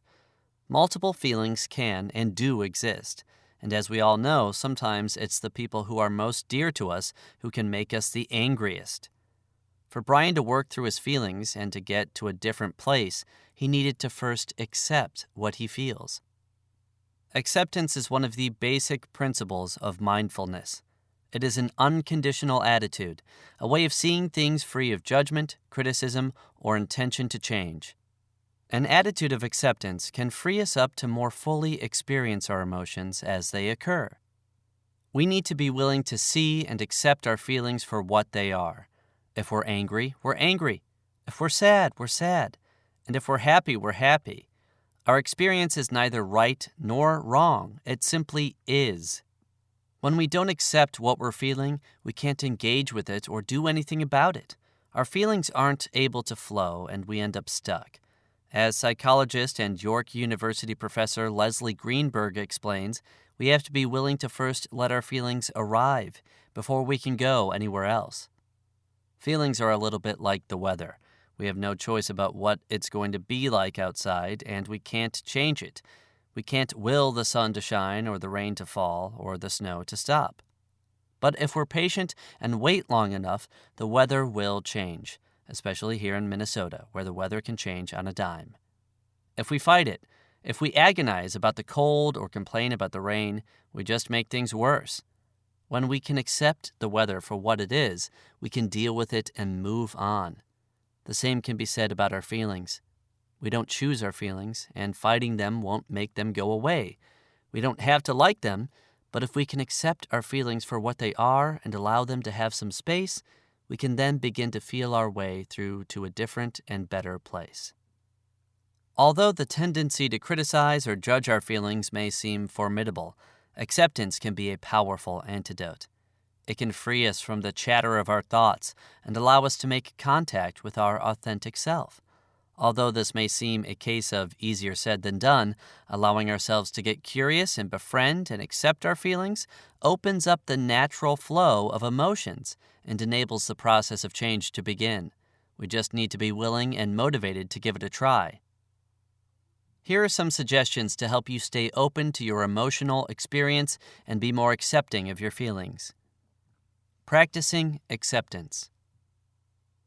If you notice yourself trying to avoid your feelings or feeling conflicted about them, give yourself permission to see them simply for what they are. Remind yourself to put judgment or questioning aside and instead to practice getting curious about your feelings. If you find yourself feeling conflicted about your feelings, remind yourself that emotions are neither right nor wrong. They just are. Then, take a look and see what's there. Notice if there's any resistance in your body. If there is, breathe into it, allowing the energy to open up and flow. Gently encourage yourself to stay open. Getting in touch. Brian admitted that he felt conflicted about his anger toward his mother, but could also see how denying his feelings wasn't getting him anywhere. In fact, it was just making things worse. He felt anxious and stuck. Brian recognized that he needed to try something different. "I know it feels scary to you," I said, "but I wonder if, for a moment, you'd be willing to give yourself permission to feel your feelings, to honor whatever is there for you. That's really the only way you're going to get to the other side of this. Would you be willing to do that?" He thought about it for a moment, shrugged, and then said, "Well, I suppose it can't be worse than what I have been feeling." "Actually, I'm convinced you'll be much better off," I said. "You just need to give it a try. Are you willing to take a look at this anger of yours?" "Yeah," he replied, "but I'm not sure how to do that." "Let me give you a hand," I said. "First, why don't you try sitting up? It'll help you be more in touch with what's happening inside you." Brian placed his feet flat on the floor, shifted in his chair as he sat up straight, then looked at me for what to do next. "Now, let yourself recall the conversation you had with your mother. Picture yourself on the phone with her. Hear her voice and the comment she made." He sat very still for a moment, focusing inward, his face intent and serious. Then his bottom lip began to curl inward. The interaction with his mother was coming back to him along with his anger. "As you get in touch with your feelings, what do you notice inside you?" I asked. He looked up at me, eyes narrowed, and said, "I'm feeling kind of irritated." "I can see that. Let's give that some room. Can you describe for me what that feels like?" He thought about it for a moment, then said, "I don't know." This was new territory for Brian, so I said to him, "Tune into your body and just describe what you notice going on inside you." He listened for a bit and then said, I feel sort of tense." "Where exactly in your body are you feeling that?" "In my chest." "Okay. Now concentrate on that place. Don't try and make anything happen. Just notice that tension and let's see what comes." Brian looked down, focusing on his body. He moved his shoulders back and forth, then looked up at me and said, "It starts to open up a bit." By focusing on his experience, Brian was making room inside himself for his feelings, and the energy of his anger was beginning to move. Just then, the color in Brian's face changed. "What else did you notice?" I asked. "I'm feeling warm. My skin feels hot." Sounds like anger to me, I thought to myself, and then said, "Let yourself be with that." I waited, and then asked, "What else is there?" He rested his forehead on the tip of one hand, sat for a moment, and then shook his head. "Now I'm starting to think about it. I'm going off into my thoughts." Through our work, Brian was becoming better at recognizing when he started to think about things and lose contact with his feelings. Just let the thoughts fall away. Don't give them any power. Focus back on the physical sensations and see where they go. What else do you notice? Brian focused inward again. After a moment, his eyebrows lifted and he looked startled. "Wow, I feel all this energy inside me, rising up. That's strange." Paying attention. Not strange at all, actually. Brian's experience is a great example of what can happen when we pay attention to our felt experience. It opens up. As we learned in Chapter 3, emotions are felt in the body. If we didn't have a body, we wouldn't have feelings. There'd be no place to feel them. Focusing on physical sensations helps us connect with our feelings. As Brian listens to what's going on inside him, as he pays attention to his physical experience, his anger becomes more palpable and able to move. The word emotion derives from the Latin emovere, which essentially means to move out or away. Healthy feelings do just that. Whether it's a gentle flowing sensation or a rush of energy, emotions move.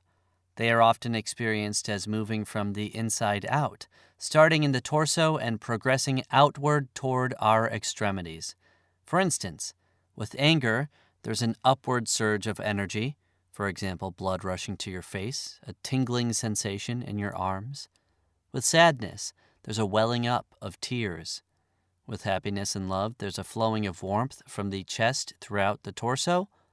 Although fear can cause us to freeze, its energy can also flow outward to our feet, readying us to flee. Guilt and shame are a little different. The energetic flow of these emotions runs in the other direction, from the outside in, causing us to want to pull inward and hide.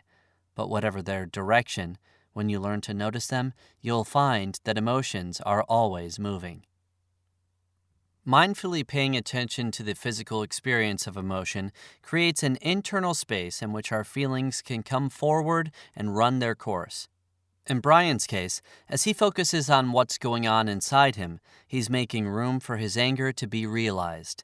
It first shows up as a vague sense of irritability that, on further inspection, manifests as tension in his chest. As he concentrates on this tension, it opens up and gives way to anger, which manifests as warmth as his body heat increases. As he stays with this feeling, he experiences a surge of energy as his anger releases. Paying attention to feelings doesn't require anything more. We don't need to make anything happen. We're not responsible for figuring anything out. All we have to do is stay present and observe. Cultivating this way of being with ourselves is similar to the practice of attending to the breath in mindfulness meditation. As anyone who has practiced meditation knows, focusing on our breathing has the interesting effect of both narrowing our range of attention while simultaneously heightening our level of awareness and engagement. When we focus in on and pay attention to our feelings, the same thing happens. Our awareness of the subtleties of our emotions increases, and our experience deepens. Paying attention in this way takes some practice. It's easy to get distracted, worry about the past or future, or jump into problem-solving mode. When you catch yourself doing this sort of thing, just as Brian did when he recognized that he was veering off into his thoughts, simply redirect your attention to your felt experience. Whatever it is that's there, focus on it and observe what happens. If you get lost traveling down a road of associations, bring yourself back to whatever it was that prompted an emotional reaction in the first place. Whether it was a hurtful comment someone made, a loving moment, or a goal you finally reached, visualize the experience, hear it, touch it, taste it, and then stay present with what comes. Here is a summary of the previous suggestions to help you focus on your felt experience. Paying attention. Get quiet and tune in to what's going on inside you. Locate the experience in your body and concentrate on that place. Don't try to make anything happen. Just watch, listen, and observe. When your attention wanders, remind yourself to come back to your felt experience. One step at a time. Looks like there's a lot going on inside, Brian, I said. Yeah, it feels kind of overwhelming, he admitted with an anxious look on his face. Let's slow down and take this one step at a time. Brian sighed and seemed a little relieved. I continued. First, tell me about this energy. Well, I feel like I want to yell, he admitted. You mean you want to retaliate verbally? I asked. Yeah, like I want to tell my mother off. I can understand wanting to do that, I said, but experiencing your anger isn't about putting it into words. Not yet, at least. It's about really letting yourself physically feel all of what's inside you. I waited for a moment for that to sink in, and then suggested, let's just try to stay present with what's going on inside you. What wants to happen in your body right now? He tuned into his experience again and said, I don't know. It's like I have all this energy building up inside. Where does it want to go? I feel like I need to do something. As he said this, Brian moved his hands in front of him as though he were forcefully pushing something out of his way. Okay, let's stop and look at this. What's going on with your hands? Brian looked at his hands for a moment as though he were discovering something he didn't know was there. They're tingling, he said. As you stay with that sensation, what wants to happen? I asked. I feel like I could lash out. Suddenly he looked worried and asserted, But I would never do that. I'm not a violent person. I know you're not. That's not a concern. I'm more concerned about you allowing yourself to have a full experience of your feelings. Like many people, Brian felt uncomfortable with the impulses that can arise with anger. But his urge to lash out made complete physiological sense. It's the fight side of the fight-or-flight response deeply wired into our system, there to mobilize us against harm or attack. Our goal with any emotion is not to be reactive, but to learn how to tolerate it, to slow down and feel our way through the internal experience. This is especially true when it comes to anger. I explained the wired-in aspect of his response to Brian and then added, What we're trying to do here is make plenty of room for your feelings. We're not talking about what you would do in real life. Of course, you'd never be aggressive. That wouldn't be okay. But being able to tolerate your feelings, to ride out all that's inside you, is essential to your being able to make use of your anger in a positive way. The flip side of it is that you remain powerless. Well, I don't want that, he said, looking more determined. Okay then, I said, nodding my head, and then waited a moment for his sense of resolve to solidly take hold. Now, if you come back to that instance with your mother and stay very close to what's inside you, can you let yourself give way to all that's there? Brian looked to the side and focused inward. He seemed very close to his emotions. He sat still for a moment and then looked back at me and said, I'm not sure what to do. I mean, it's right there. I can feel it, but just notice what's there, I said.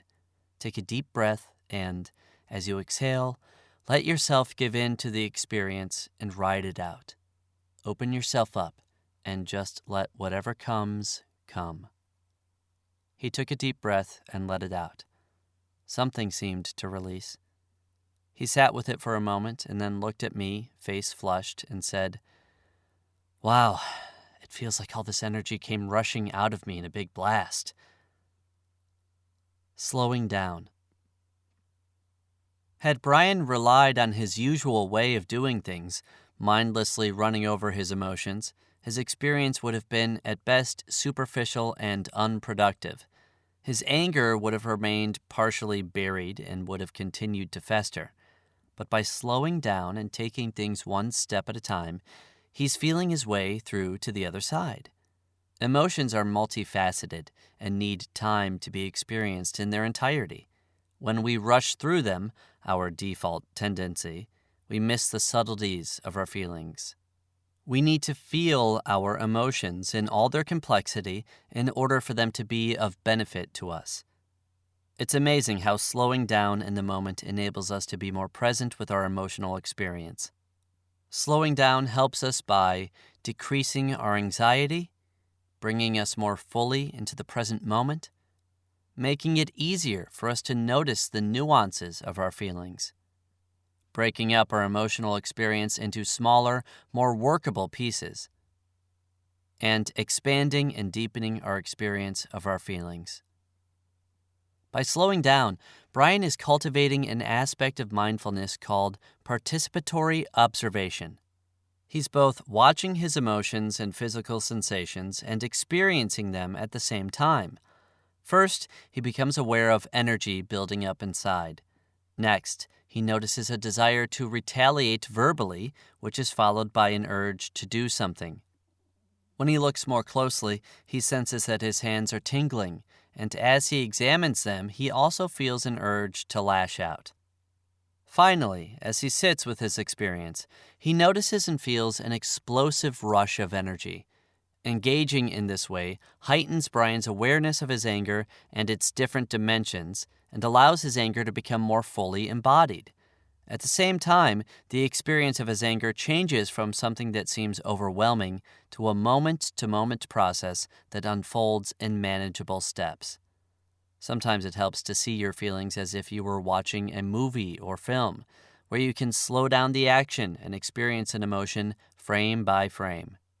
For instance, you begin visualizing an experience and then slowly play it out in your mind's eye, exploring feelings a little at a time as they come up. At any moment, you can hit the pause button, stop the film, and spend some time in a particular place. In this way, you can slow down the experience, sit with your feelings, and give them all the room they need, and then move on when you feel ready. Here are some other suggestions to help you slow down and stay present with your feelings. Slowing down. Take time to feel the complexity of your feelings, to notice and experience each dimension, the texture, the breadth, the depth, the intensity, and so on. Focus on the feeling and ask it what it wants to do, where it wants to go. Stay present and wait to see what comes. Whenever your attention wanders or you jump ahead, reorient yourself to your present emotional experience and sit with it. Giving way. I have many fond memories of childhood vacations spent at the Jersey Shore. It was my favorite part of the summer, the smell of the sea, the sound of the seagulls, walking barefoot in the sand. My sisters and I would spend most of our days playing in the ocean. We'd walk out just far enough until we were lifted up, buoyed by the water, and float up and down on the rolling sea, waiting for a big one. Sure enough, a wave would come. We'd spy it out in the distance, growing in size as it headed our way. In that moment, we knew that all we could do was go with it. Let ourselves be pulled upward in the swell and ride it out to the shore. Sure, it was a little scary, but mostly it was exhilarating. Sometimes when we slow down and stay present, our feelings gently come into our awareness like the ebbing of the tide. At other times, they build an intensity inside us and rise up like a big one headed for the shoreline. It's in these moments that it's often best to give way to the experience, open up, and be receptive to the flow and ride the wave. Our sorrow rises up and we give way to the pain. Our joy rises up and we give way to elation.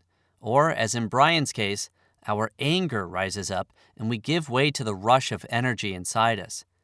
It can be a little scary, but it doesn't need to be. After all, no one is ever drowned from riding the waves of his or her feelings. And more important, the experience is filled with the potential of better things to come. Giving way. As the energy rises in you, encourage the feeling to emerge. Say to yourself, just let the feelings come, or simply, let it come. Breathe deeply into the feeling, allowing it to wash over you or move through you. Imagine yourself softening or relaxing into the feeling, and then let yourself do just that. Remember to breathe and stay open as you're going with the flow of your feelings. Giving way has a quality of openness. Rather than steeling ourselves or white-knuckling our way through our feelings, we're softening into them, letting them wash over us and move through us. When you feel the energy of your emotions rising inside you, gently encourage yourself to go with the experience.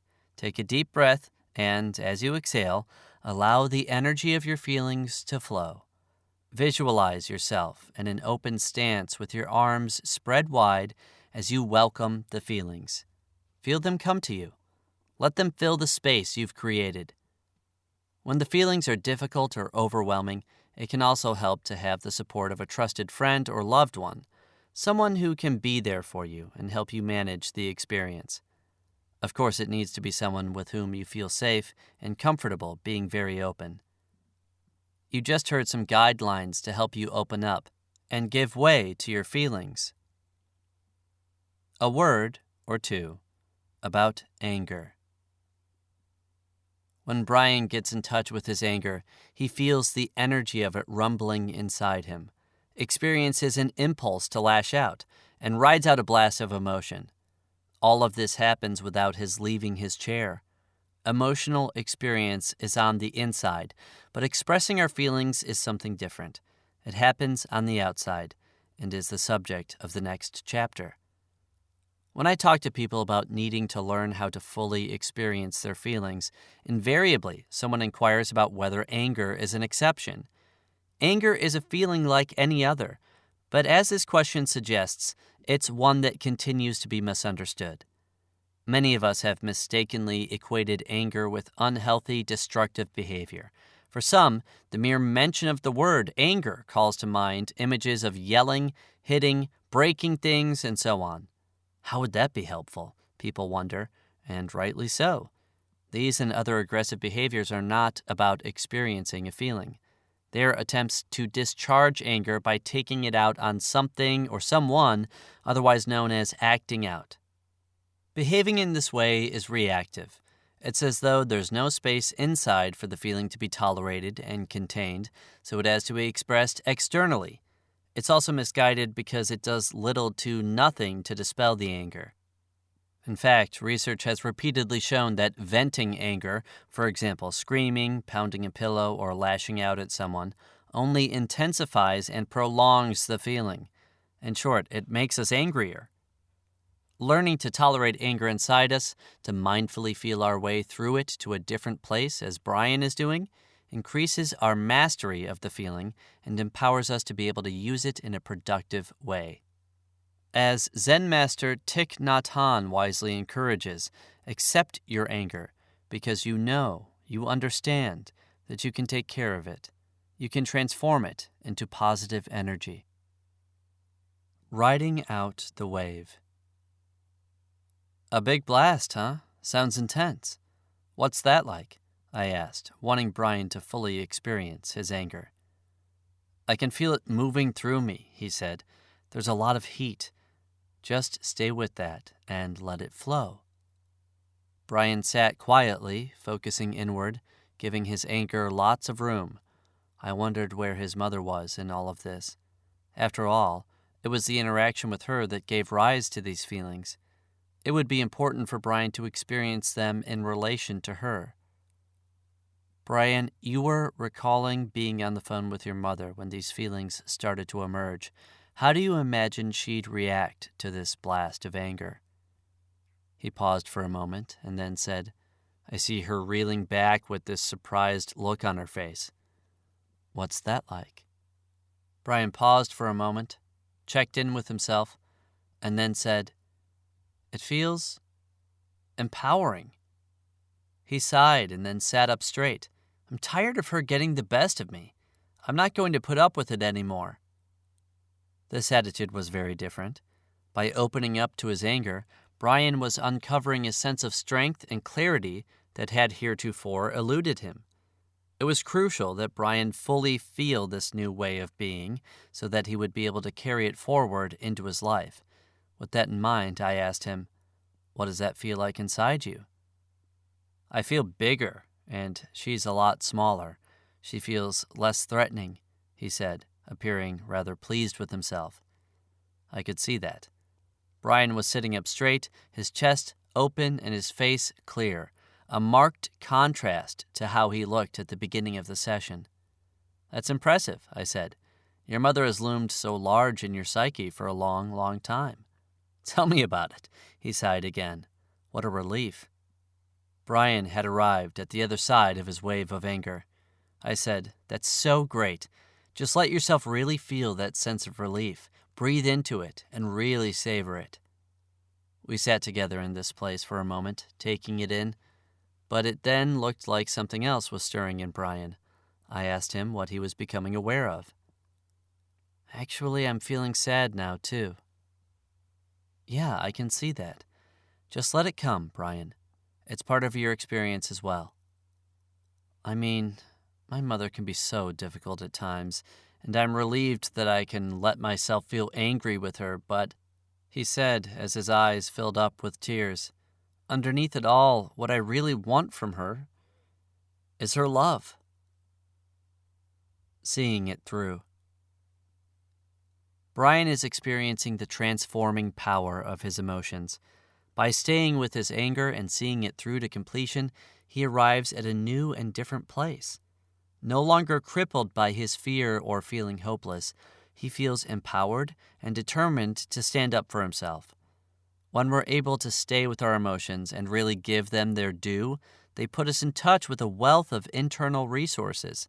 As psychiatrist and Georgetown University professor Norman Rosenthal describes in his book, The Emotional Revolution, our emotions give us gifts. For instance, fear brings the gift of wisdom. Sadness brings us healing. Guilt brings remorse. Shame gives us humility.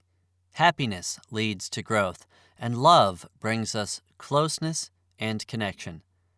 And as Brian is discovering, anger brings us clarity and strength. All these gifts allow us to move forward in a healthy way. We can't, however, benefit from these gifts if we start to feel our feelings and then back away from them. Only partially experiencing them is not enough. We need to get on board and ride the wave all the way to the shore. But how do we know when we've gone the distance? When we feel our feelings all the way through to completion, we experience an internal body shift. It may be marked or it may be subtle, but on some level we feel freed up, or as Brian did, we feel relieved. Our emotions are no longer fighting to be heard. We're no longer working to fend them off, and the energy inside us is allowed to run its natural course. In the wake of fully experiencing our true feelings, whether it is of anger, joy, sadness, fear, guilt, shame, or love, a shift takes place inside. Our body eases up and we feel better, lighter. And having arrived at our emotional core, we experience a sense of personal truth. Even if the experience was difficult or unpleasant, our emotions feel right, and we know that we're doing or have done what we needed to do. If, after trying for some time to work through your feelings, you're still feeling unsettled or you haven't experienced a shift, it's possible that there's more emotion that needs to be processed. As psychologist and philosopher Eugene Gendlin wrote in his book, Focusing, nothing that feels bad is ever the last step. It's an indication that you need to go further. When you're feeling stuck and there's little to no emotional movement, it's possible that the feelings you've been focused on are actually defensive and are masking underlying core emotions. Try putting aside the more apparent feelings for a moment and see if you can sense what other feelings might be hidden underneath. When you're able to make contact with your core feelings, they should open up and begin to flow. You can then see them through the rest of the way. Another possibility when your feelings don't readily shift or change is that they may have roots that go back to a much earlier time. They may link to unresolved feelings from the past that also need to be uncovered, processed, and healed. For example, the sadness that Brian was experiencing, described earlier in the chapter, had roots that went all the way back to his childhood. As he struggled to contain the feelings stirring inside him, a childhood memory was unlocked. Coming home from a school award ceremony to parents who were unresponsive and emotionally absent, which opened the door to a wellspring of buried emotion and allowed the process of healing to begin.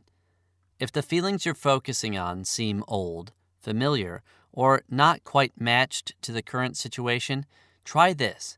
While staying connected to your visceral experience, let yourself drift back in time to when you first felt the same way.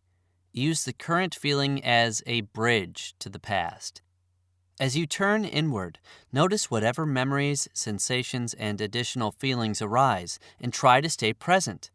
Your feelings will likely start to move, and you can begin the work of seeing them through to a place of healing and renewal.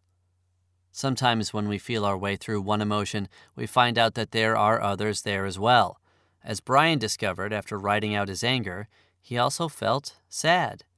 He was hurt by his mother's critical behavior and pained by her inability to be open and loving.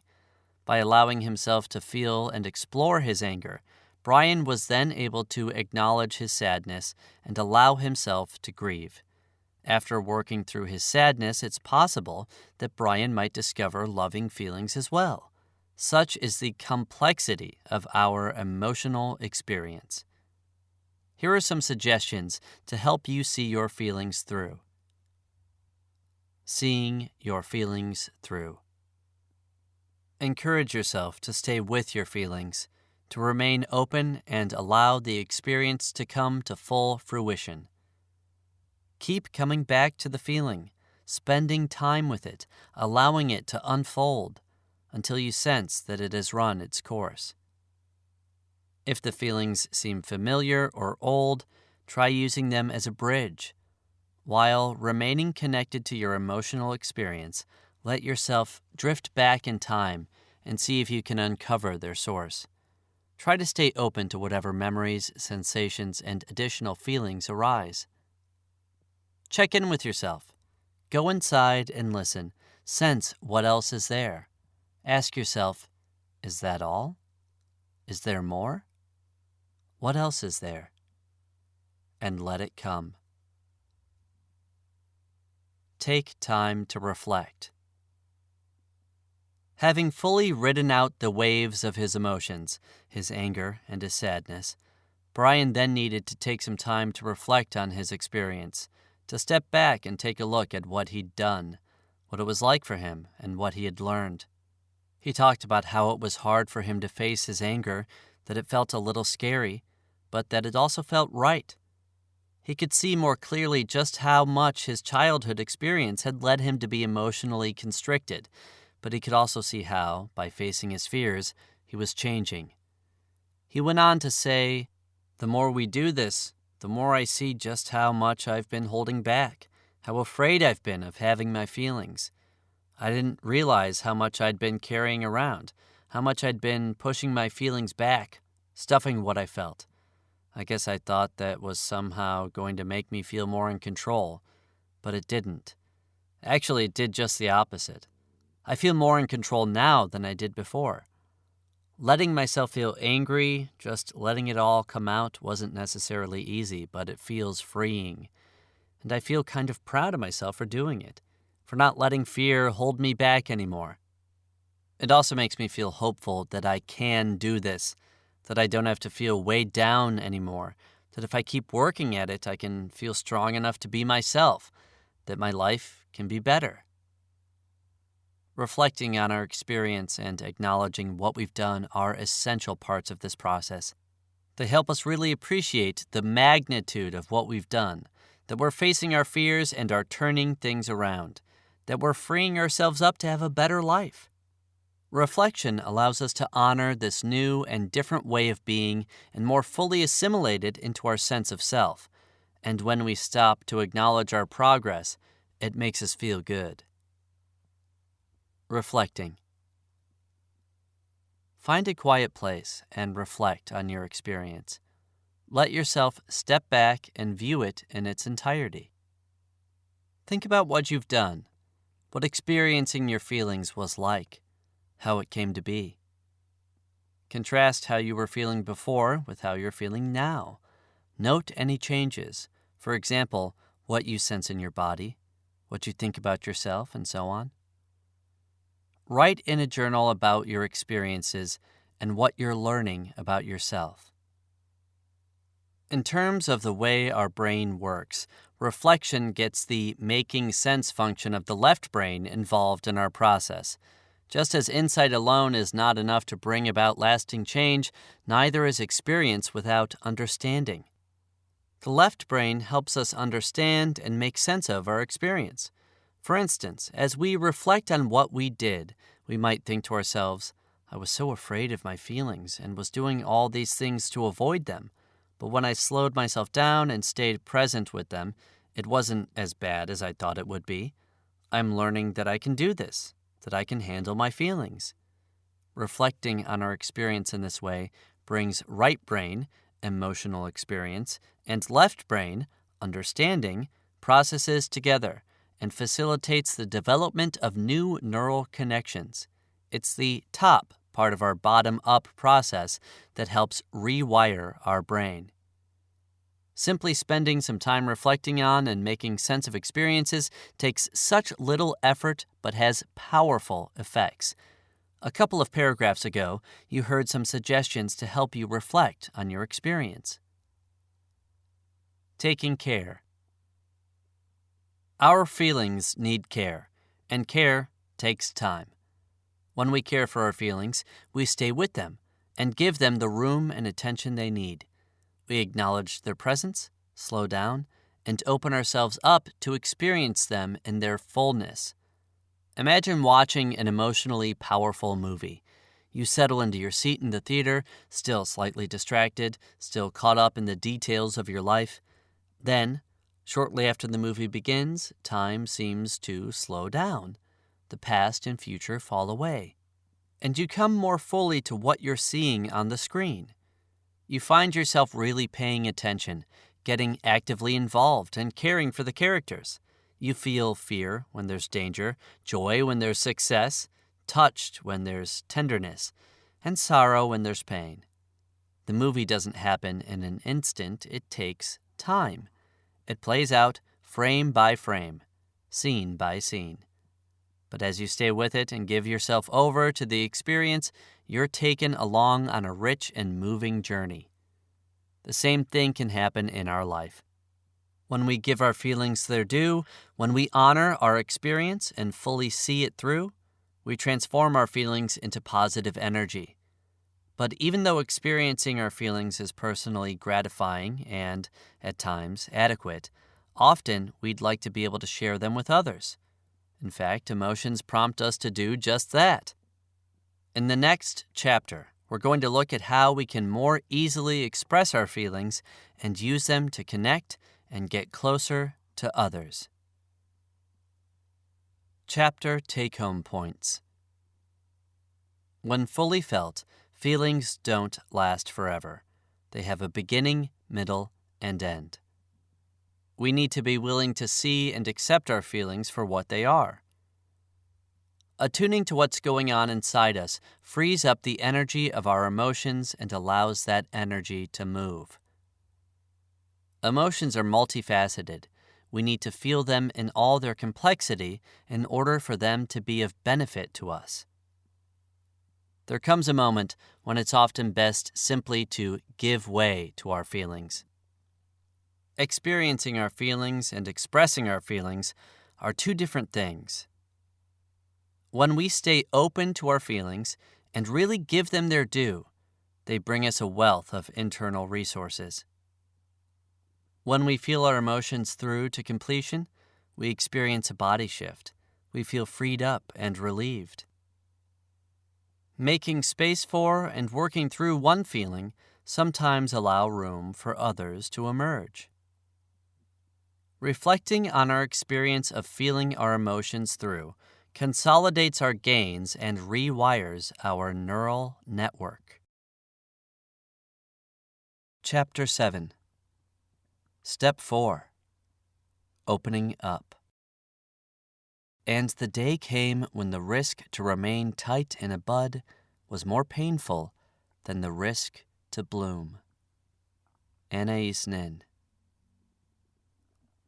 Nina let out a sigh of relief. Her biopsy results were negative. Nothing to worry about, her doctor had said. I can finally put this behind me, Nina thought to herself as she left the clinic.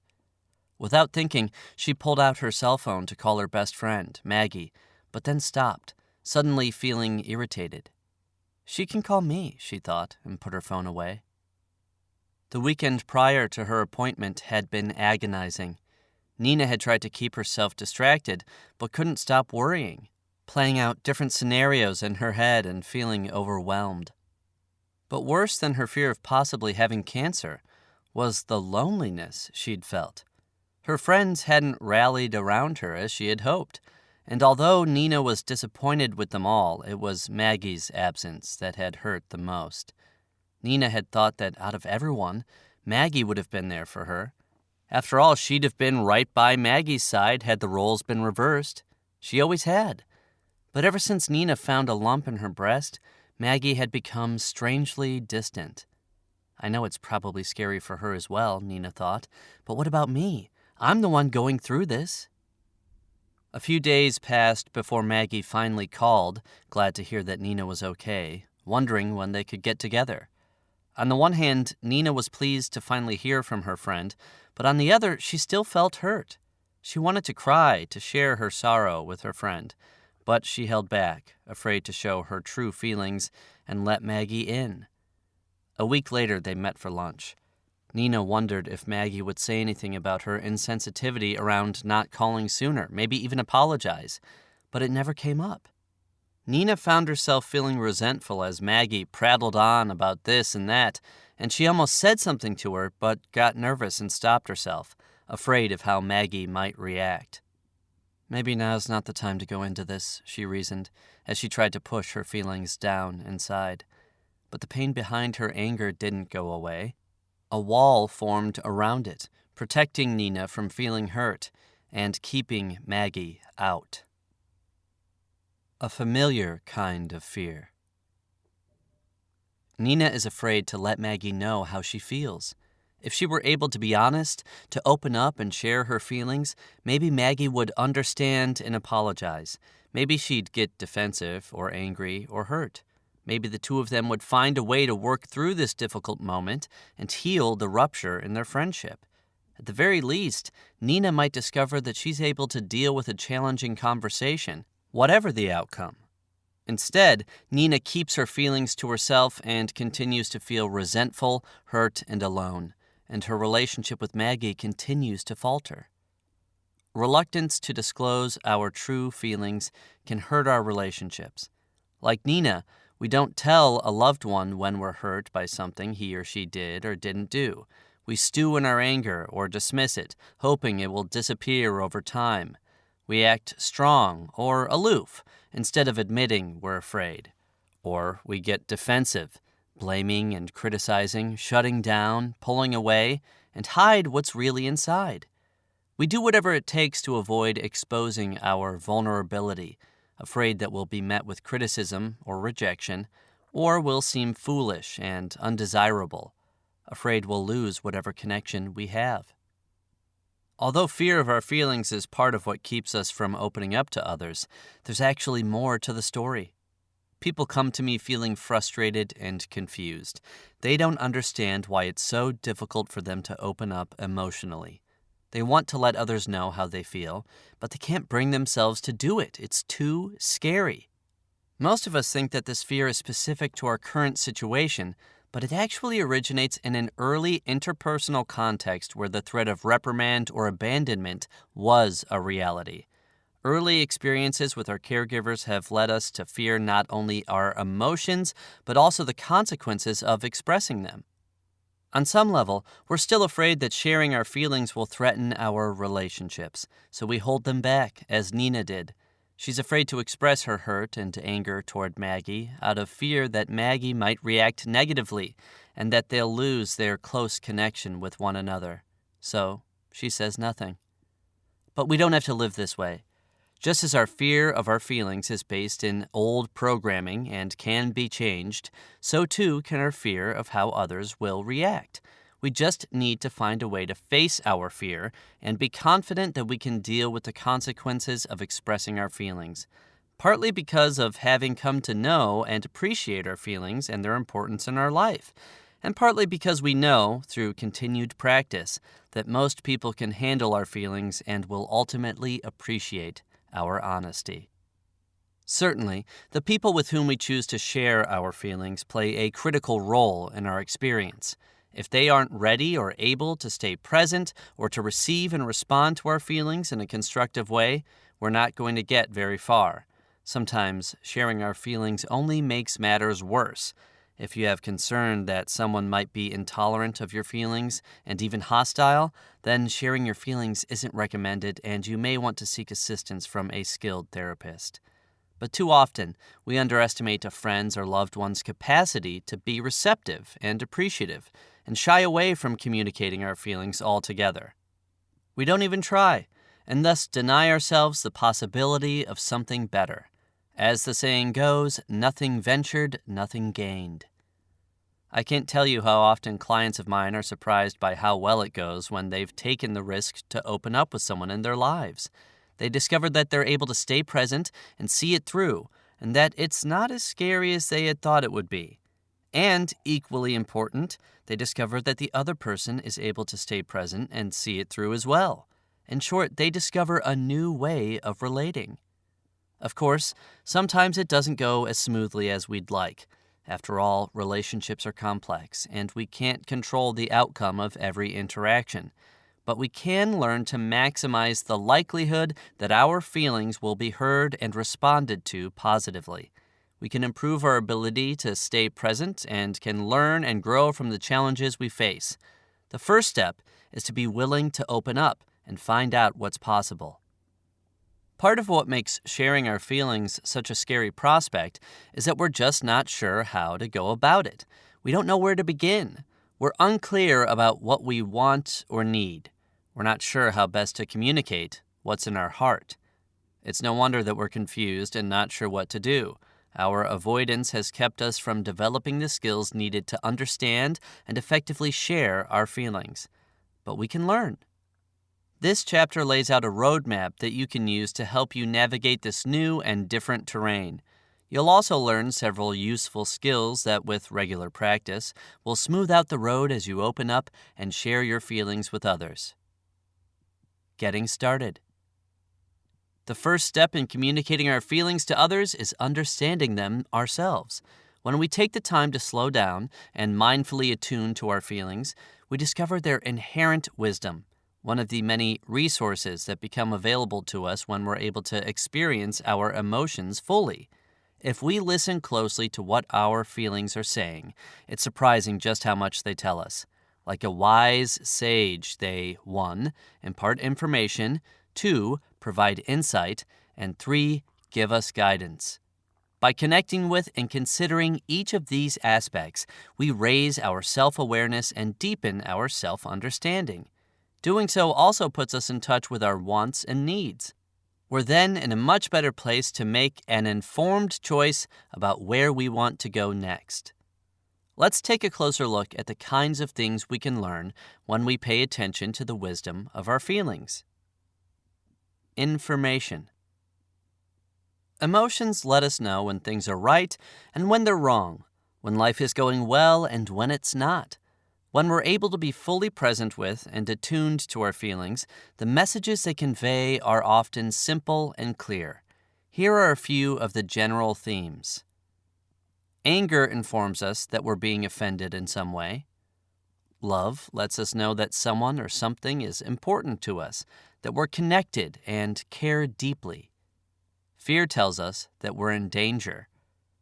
Happiness tells us that our needs are met and things are going well. Guilt lets us know that we're doing or have done something wrong. Shame signals to us that we're feeling overexposed and vulnerable. Understanding the core messages of our feelings is an essential first step toward figuring out how we want to respond. This isn't a matter of thinking about feelings, but of connecting with them and what they're telling us.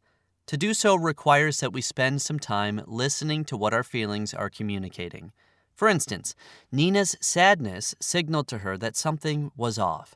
As she tuned into this feeling and wondered what it was telling her, it let her know how hurt she felt, that her friends had backed away and that Maggie had all but disappeared. She then understood more clearly why she was feeling so upset. You can use the information tool to help you get in touch with what your feelings are telling you.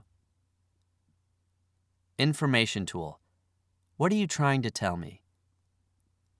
As you consider whether you want to share your feelings with others, spend some time listening to what they're saying to you. Number 1, get quiet. Go outside and focus on your feelings. Number 2, ask your feelings what they're trying to tell you. What are the messages they're communicating? What do they want you to know? And number 3, give yourself some space and listen for the answer. Let it come from your feelings. If an answer doesn't come right away, let yourself stay open so that you'll be able to receive it when it does. Insight.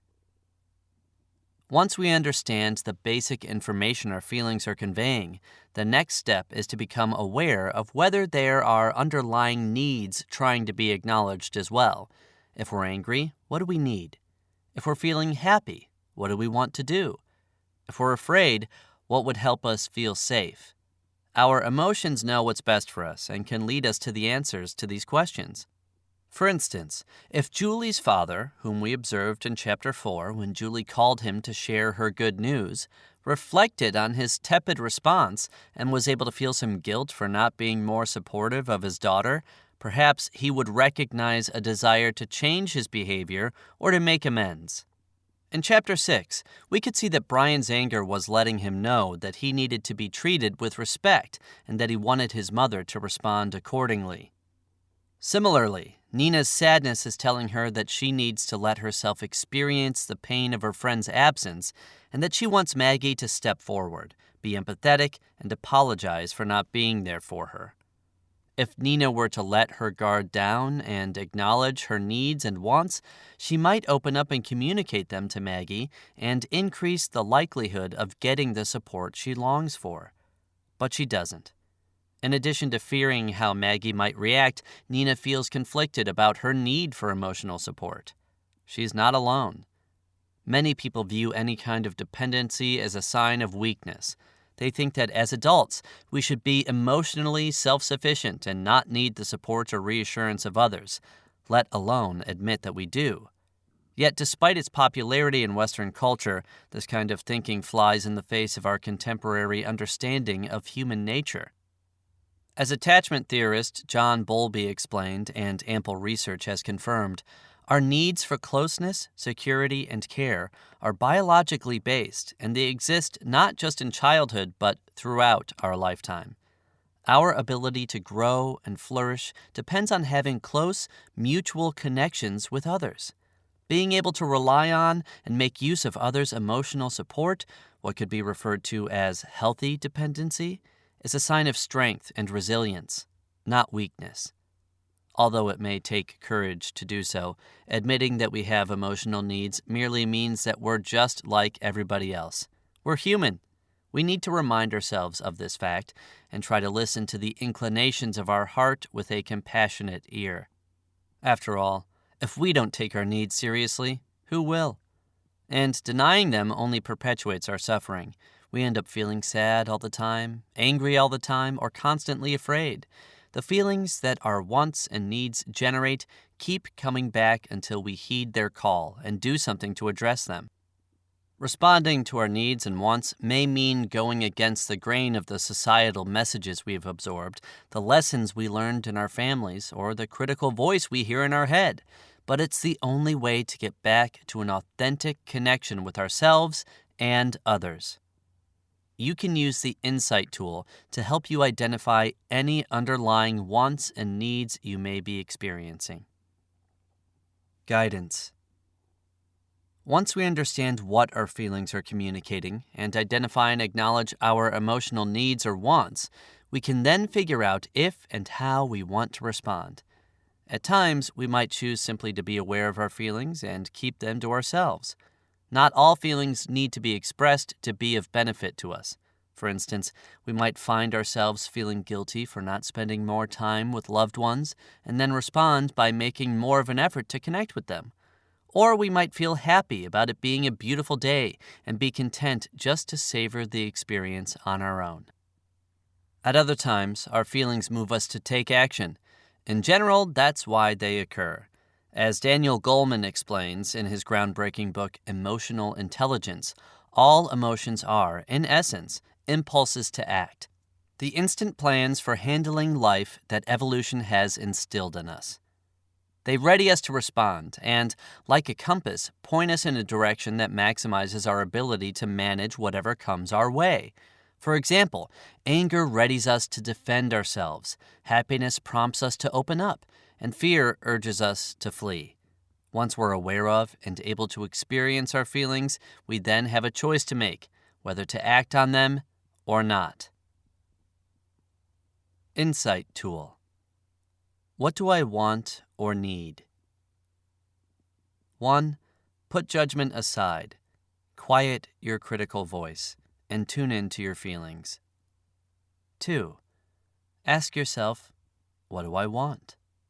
What do I need? What are my heart's desires? Let the answer come from your felt experience. And 3. When you have a sense of what it is you'd like, try putting it into words and see if it rings true to you. If it doesn't, try again. You don't need to figure out what to do or how to make it happen. We'll get to that in the next section. Just acknowledge and accept what is. For example, had Nina listened to what her feelings were telling her and put her desires into words, she might have said, I need Maggie to understand and appreciate how disappointed I was that she wasn't there for me. I would like her to apologize.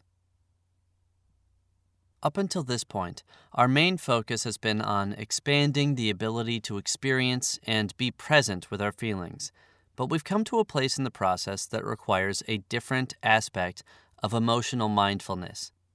For us to make the best decision about whether or not to act on our feelings, we need to thoughtfully consider how we want to respond. At times, we may choose simply to follow their prompt. For instance, sadness may be telling us that we need to take time to grieve, so we do just that. We slow down, turn inward, and give ourselves the space to mourn. But when it comes to sharing our feelings with others, there tend to be other factors that need to be considered. Asking yourself some questions can help you figure out how best to proceed. For instance, ask, what is my goal? What do I want to be different? What actions can I take that will make this happen? Goals are often related to our needs and wants. For example, we might want to be closer to a loved one. Therefore, connecting more deeply would be our goal, and sharing our feelings would be a response that could help us achieve it. Ask, is there a problem? Will sharing my feelings help fix it? For instance, as we saw in Chapter 6, Brian's mother's behavior was a problem. Letting her know that he finds it unacceptable and won't tolerate it any longer might improve the situation for him, but then again, if his mother is too closed off to hear him, it might not. Brian would need to consider what sort of response would be in his best interest and then decide how he wants to go about communicating with his mother. Ask, how do I want to respond? What do I want to do? Will acting in this way be in keeping with my personal values? For example, you might have the urge to tell someone off, but having a reasoned discussion might be more in line with a personal value of treating others with respect and integrity. Ask, is this the best time? The best setting? Should I wait until later?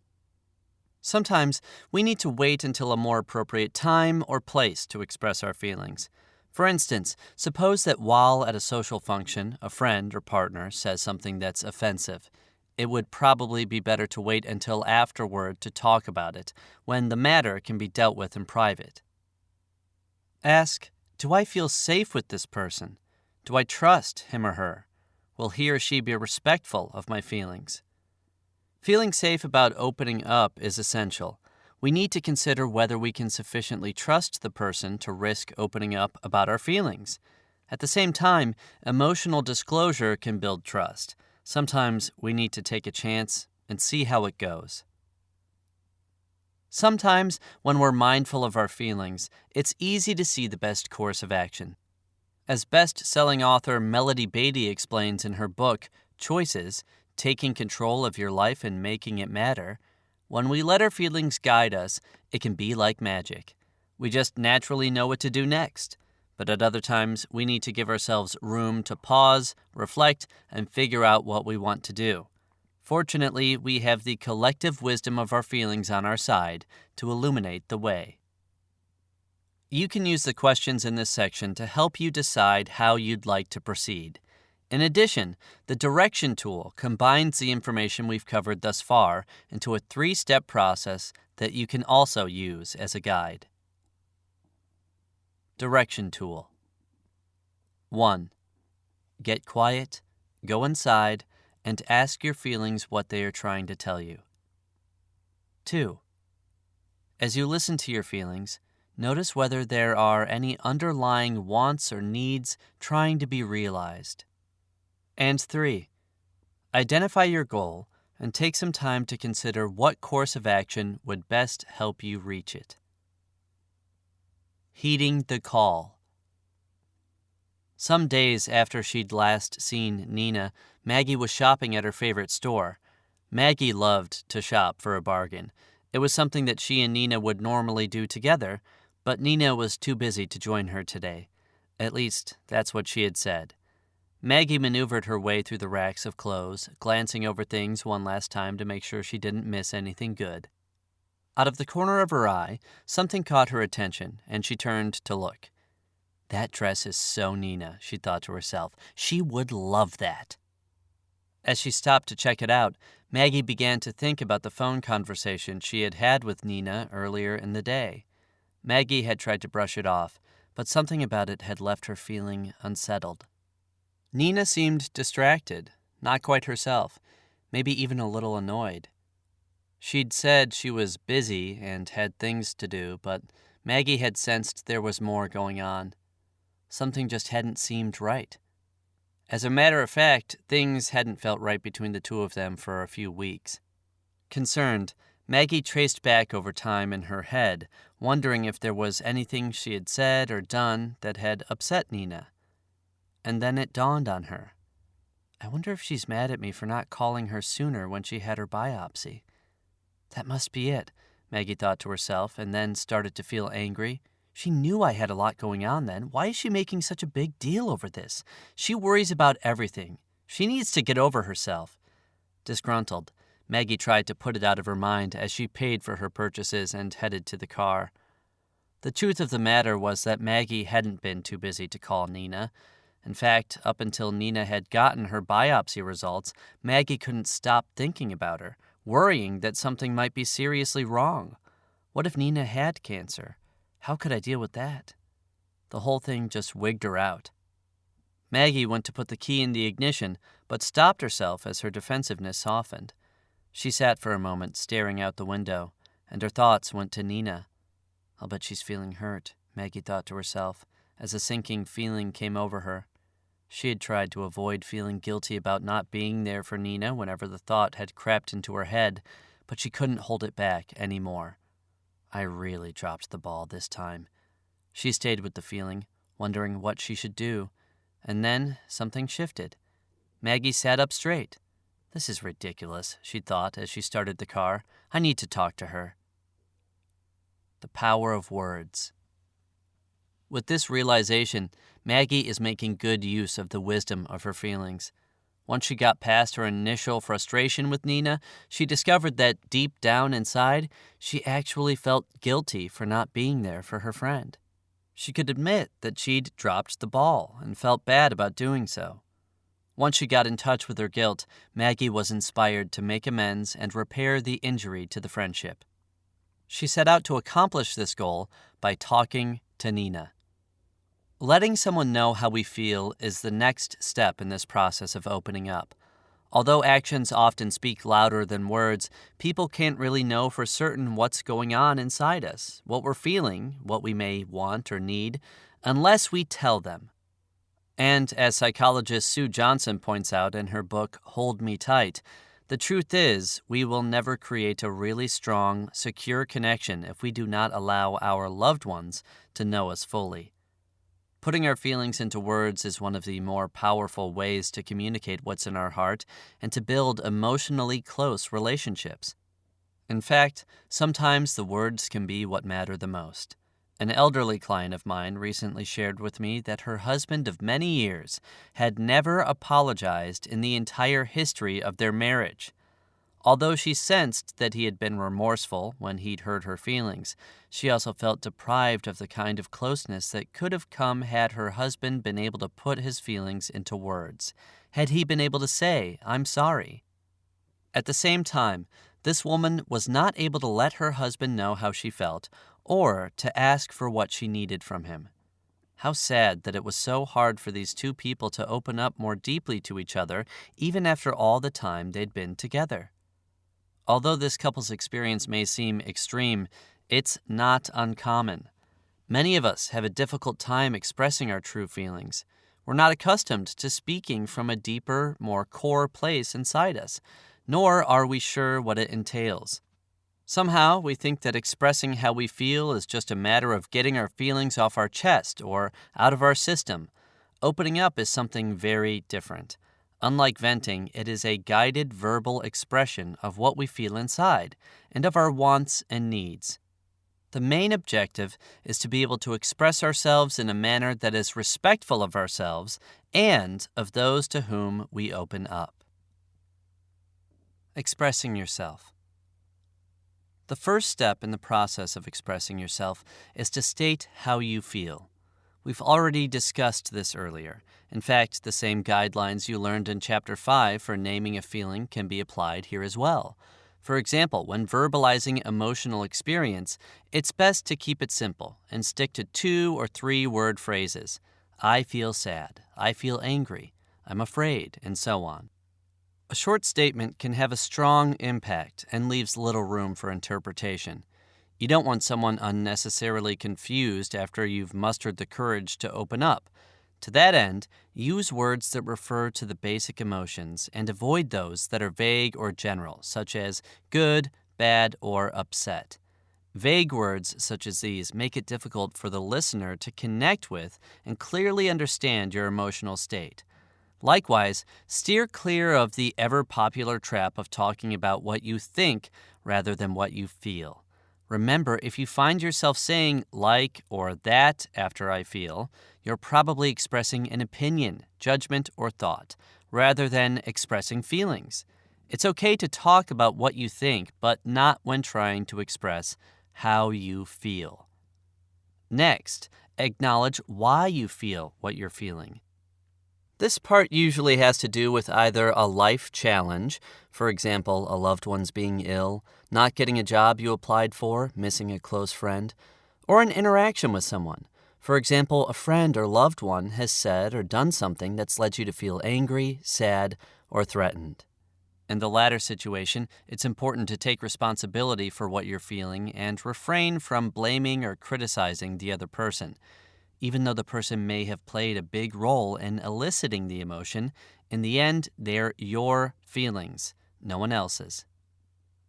Aim to communicate your feelings in a way that minimizes the chances that the other person will get defensive and increases the likelihood that he or she will be able to hear what you have to say. Speaking in the first person and using I statements helps us own the experience and personalize the communication. In addition, focusing the statement on the specific behavior that evoked the feelings rather than on the person himself or herself. For example, I feel angry when you interrupt me rather than you make me so angry, makes the message easier to receive.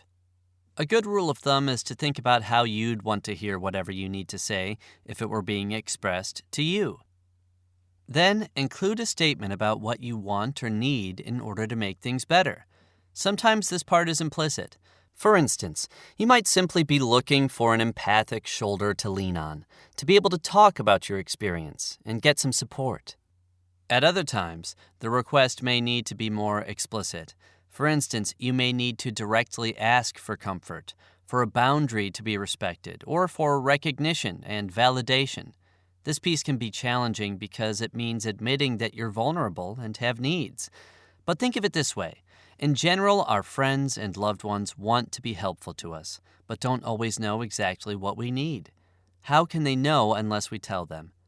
When we put our desires into words, we provide them with useful guidance and make it easier for them to respond. The guidelines we've discussed thus far apply here as well. Be specific about what you need. Keep it simple. Use I statements. I would like you to. I want you to. I would appreciate it if. And communicate in a respectful, non-blaming way. To see the 3 steps in action, let's revisit Brian from Chapter 6 as an example. If Brian were to let his mother know how he feels, he might say something like this. Mom, My relationship with you is important to me. I don't want to become even more distant just to be polite. I'm feeling angry because of a comment you made. I'd appreciate it if you would be more sensitive to my feelings and treat me with respect. Brian starts off by letting his mother know that he values their relationship. He then states how he feels, explains why he's feeling that way, and asks for what he needs to improve the situation. These steps in opening up are meant to be used as a guide. They're not hard and fast rules, nor do you have to start the process before you're ready. In the land of emotional communication, there's room for flexibility. Take the time you need and work on it as you go. You might want to state your feelings out loud to yourself to hear how they sound and feel. You can practice getting used to them by writing them down until they seem right. The important thing is eventually to find a way to talk about your experience. You may make mistakes along the way. You may struggle to find the words. You may need to erase the blackboard and try again. But that's how you build and improve communication skills. That's how you learn to express yourself and find a way to connect. Mindful communication. Even with a good deal of preparation, opening up to others may still feel scary. It brings us face to face with our fear that expressing our feelings will evoke a negative reaction and jeopardize the security of our relationships. But in the end, communicating our feelings is just what is needed to put our fears to rest. Fortunately, there are things we can do to take the edge off and make it easier to move forward. Although understanding that this fear is a remnant of the past can help diminish its intensity, practicing emotional mindfulness is what will really ease the way. First and foremost, you need to stop and intentionally create the time and space to open up. Otherwise, it's just not going to happen. You'll keep rolling along right past precious opportunities to connect with others, or you'll feel rushed and not give the process its due. You need to push the pause button, disengage from the busyness of your life, and make some room to address, experience, and share your feelings. This doesn't need to be challenging. After all, it can happen at any time, on a walk, over dinner, while driving somewhere in the car. You can make a date to get together, or it can be more spontaneous. Almost any moment holds the potential for a deeper connection. You just need to set your mind to making it happen and then seize the moment before you. Next, slow down and tune into your experience using some of the ways you've learned already, concentrating on your breathing, mindfully observing your moment-to-moment experience, and simply reminding yourself to slow down. Paying attention to what's going on in your body can help anchor you more fully in the present. For example, sensing your feet on the ground, your seat in the chair, noticing any and all bodily sensations. Once grounded, pay attention to other aspects of your experience as well. Shift your attention from noticing what's happening inside you to how the other person is responding, and to what's transpiring between the two of you. Repeatedly returning your attention to what's going on will help you feel more grounded in the here and now, and, as a result, feel less inhibited by fear. Speaking slowly and more deliberately is calming and can help deepen your connection to yourself. When we're excited or feeling anxious, it's common to talk rapidly. I know I certainly do. When this happens, as is true of any time we hurry, it's harder to hold on to our emotional center. It also raises our anxiety.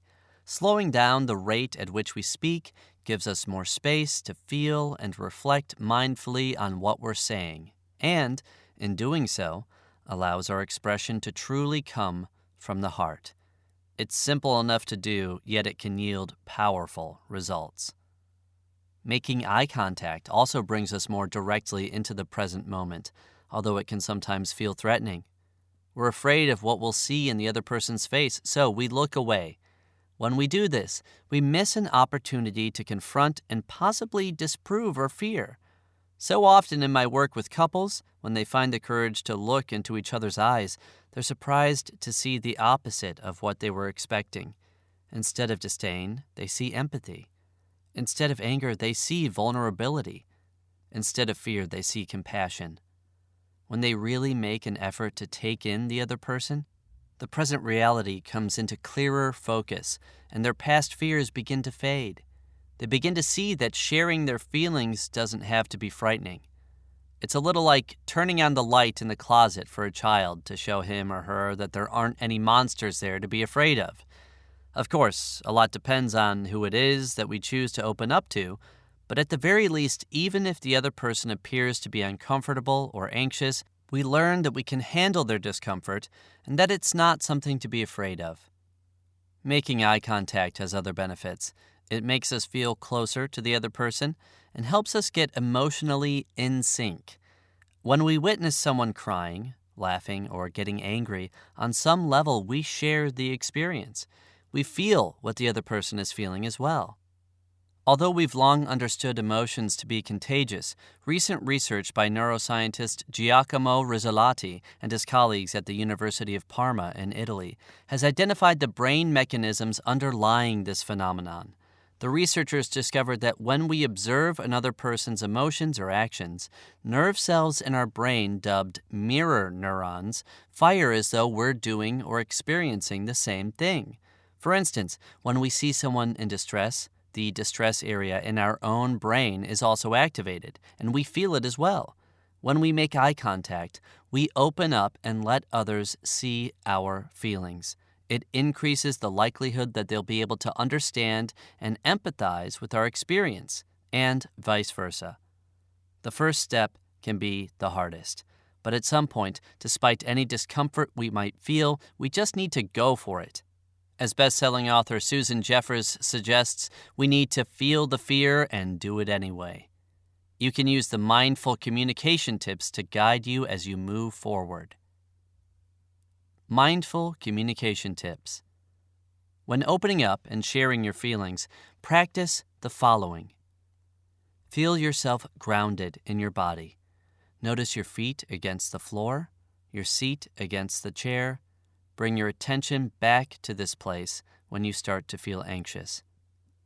Speak slowly and allow yourself to stay connected to your words.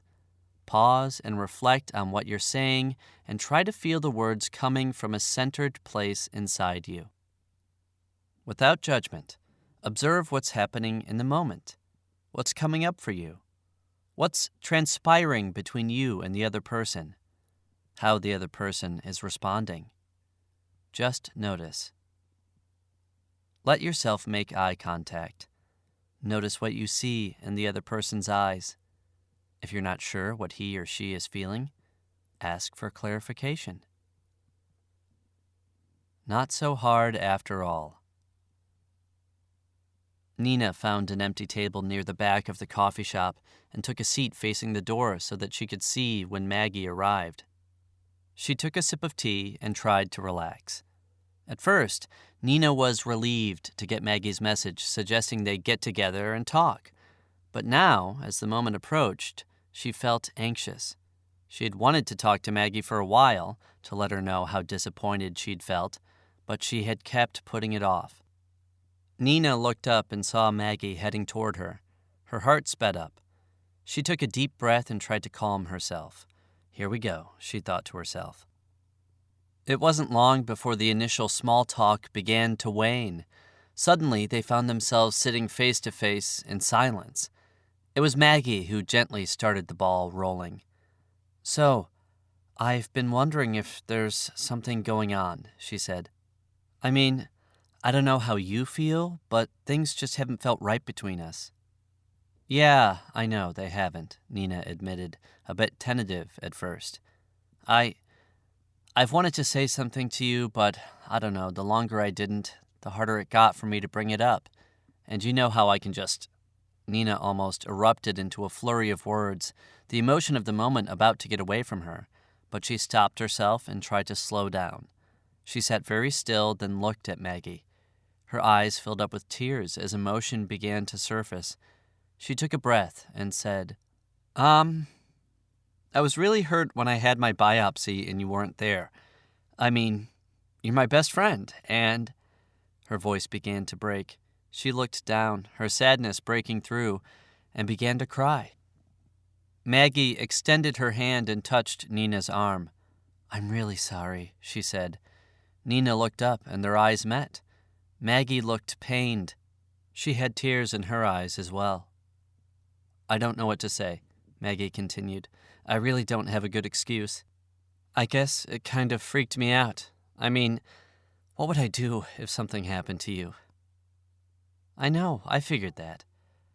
But it scared me too. I really needed you then." Nina looked at Maggie's face and saw the regret in her eyes. The hurt and anger she felt inside began to fade. "I've really missed you," she said. "I've missed you too." Something better. Opening up may be difficult at first, but you don't have to do it all at once. You can start small and work up to expressing yourself a little more each time. You can begin by simply acknowledging that you feel vulnerable. You can say, "This feels awkward for me.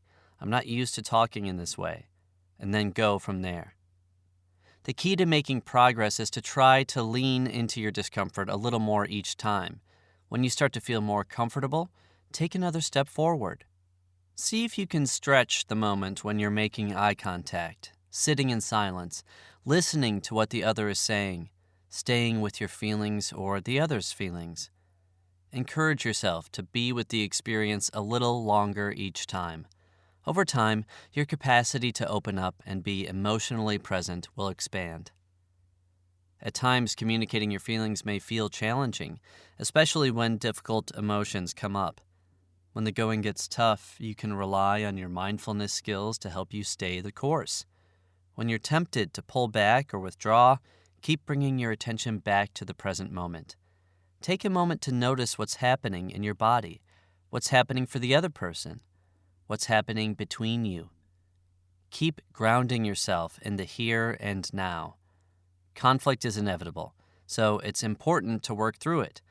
Trust and closeness grow over time as we reveal our true self and see that we can maintain our connection, even when doing so is difficult. Opening up and sharing our feelings is a lifelong process. Practice making this way of communicating commonplace. The more you do it, the better you'll get, and the easier it will become. When we share our feelings with others, we maximize our chances of working through a problem. We open the door to closer, stronger connections in which anger can be resolved, sadness and fear can be soothed, and love can be shared more deeply. When we express what's in our heart, we honor ourselves and our loved ones. We create the kinds of relationships we really want. Chapter Take-Home Points. Our needs for closeness, security, and care are biologically based and exist throughout our lifetime. Emotions can help us see what we need or want in order to make things better. Putting our feelings into words is one of the most powerful ways to communicate what's in our heart. Early experiences with our caregivers can lead us to be afraid of opening up later in life. Fear of expressing ourselves can be overcome through practice and experience. When we are mindful of it, the wisdom of our feelings can inform and guide our choices.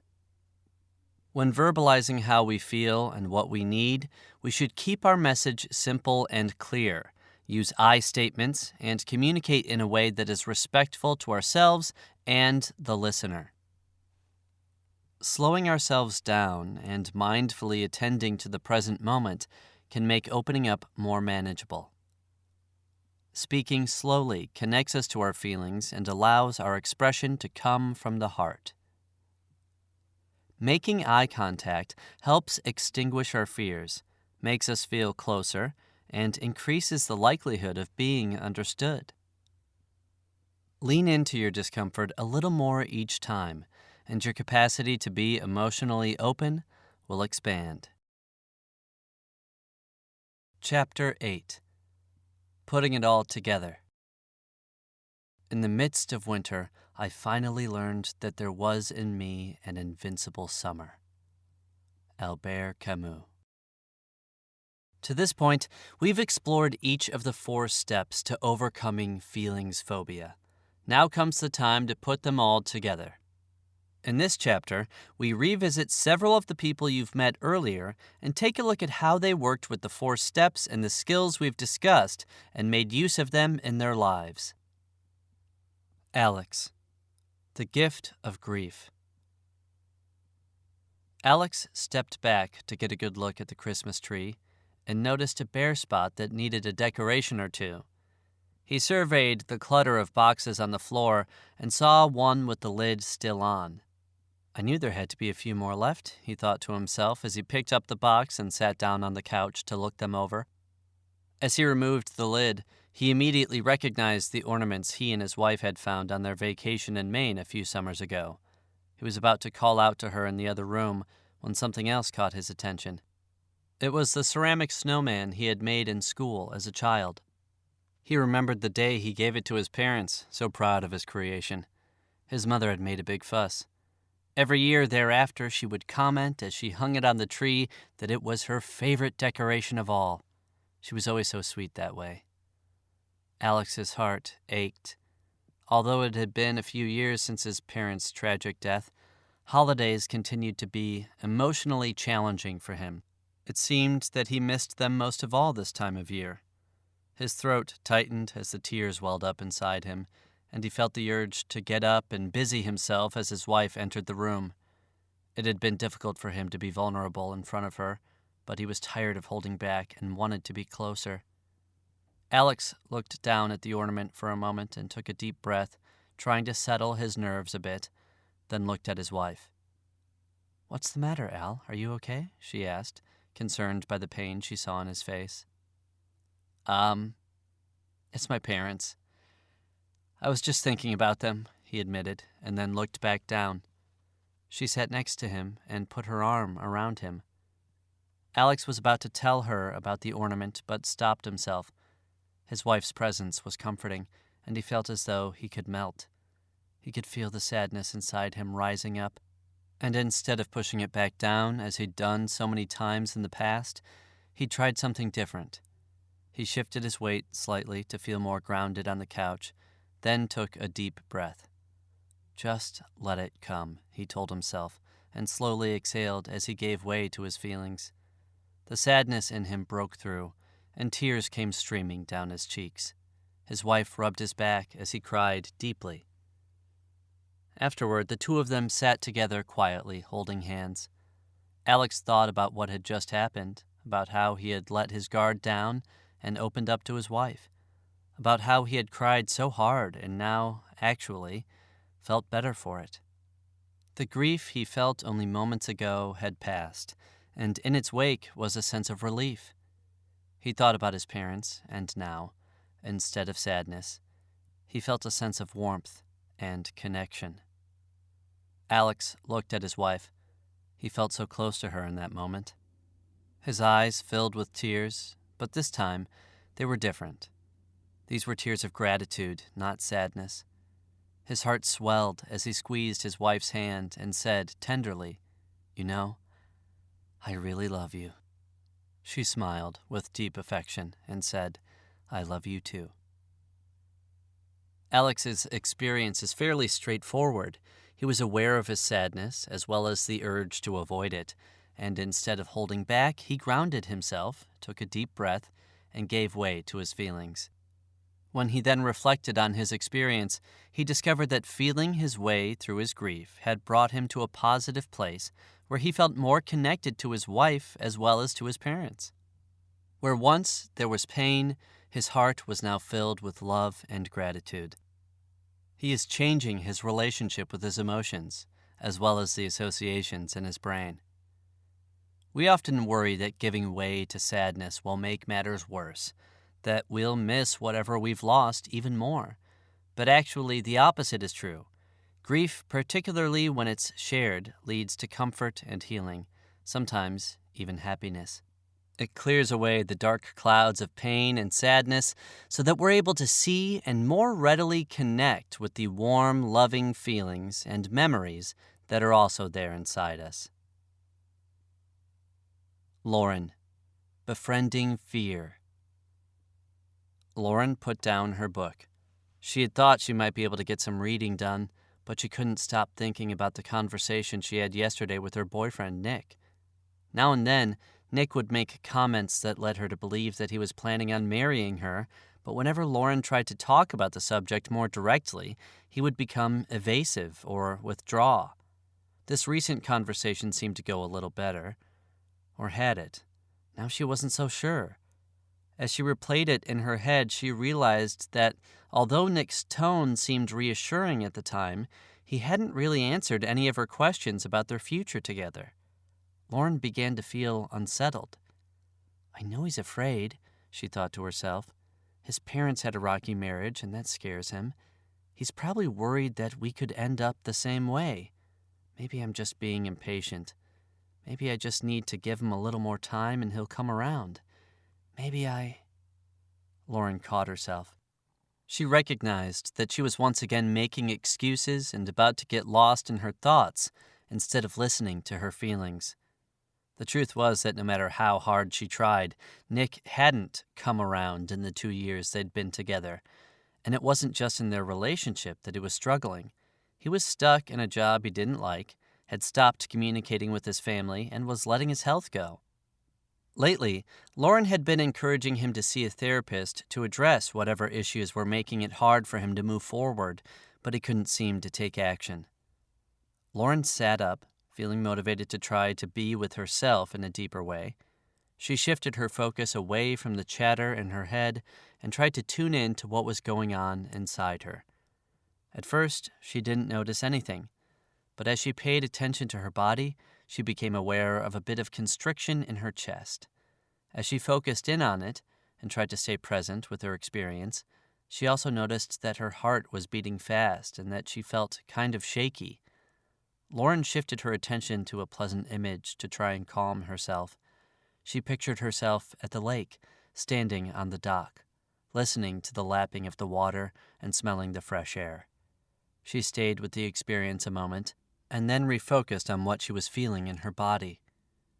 As she tuned in to her internal experience, she realized that deep down she was feeling afraid. She was scared that Nick would never change, that even if they did get married, he'd never actually deal with his problems. How could she depend on him to take care of a family if he wasn't willing to take care of himself? Lauren began to cry as the pain of her dawning awareness came over her. She loved Nick, but it didn't seem to be enough. If he wasn't going to do the work to get unstuck, and so far he hadn't, they'd never have the kind of relationship she wanted for herself. It took courage to face her feelings, to listen to what they were telling her, and it hurt. There was so much about Nick that she loved, that she would miss if this didn't work out. Although it pained her to think about ending their relationship and starting over, she felt some sense of clarity for the first time in a long time. She wanted something more for herself. She wasn't sure that she could find it with Nick, or anyone else for that matter, but she also wasn't willing or ready to sacrifice her dream of something better. She knew that she needed to honor what her fear was telling her, that ultimately she wanted and needed something more out of a relationship in order to be truly happy.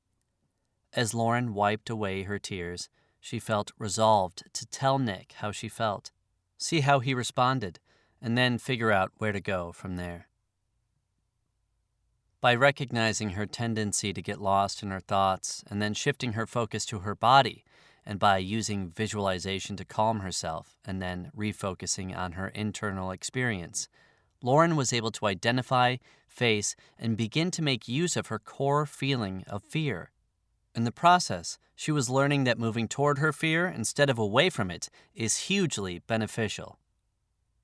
Fear can be a challenging emotion to slow down for, to stay present with, especially because it makes us want to run. But our fear is often telling us there's something important that we need to pay attention to. Sometimes we mistakenly try to dismiss fear. We tell ourselves we're overreacting or minimize its severity and say that it's no big deal, we can handle it. When we do that, we may miss an important message. Although it's essential that we incorporate rational thinking into our assessment process and evaluate whether our fear is relevant to the here and now. After all, we know how that old amygdala of ours can sometimes be off the mark. We need to first listen to what our fear is telling us. As Lauren discovered when she was able to attend to her fear, it was giving her vital information about her relationship, about her choice in a life partner. And if she can stay attuned to her feelings, she can use them as a guide as she tries to decide what to do. Julie, making room for joy. Julie's boss pulled her aside as they left the meeting. "I just want to tell you how impressed I am with how you handled this project," he said. "We wouldn't have gotten this account if it wasn't for you." "Well, I give the team a lot of credit," she responded, feeling a little uncomfortable with the compliment. "We all worked hard to make it happen." "I'm aware of that, but it was under your leadership. You're the one who pulled this all together. You're quite an asset to this department. I'm very glad you're here." "Well, thanks," she said with a smile. "I'm glad I'm here too." Julie contained herself as she quickly walked back to her office, shut the door, and then, when no one could see her, broke into a little victory dance. She'd been working on this pitch for weeks, and it couldn't have gone better. Julie felt a rush of energy and then, suddenly, feeling uncomfortable again, pulled herself back. Okay, she thought, let's not get out of control. There's still a lot more work to do. She straightened her jacket, sat down at her desk, and tried to focus on her work. That evening, as Julie rode the train home, she thought about the events of the day. She felt a sense of happiness flutter through her, and then shifted her attention and started rifling through her bag. Wait a minute, she thought to herself as she noticed what she was doing. This is a big deal. I need to let myself really take it in. She put down her bag, closed her eyes, and encouraged herself to spend a little more time with her positive feelings. She called to mind the interaction she had with her boss. She remembered him say, "You're quite an asset to this department. I'm very glad you're here." Julie smiled as she felt a warm, tingling sensation start to radiate through her upper body like the rays of the morning sun beginning to brighten a room. And then, seemingly out of nowhere, she felt a twinge of sadness. That's weird, Julie thought, slightly taken aback. Why should I feel sad? She was tempted to ignore it, but instead, Julie slowed herself down and tried to stay open. As she focused inward, her sadness grew. As she stayed with it, it took her back in time to a painful place. She saw herself much younger, feeling disappointed and hurt. Her father, a chronic alcoholic, never acknowledged her achievements. For years, Julie had tried to get his attention by doing anything she could to inspire even an inkling of pride in him, but was always left feeling as though she wasn't good enough. As she got older, she struggled to put the pain of his neglect behind her, but, unattended to, it lingered inside and threatened to rear its head whenever something positive happened for her. Perhaps that's why she had such a hard time letting herself truly enjoy her accomplishments. How could she really celebrate her success with the pain of her father's lack of acknowledgement lurking in the background? Julie looked out the window and cried softly as she rode out a wave of sorrow. It wasn't a pleasurable experience. No, in fact, it hurt. But it also felt true and right. By the time Julie reached her stop, something inside her had shifted. Although, surely, there were more feelings there regarding her experience with her father.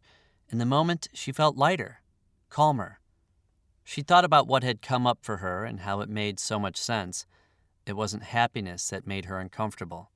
It was all the unresolved pain and disappointment below the surface that would get triggered whenever she was positively acknowledged by others. Julie felt a sense of compassion toward herself as she understood more clearly why allowing herself to enjoy her successes had been such a struggle for her. The next day, as Julie rode the train to work, she thought about how well the pitch had gone the day before. She saw herself sailing through the presentation and remembered breaking into a little victory dance in her office afterward. The memory made her smile. A warm, tingly sensation spread from her heart to all the corners of her being. She sat with it a while as it lingered inside her longer than usual. At first, Julie didn't realize she hadn't been allowing herself to fully experience her happiness. She wasn't aware of what was behind her minimizing her boss's compliments or short-circuiting her excitement. But when she later caught herself and made some room for her feelings, She discovered that by staying open and allowing her sadness to come forward, she could find out what had been getting in her way, and she could begin to heal the pain that had kept her from a happier existence. Julie's difficulty with taking in praise and feeling proud of her achievements is very common.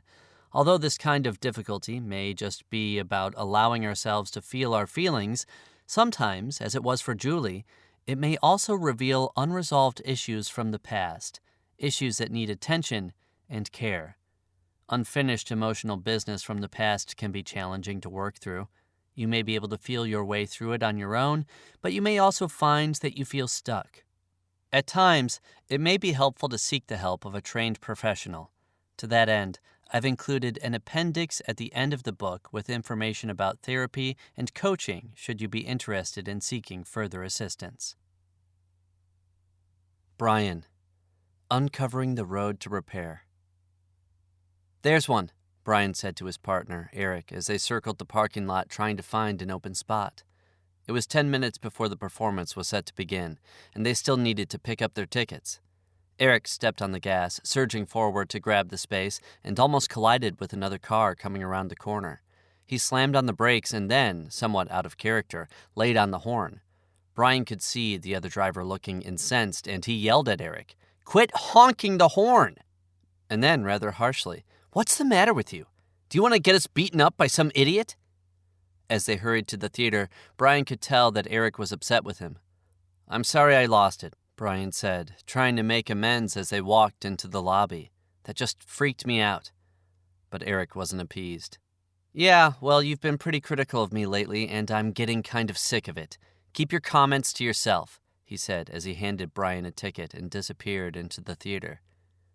Brian stood there, startled, as Eric's words rang in his ears, and then he thought, "Screw you, I tried to apologize," and angrily made his way to his seat. Brian tried to concentrate on the performance but couldn't stop thinking about what had just happened. He kept playing the incident over and over in his head and felt angry whenever he thought about how Eric responded to his apology. "He's so damn sensitive," Brian thought to himself. "How did he expect me to react anyway? I mean, what the hell was he thinking when he honked at that guy? If he wants to be a big baby about it, fine, let him." The two of them, both still irritated, barely talked to each other during the intermission. At some point during the second act, Brian began to soften as he sensed that his anger might possibly be defensive. He was getting better at recognizing his tendency to dig in his heels and retreat to a distant internal place, to hold back on his more vulnerable feelings. Brian decided to try to stay open and look beyond his anger to see what else might be there. He thought about what Eric had said about his being critical lately and began to wonder if it might be true. In reality, the last few weeks at work had been unusually stressful, and Brian hadn't exactly been the most fun to be around. In fact, he'd been pretty difficult. He wasn't the best when it came to dealing with stress. As he took a more honest look at himself, he recalled another incident in which he'd given Eric a hard time. Brian got a sick feeling in his stomach as a wave of shame came over him. "I'm such an idiot," he thought, and could feel himself about to get sucked into a black hole of self-criticism and despair, an old way of responding. He took a deep breath and shifted in his seat so that he could feel more grounded in the present moment. The shame he was feeling got more intense for a moment, but then began to dissipate. A different feeling came to the fore. "I'm not an idiot," Brian thought to himself, "but I've really been acting like one." He closed his eyes as a feeling of guilt moved through him, and he tried to ride it out to the other side. He felt terrible about how he'd behaved toward Eric, this man he loved so dearly, and wanted to make amends. He knew what he needed to do. In the car, on the way home, Brian found the courage to open up. "Can we talk?" he asked. "Sure," Eric replied with a slight edge. I've been thinking about what you said, about how I've been kind of critical of you lately." Brian felt a catch in his throat, took a deep breath, and continued. "You're right. I've been acting like a jerk. Work has been stressing me out, and, well, I'm sure you've gotten the worst of me. I feel horrible about that, and I'm really sorry." Eric looked over at Brian. He could see the regret in his eyes. He sighed and then said, "Thanks. That means a lot to me." As he lay in bed that night, Brian thought about the evening. He felt good about how he was starting to do things differently. In the past, he would have gotten stuck in being argumentative, acting as though he didn't care or shutting down. But this time, he was able to recognize what was going on for him and try something new. And although it was hard to face the guilt he felt for how he'd been acting toward Eric, he could see how staying open to his feelings enabled him to move through them and ultimately make amends. Brian looked over at Eric, fast asleep beside him. He put his arm around him and pulled him close. It took Brian a little while to recognize that his angry response toward Eric's assertion was defensive. When he eventually let down his guard, his underlying feelings began to flow. Fortunately, Brian was aware of the difference between guilt and shame and could stop himself from getting caught up in the latter. Remember, guilt is about a behavior. Shame is about the self. When he was able to identify, accept, and feel his way through his guilt, he became motivated to make amends. Sometimes that's how things go. We get triggered and respond reflexively without realizing we're being defensive. That's when practicing emotional mindfulness is essential. If we're able to be present with our experience, to be mindful of it and stay open and curious to all that's there, we can get past a defensive response to connect with our core feelings. The more we relate to our inner experience in this way, the easier it becomes to see our way through to a better place. Kate, growing into happiness. As she neared the end of her hike, Kate wondered about what had happened earlier. She had stopped to enjoy the view with her friends and, for some strange reason, started to feel anxious. This is so like me, Kate thought to herself. I've been working my butt off for so long, and now when I have a chance to relax and enjoy myself, I can't. She was about to get down on herself, but knowing how that would only make her feel worse, decided instead to get curious. Later that day, while sitting by the pool, Kate thought about what had happened on her morning hike. As she replayed the experience in her head, she noticed that her chest began to tighten. She tried to stay with the uneasiness and see what it was about. As she focused inward, Kate noticed that her feet were tingling as well, and that it felt hard to remain still. She put her hand on her heart and breathed deeply, trying to calm herself. As her anxiety began to loosen up, she became aware of a queasy feeling in her stomach. What's that about? She wondered. Am I getting sick? Was it something I ate? She thought about the restaurant she'd gone to with her friends the night before, the conversation they had over dinner, and then realized that her mind was wandering. Kate brought her attention back to the uncomfortable feeling in her stomach and tried to stay with it. At first, she thought that it might be shame, but inspecting it further, she realized that this experience felt different. Then it hit her. I'm feeling guilty. Guilty? Why should I feel guilty? Kate wondered. She scanned back over the last few days to see if there was something she'd done wrong, but nothing stood out. As she focused back on the feeling, she got the sense that it was old, as though it came from a distant place. As she stayed with it, she let her mind drift back in time to see what she could learn. Kate saw herself as a little girl. Her mother had a crippling illness and was often in a great deal of physical pain. Kate remembered a time when she and her brother were playing and got a little carried away, as children often do. Her mother, who must have been having a particularly bad day, got upset and admonished them for adding to her distress.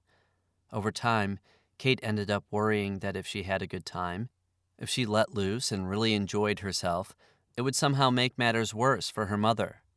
And when she did start to enjoy herself, she felt guilty, as though she had done something wrong. Kate realized that the anxiety and guilt she was feeling now was a holdover from the past. She felt compassion toward this younger part of herself that was still worried about the possible consequences of being exuberant and joyful. I don't have to be afraid of letting go and enjoying myself anymore, Kate told herself, and felt determined to turn things around. That night, while out with her friends, Kate noticed a bit of the old anxiety fluttering in the background. This time she knew where it came from and didn't feel thrown as she had in the past. Instead, she reminded herself that she was entitled to have a good time, and then made a conscious effort to embrace her positive feelings more fully and really enjoy herself. It turned out to be the best night of her vacation. Kate used emotional mindfulness to great effect. She recognized that she was avoiding her anxiety and then later focused in on it with curiosity. As she did, she became aware of different bodily sensations and attended to them. She calmed herself when her anxiety increased and stayed tuned in to what was going on inside her. When her attention drifted, she simply brought it back to her physical experience and tried to stay with it. By allowing her guilt to come to the fore, by staying open to it and following it back in time, she uncovered the roots of her discomfort.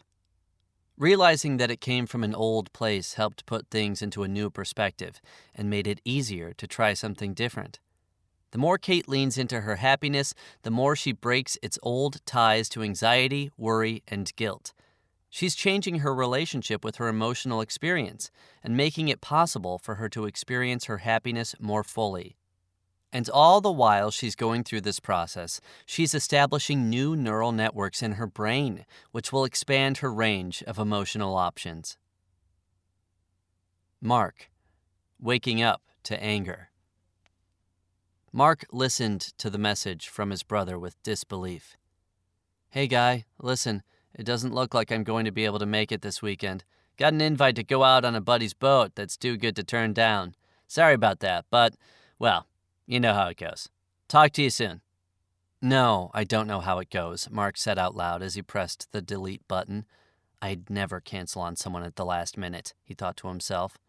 He'd been counting on his brother to help him paint his new place, and now he'd have to do it all himself. Somewhere inside, Mark began to feel angry, but then that changed into a sinking feeling that seemed to drain the energy out of his body. He began to feel depressed. Mark had been looking forward to spending some time with his brother. He'd imagined the two of them talking and maybe getting to know each other a little better as they worked on the house. After all these years, Mark still harbored the hope that he might have a different kind of relationship with his only brother. "I guess I just don't matter very much to him," he thought to himself. "I mean, if I did, he'd be here. What's wrong with me?" Mark felt foolish for allowing himself even to imagine that things might be different, and proceeded to get down on himself. The next morning, Mark dragged himself around the house as he tried to get started. He'd assumed that he'd be ready to go after a good night's sleep, but instead he felt sluggish. "Why am I so tired?" Mark wondered, as he sat down on the floor and began to stir a can of paint. He ran through the last few days in his head, trying to figure out what was up for him.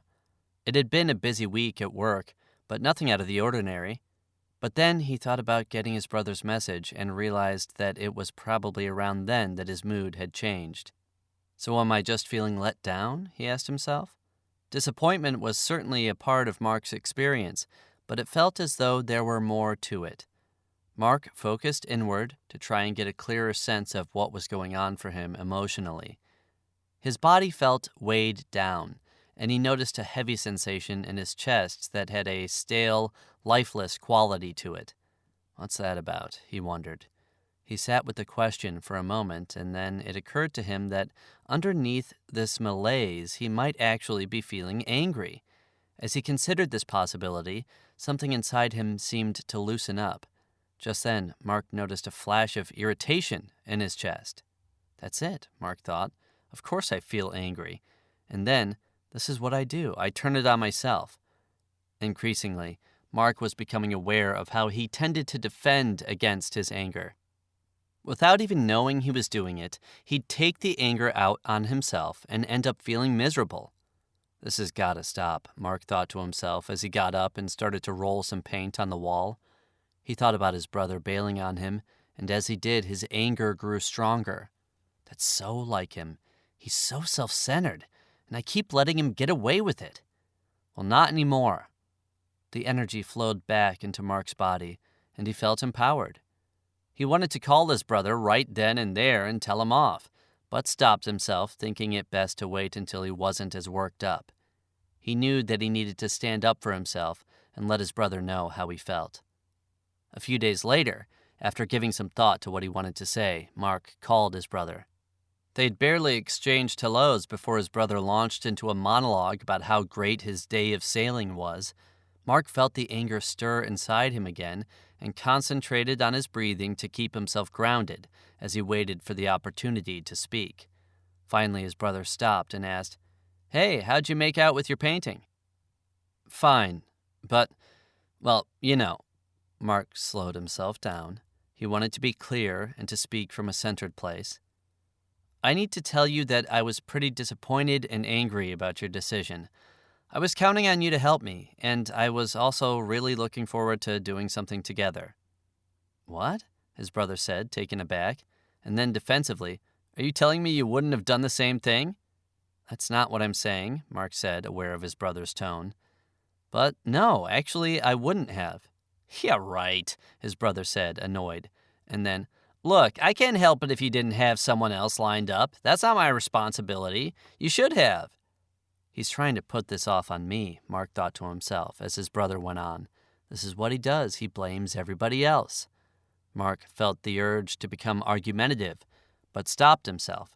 He didn't want to get caught up in a defensive dance. He focused on his breathing again for a moment to calm himself and stayed centered, and then said, "I'm not saying it was your responsibility to help me. What I'm trying to tell you is how it felt when you backed out." "Give me a break. You're totally overreacting." "Look, you don't have to agree with me, but I'd appreciate it if you could try to understand how it felt on this end. I was really disappointed, and it made me angry." "But, we can get together anytime." Mark could tell that he wasn't getting very far. "You're not hearing what I'm saying, are you?" "I'm hearing you fine. It just sounds like a lot of bull." "I'm sorry you feel that way," Mark said. "It doesn't feel that way to me." "Yeah, well, look, I should get going. I've got a lot to do." Mark hung up the phone, feeling dismayed, and wondered about how realistic his hope for a closer relationship with his brother might actually be. It was Freud who first suggested that depression is anger turned inward, although we now know that there are multiple causes for depression, for example, biological, genetic, and environmental. When a person suppresses anger, it certainly can affect his or her energy level and overall mood. Mark's defensive response to his anger is common. Instead of feeling angry toward the person who wronged us, we unconsciously turn it inward and end up feeling bad about ourselves. Despite the personal suffering that ensues, on some level this response feels safer. We're just not used to experiencing our anger in a healthy way or using it to confront the powerful people in our life. Fortunately, Mark was able to recognize his habitual response to his anger and turn it around. But, as is sometimes the case, Mark's attempt to communicate with his brother and let him know how he felt didn't go so well. Although Mark handled himself admirably and made good use of his mindfulness skills to avoid getting pulled into a fight, his brother was unable to engage in a constructive manner. As we become more comfortable with our feelings, with honoring and expressing them, we sometimes discover that the people in our life have limitations. At times such as these, it can be helpful to practice empathy. After all, we have some personal understanding of what it's like to be afraid of one's feelings. Sometimes, by moving slowly and taking it one small step at a time, we can help our relationships stretch and grow emotionally. Sometimes we may choose simply to accept people for where they are and still enjoy a meaningful relationship. At other times, we may choose to reevaluate our hopes for the relationship and put our energy where we know it will be productive and yield the kind of relationship we really want to have. The important thing is that we not avoid opportunities to connect and communicate our feelings in our relationships with others. If the other person isn't able to accept our feelings, we can then decide where to go from there. Frank, finding the courage to love. Frank walked into the locker room and sat down on a bench. He'd just run into a buddy of his who told him that a mutual friend of theirs was getting a divorce. Frank was surprised. He had no idea that Jeremy was having marital problems. I know how that one goes, he thought to himself. It had been a couple years since Frank's difficult divorce, and he was glad to have that mess well behind him. I hope he has an easier time with it than I did, Frank thought to himself, and began to change into his gym clothes. As Frank made his way through his workout, he thought about how much better his life was now. Certainly his relationship with Rachel had a lot to do with that. They'd met about a year ago and started dating shortly thereafter. At first, Frank felt apprehensive about getting involved with anyone, but over time had grown more comfortable with being in a relationship again. How could he not? Rachel was so different from his ex-wife. She was really easy to be with and very thoughtful and caring. Today, for example, she called him for no particular reason other than to say, "I love you." Frank got a warm feeling inside and smiled as he thought about Rachel. He felt so lucky. But as Frank continued along with his workout, he began to feel uneasy. Rachel was so generous with her loving feelings toward him, and he wasn't as demonstrative. He knew how much it meant to him to hear Rachel's reassuring words, and for a moment felt bad that he wasn't more open about his feelings with her. "Oh, she knows how much I love her," he said to himself, trying to minimize the guilt he felt, but then recognized what he was doing. It wasn't the first time he had tried to reason away his discomfort. One of the things that Frank's ex-wife would say to him was that she found him emotionally distant and often struggled to feel more connected with him. Frank had tried to convince himself that she was just needy, but on some level, he knew that there was truth to her words. It had always been hard for him to share from a deeper place inside, to step forward in his relationships in a fuller way. Yet it wasn't that he was without feelings. In fact, he felt things very deeply, but it was scary to open up and allow himself to be more vulnerable. As Frank sat with his guilt, it pained him to think that the same distance might grow between him and Rachel, that over time she might end up feeling disconnected from him as well. He loved her so much and wanted her to know it, to be sure of it. He didn't want fear to hold him back or prevent this relationship from being all that it could be. Frank wanted to get it right this time. That evening, as they often did, the two of them sat together and chatted. As Rachel told him about her day, Frank found himself just looking at her, watching her talk, noticing her mannerisms. He felt his heart swell with affection. She was so dear to him. He wanted to tell her how he felt, but then started to feel a little anxious. He could feel his heart beating faster and noticed that his hands were cold. Frank focused inward and tried to center himself. Then he went for it. "You know, I was thinking about you today," he said. "Really? What about?" Rachel asked. I was just thinking about how wonderful you are, and, that I don't really tell you enough how much I love you." Rachel smiled wide. "Oh, honey, that's so nice to hear." She moved closer to him, and they embraced. As Frank was getting ready for bed, he thought about what he'd done. He was so pleased that he had pushed himself to open up a bit. It made him feel good, and he noticed that it wasn't so scary. "I need to do this more often," he thought to himself. With mindful attention to his emotional experience and a bit of determination, Frank is opening up to a deeper level of closeness in his relationship with Rachel. He's on his way to having more of the life he really wants. In our own way. As you can see from these different stories, when it comes to the process of opening up to and experiencing feelings, there are many different variations on a theme. At times, emotional experiences are fairly straightforward. At others, they're more complex. Sometimes feelings are readily apparent and easier to grasp. Other times, we have to work harder to figure out what's going on inside. Now and then, the waters are difficult to maneuver. Sometimes it's smooth sailing. We can expect that along the way, there will inevitably be twists and turns, stops and starts, and roadblocks that will need to be dismantled and worked through. That's just the way it goes. But with a bit of effort and determination, we can find our way through. As different as our experiences are, so too are the ways in which we may approach them. Each of us is unique and at a different place on our emotional journey. Although the 4 steps are arranged in a sequence that you can use as a guide, you don't need to feel locked into them or that you have to follow the process all the way through each time. You may find that you move easily through one step and have a harder time with another, or want to come back to the next step at another time. At other times, all the steps may not be necessary. It's up to you to discover your own way of doing things.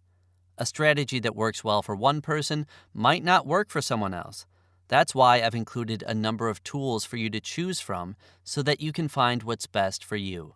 There is no right or wrong. The important thing is that you stay in the game, that you keep coming back to your feelings, noticing where you are in the present moment, tuning in to what's going on inside you, and reaching out and trying to connect. Remember, overcoming feelings phobia is a process. It takes practice and time. But the more you work on being aware of your feelings, taming your fear, seeing your feelings through, and sharing them with others, the easier it gets. Know that each time you find the courage to do things differently, to lean into your feelings instead of moving away from them, you're changing the way your brain works and loosening fear's grip on your emotional experience. You're expanding your capacity to feel and to be close to others. You're honoring your authentic self. You're transforming yourself and moving toward having the life you really want. Chapter Take-Home Points. The 4 steps to overcoming feelings phobia and opening up have a directional flow to them and can be used as a guide. There is flexibility in the world of emotions. Opening up to our feelings may reveal unfinished business from the past that needs attention and care. If the going gets tough and you feel stuck, you might find it helpful to seek the assistance of a trained professional. Sometimes in our process, we don't recognize that our emotional response is defensive, but if we stay open and curious to our experience, we eventually get to our core feelings. Suppressed anger can affect our energy level and overall mood. When we encounter people's emotional limitations, it can help to practice empathetic understanding of what it's like to be afraid of one's feelings. We may need to reconsider our hopes for a relationship and then decide how we'd like to proceed. Overcoming feelings phobia is a process that takes practice and time. But with a bit of effort and determination, you can find your way through. Conclusion. Making a choice. Only those who will risk going too far can possibly find out how far one can go.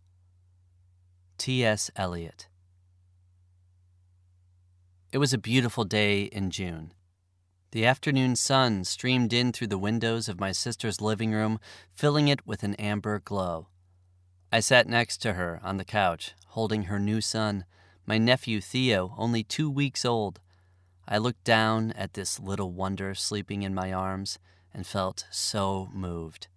Not only blessed to be present for this moment, but so grateful to be present in my life. As I gazed at this little boy, filled with such promise, I thought about how much I had changed. Over the last 3 years, I'd found the courage to face my fears and open up to a fuller experience of my feelings. It wasn't easy at first, but the more I was able to honor what was inside me and step into my life in an authentic way, the stronger and more whole I felt. My worries and doubts receded, and in their place, I experienced a newfound sense of clarity and hope. I had stepped through a portal into a new world alive with possibilities that had once seemed out of reach.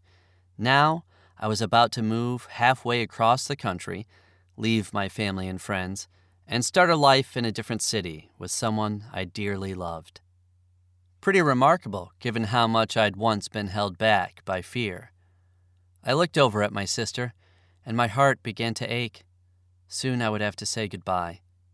I wondered how she was feeling about my leaving. I was about to ask, but then hesitated. Maybe now's not the time, I reasoned. what with the new baby and all. But I knew better. If I let this moment slip by, I'd miss an opportunity to connect more deeply. I didn't want that. I didn't want there to be anything left unspoken between us. I took a breath to calm myself and said, "So, I'm wondering how you're feeling about me leaving." "Not good," she answered, smiling slightly, and looked away. Silence for a moment. Then she looked back at me, her eyes filling with tears, and said, I'm really going to miss you."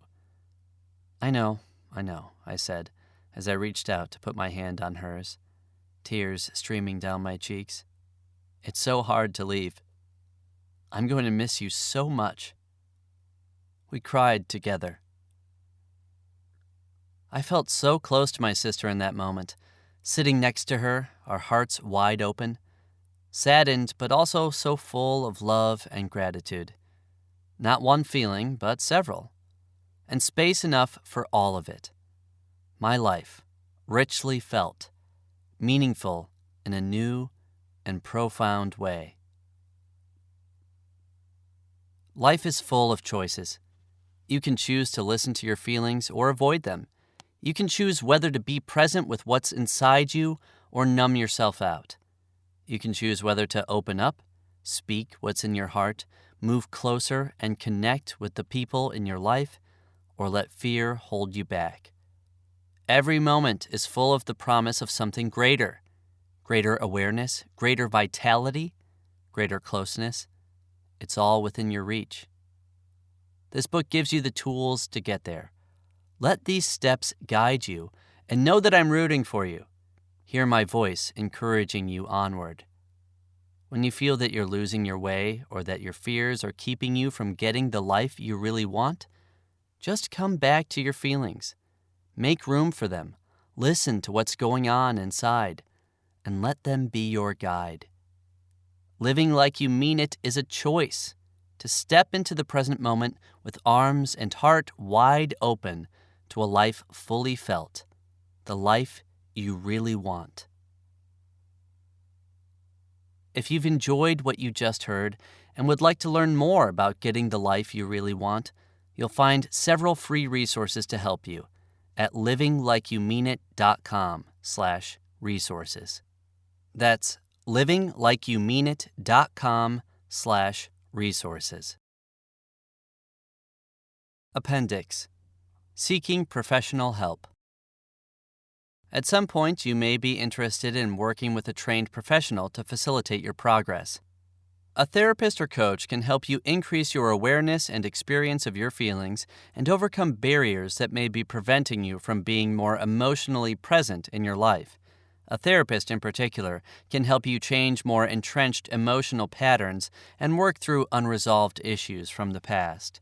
When you seek assistance, it's important to find someone who is skilled at and comfortable with helping people broaden and enhance their emotional experience. Do some research. Get referrals from trusted others who have had a positive experience in therapy or coaching. Interview professionals over the phone. Ask them about their approach, what kind of training they've completed, and how long they've been practicing. When you find someone who seems like a good fit, have an initial consultation and see how it feels to you.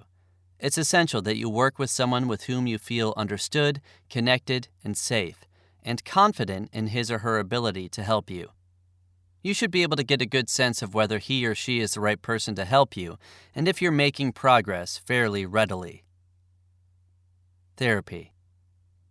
Although there are a number of different therapeutic approaches that emphasize emotional experience as a means to healing and change, I've chosen to include here only those with which I'm most familiar.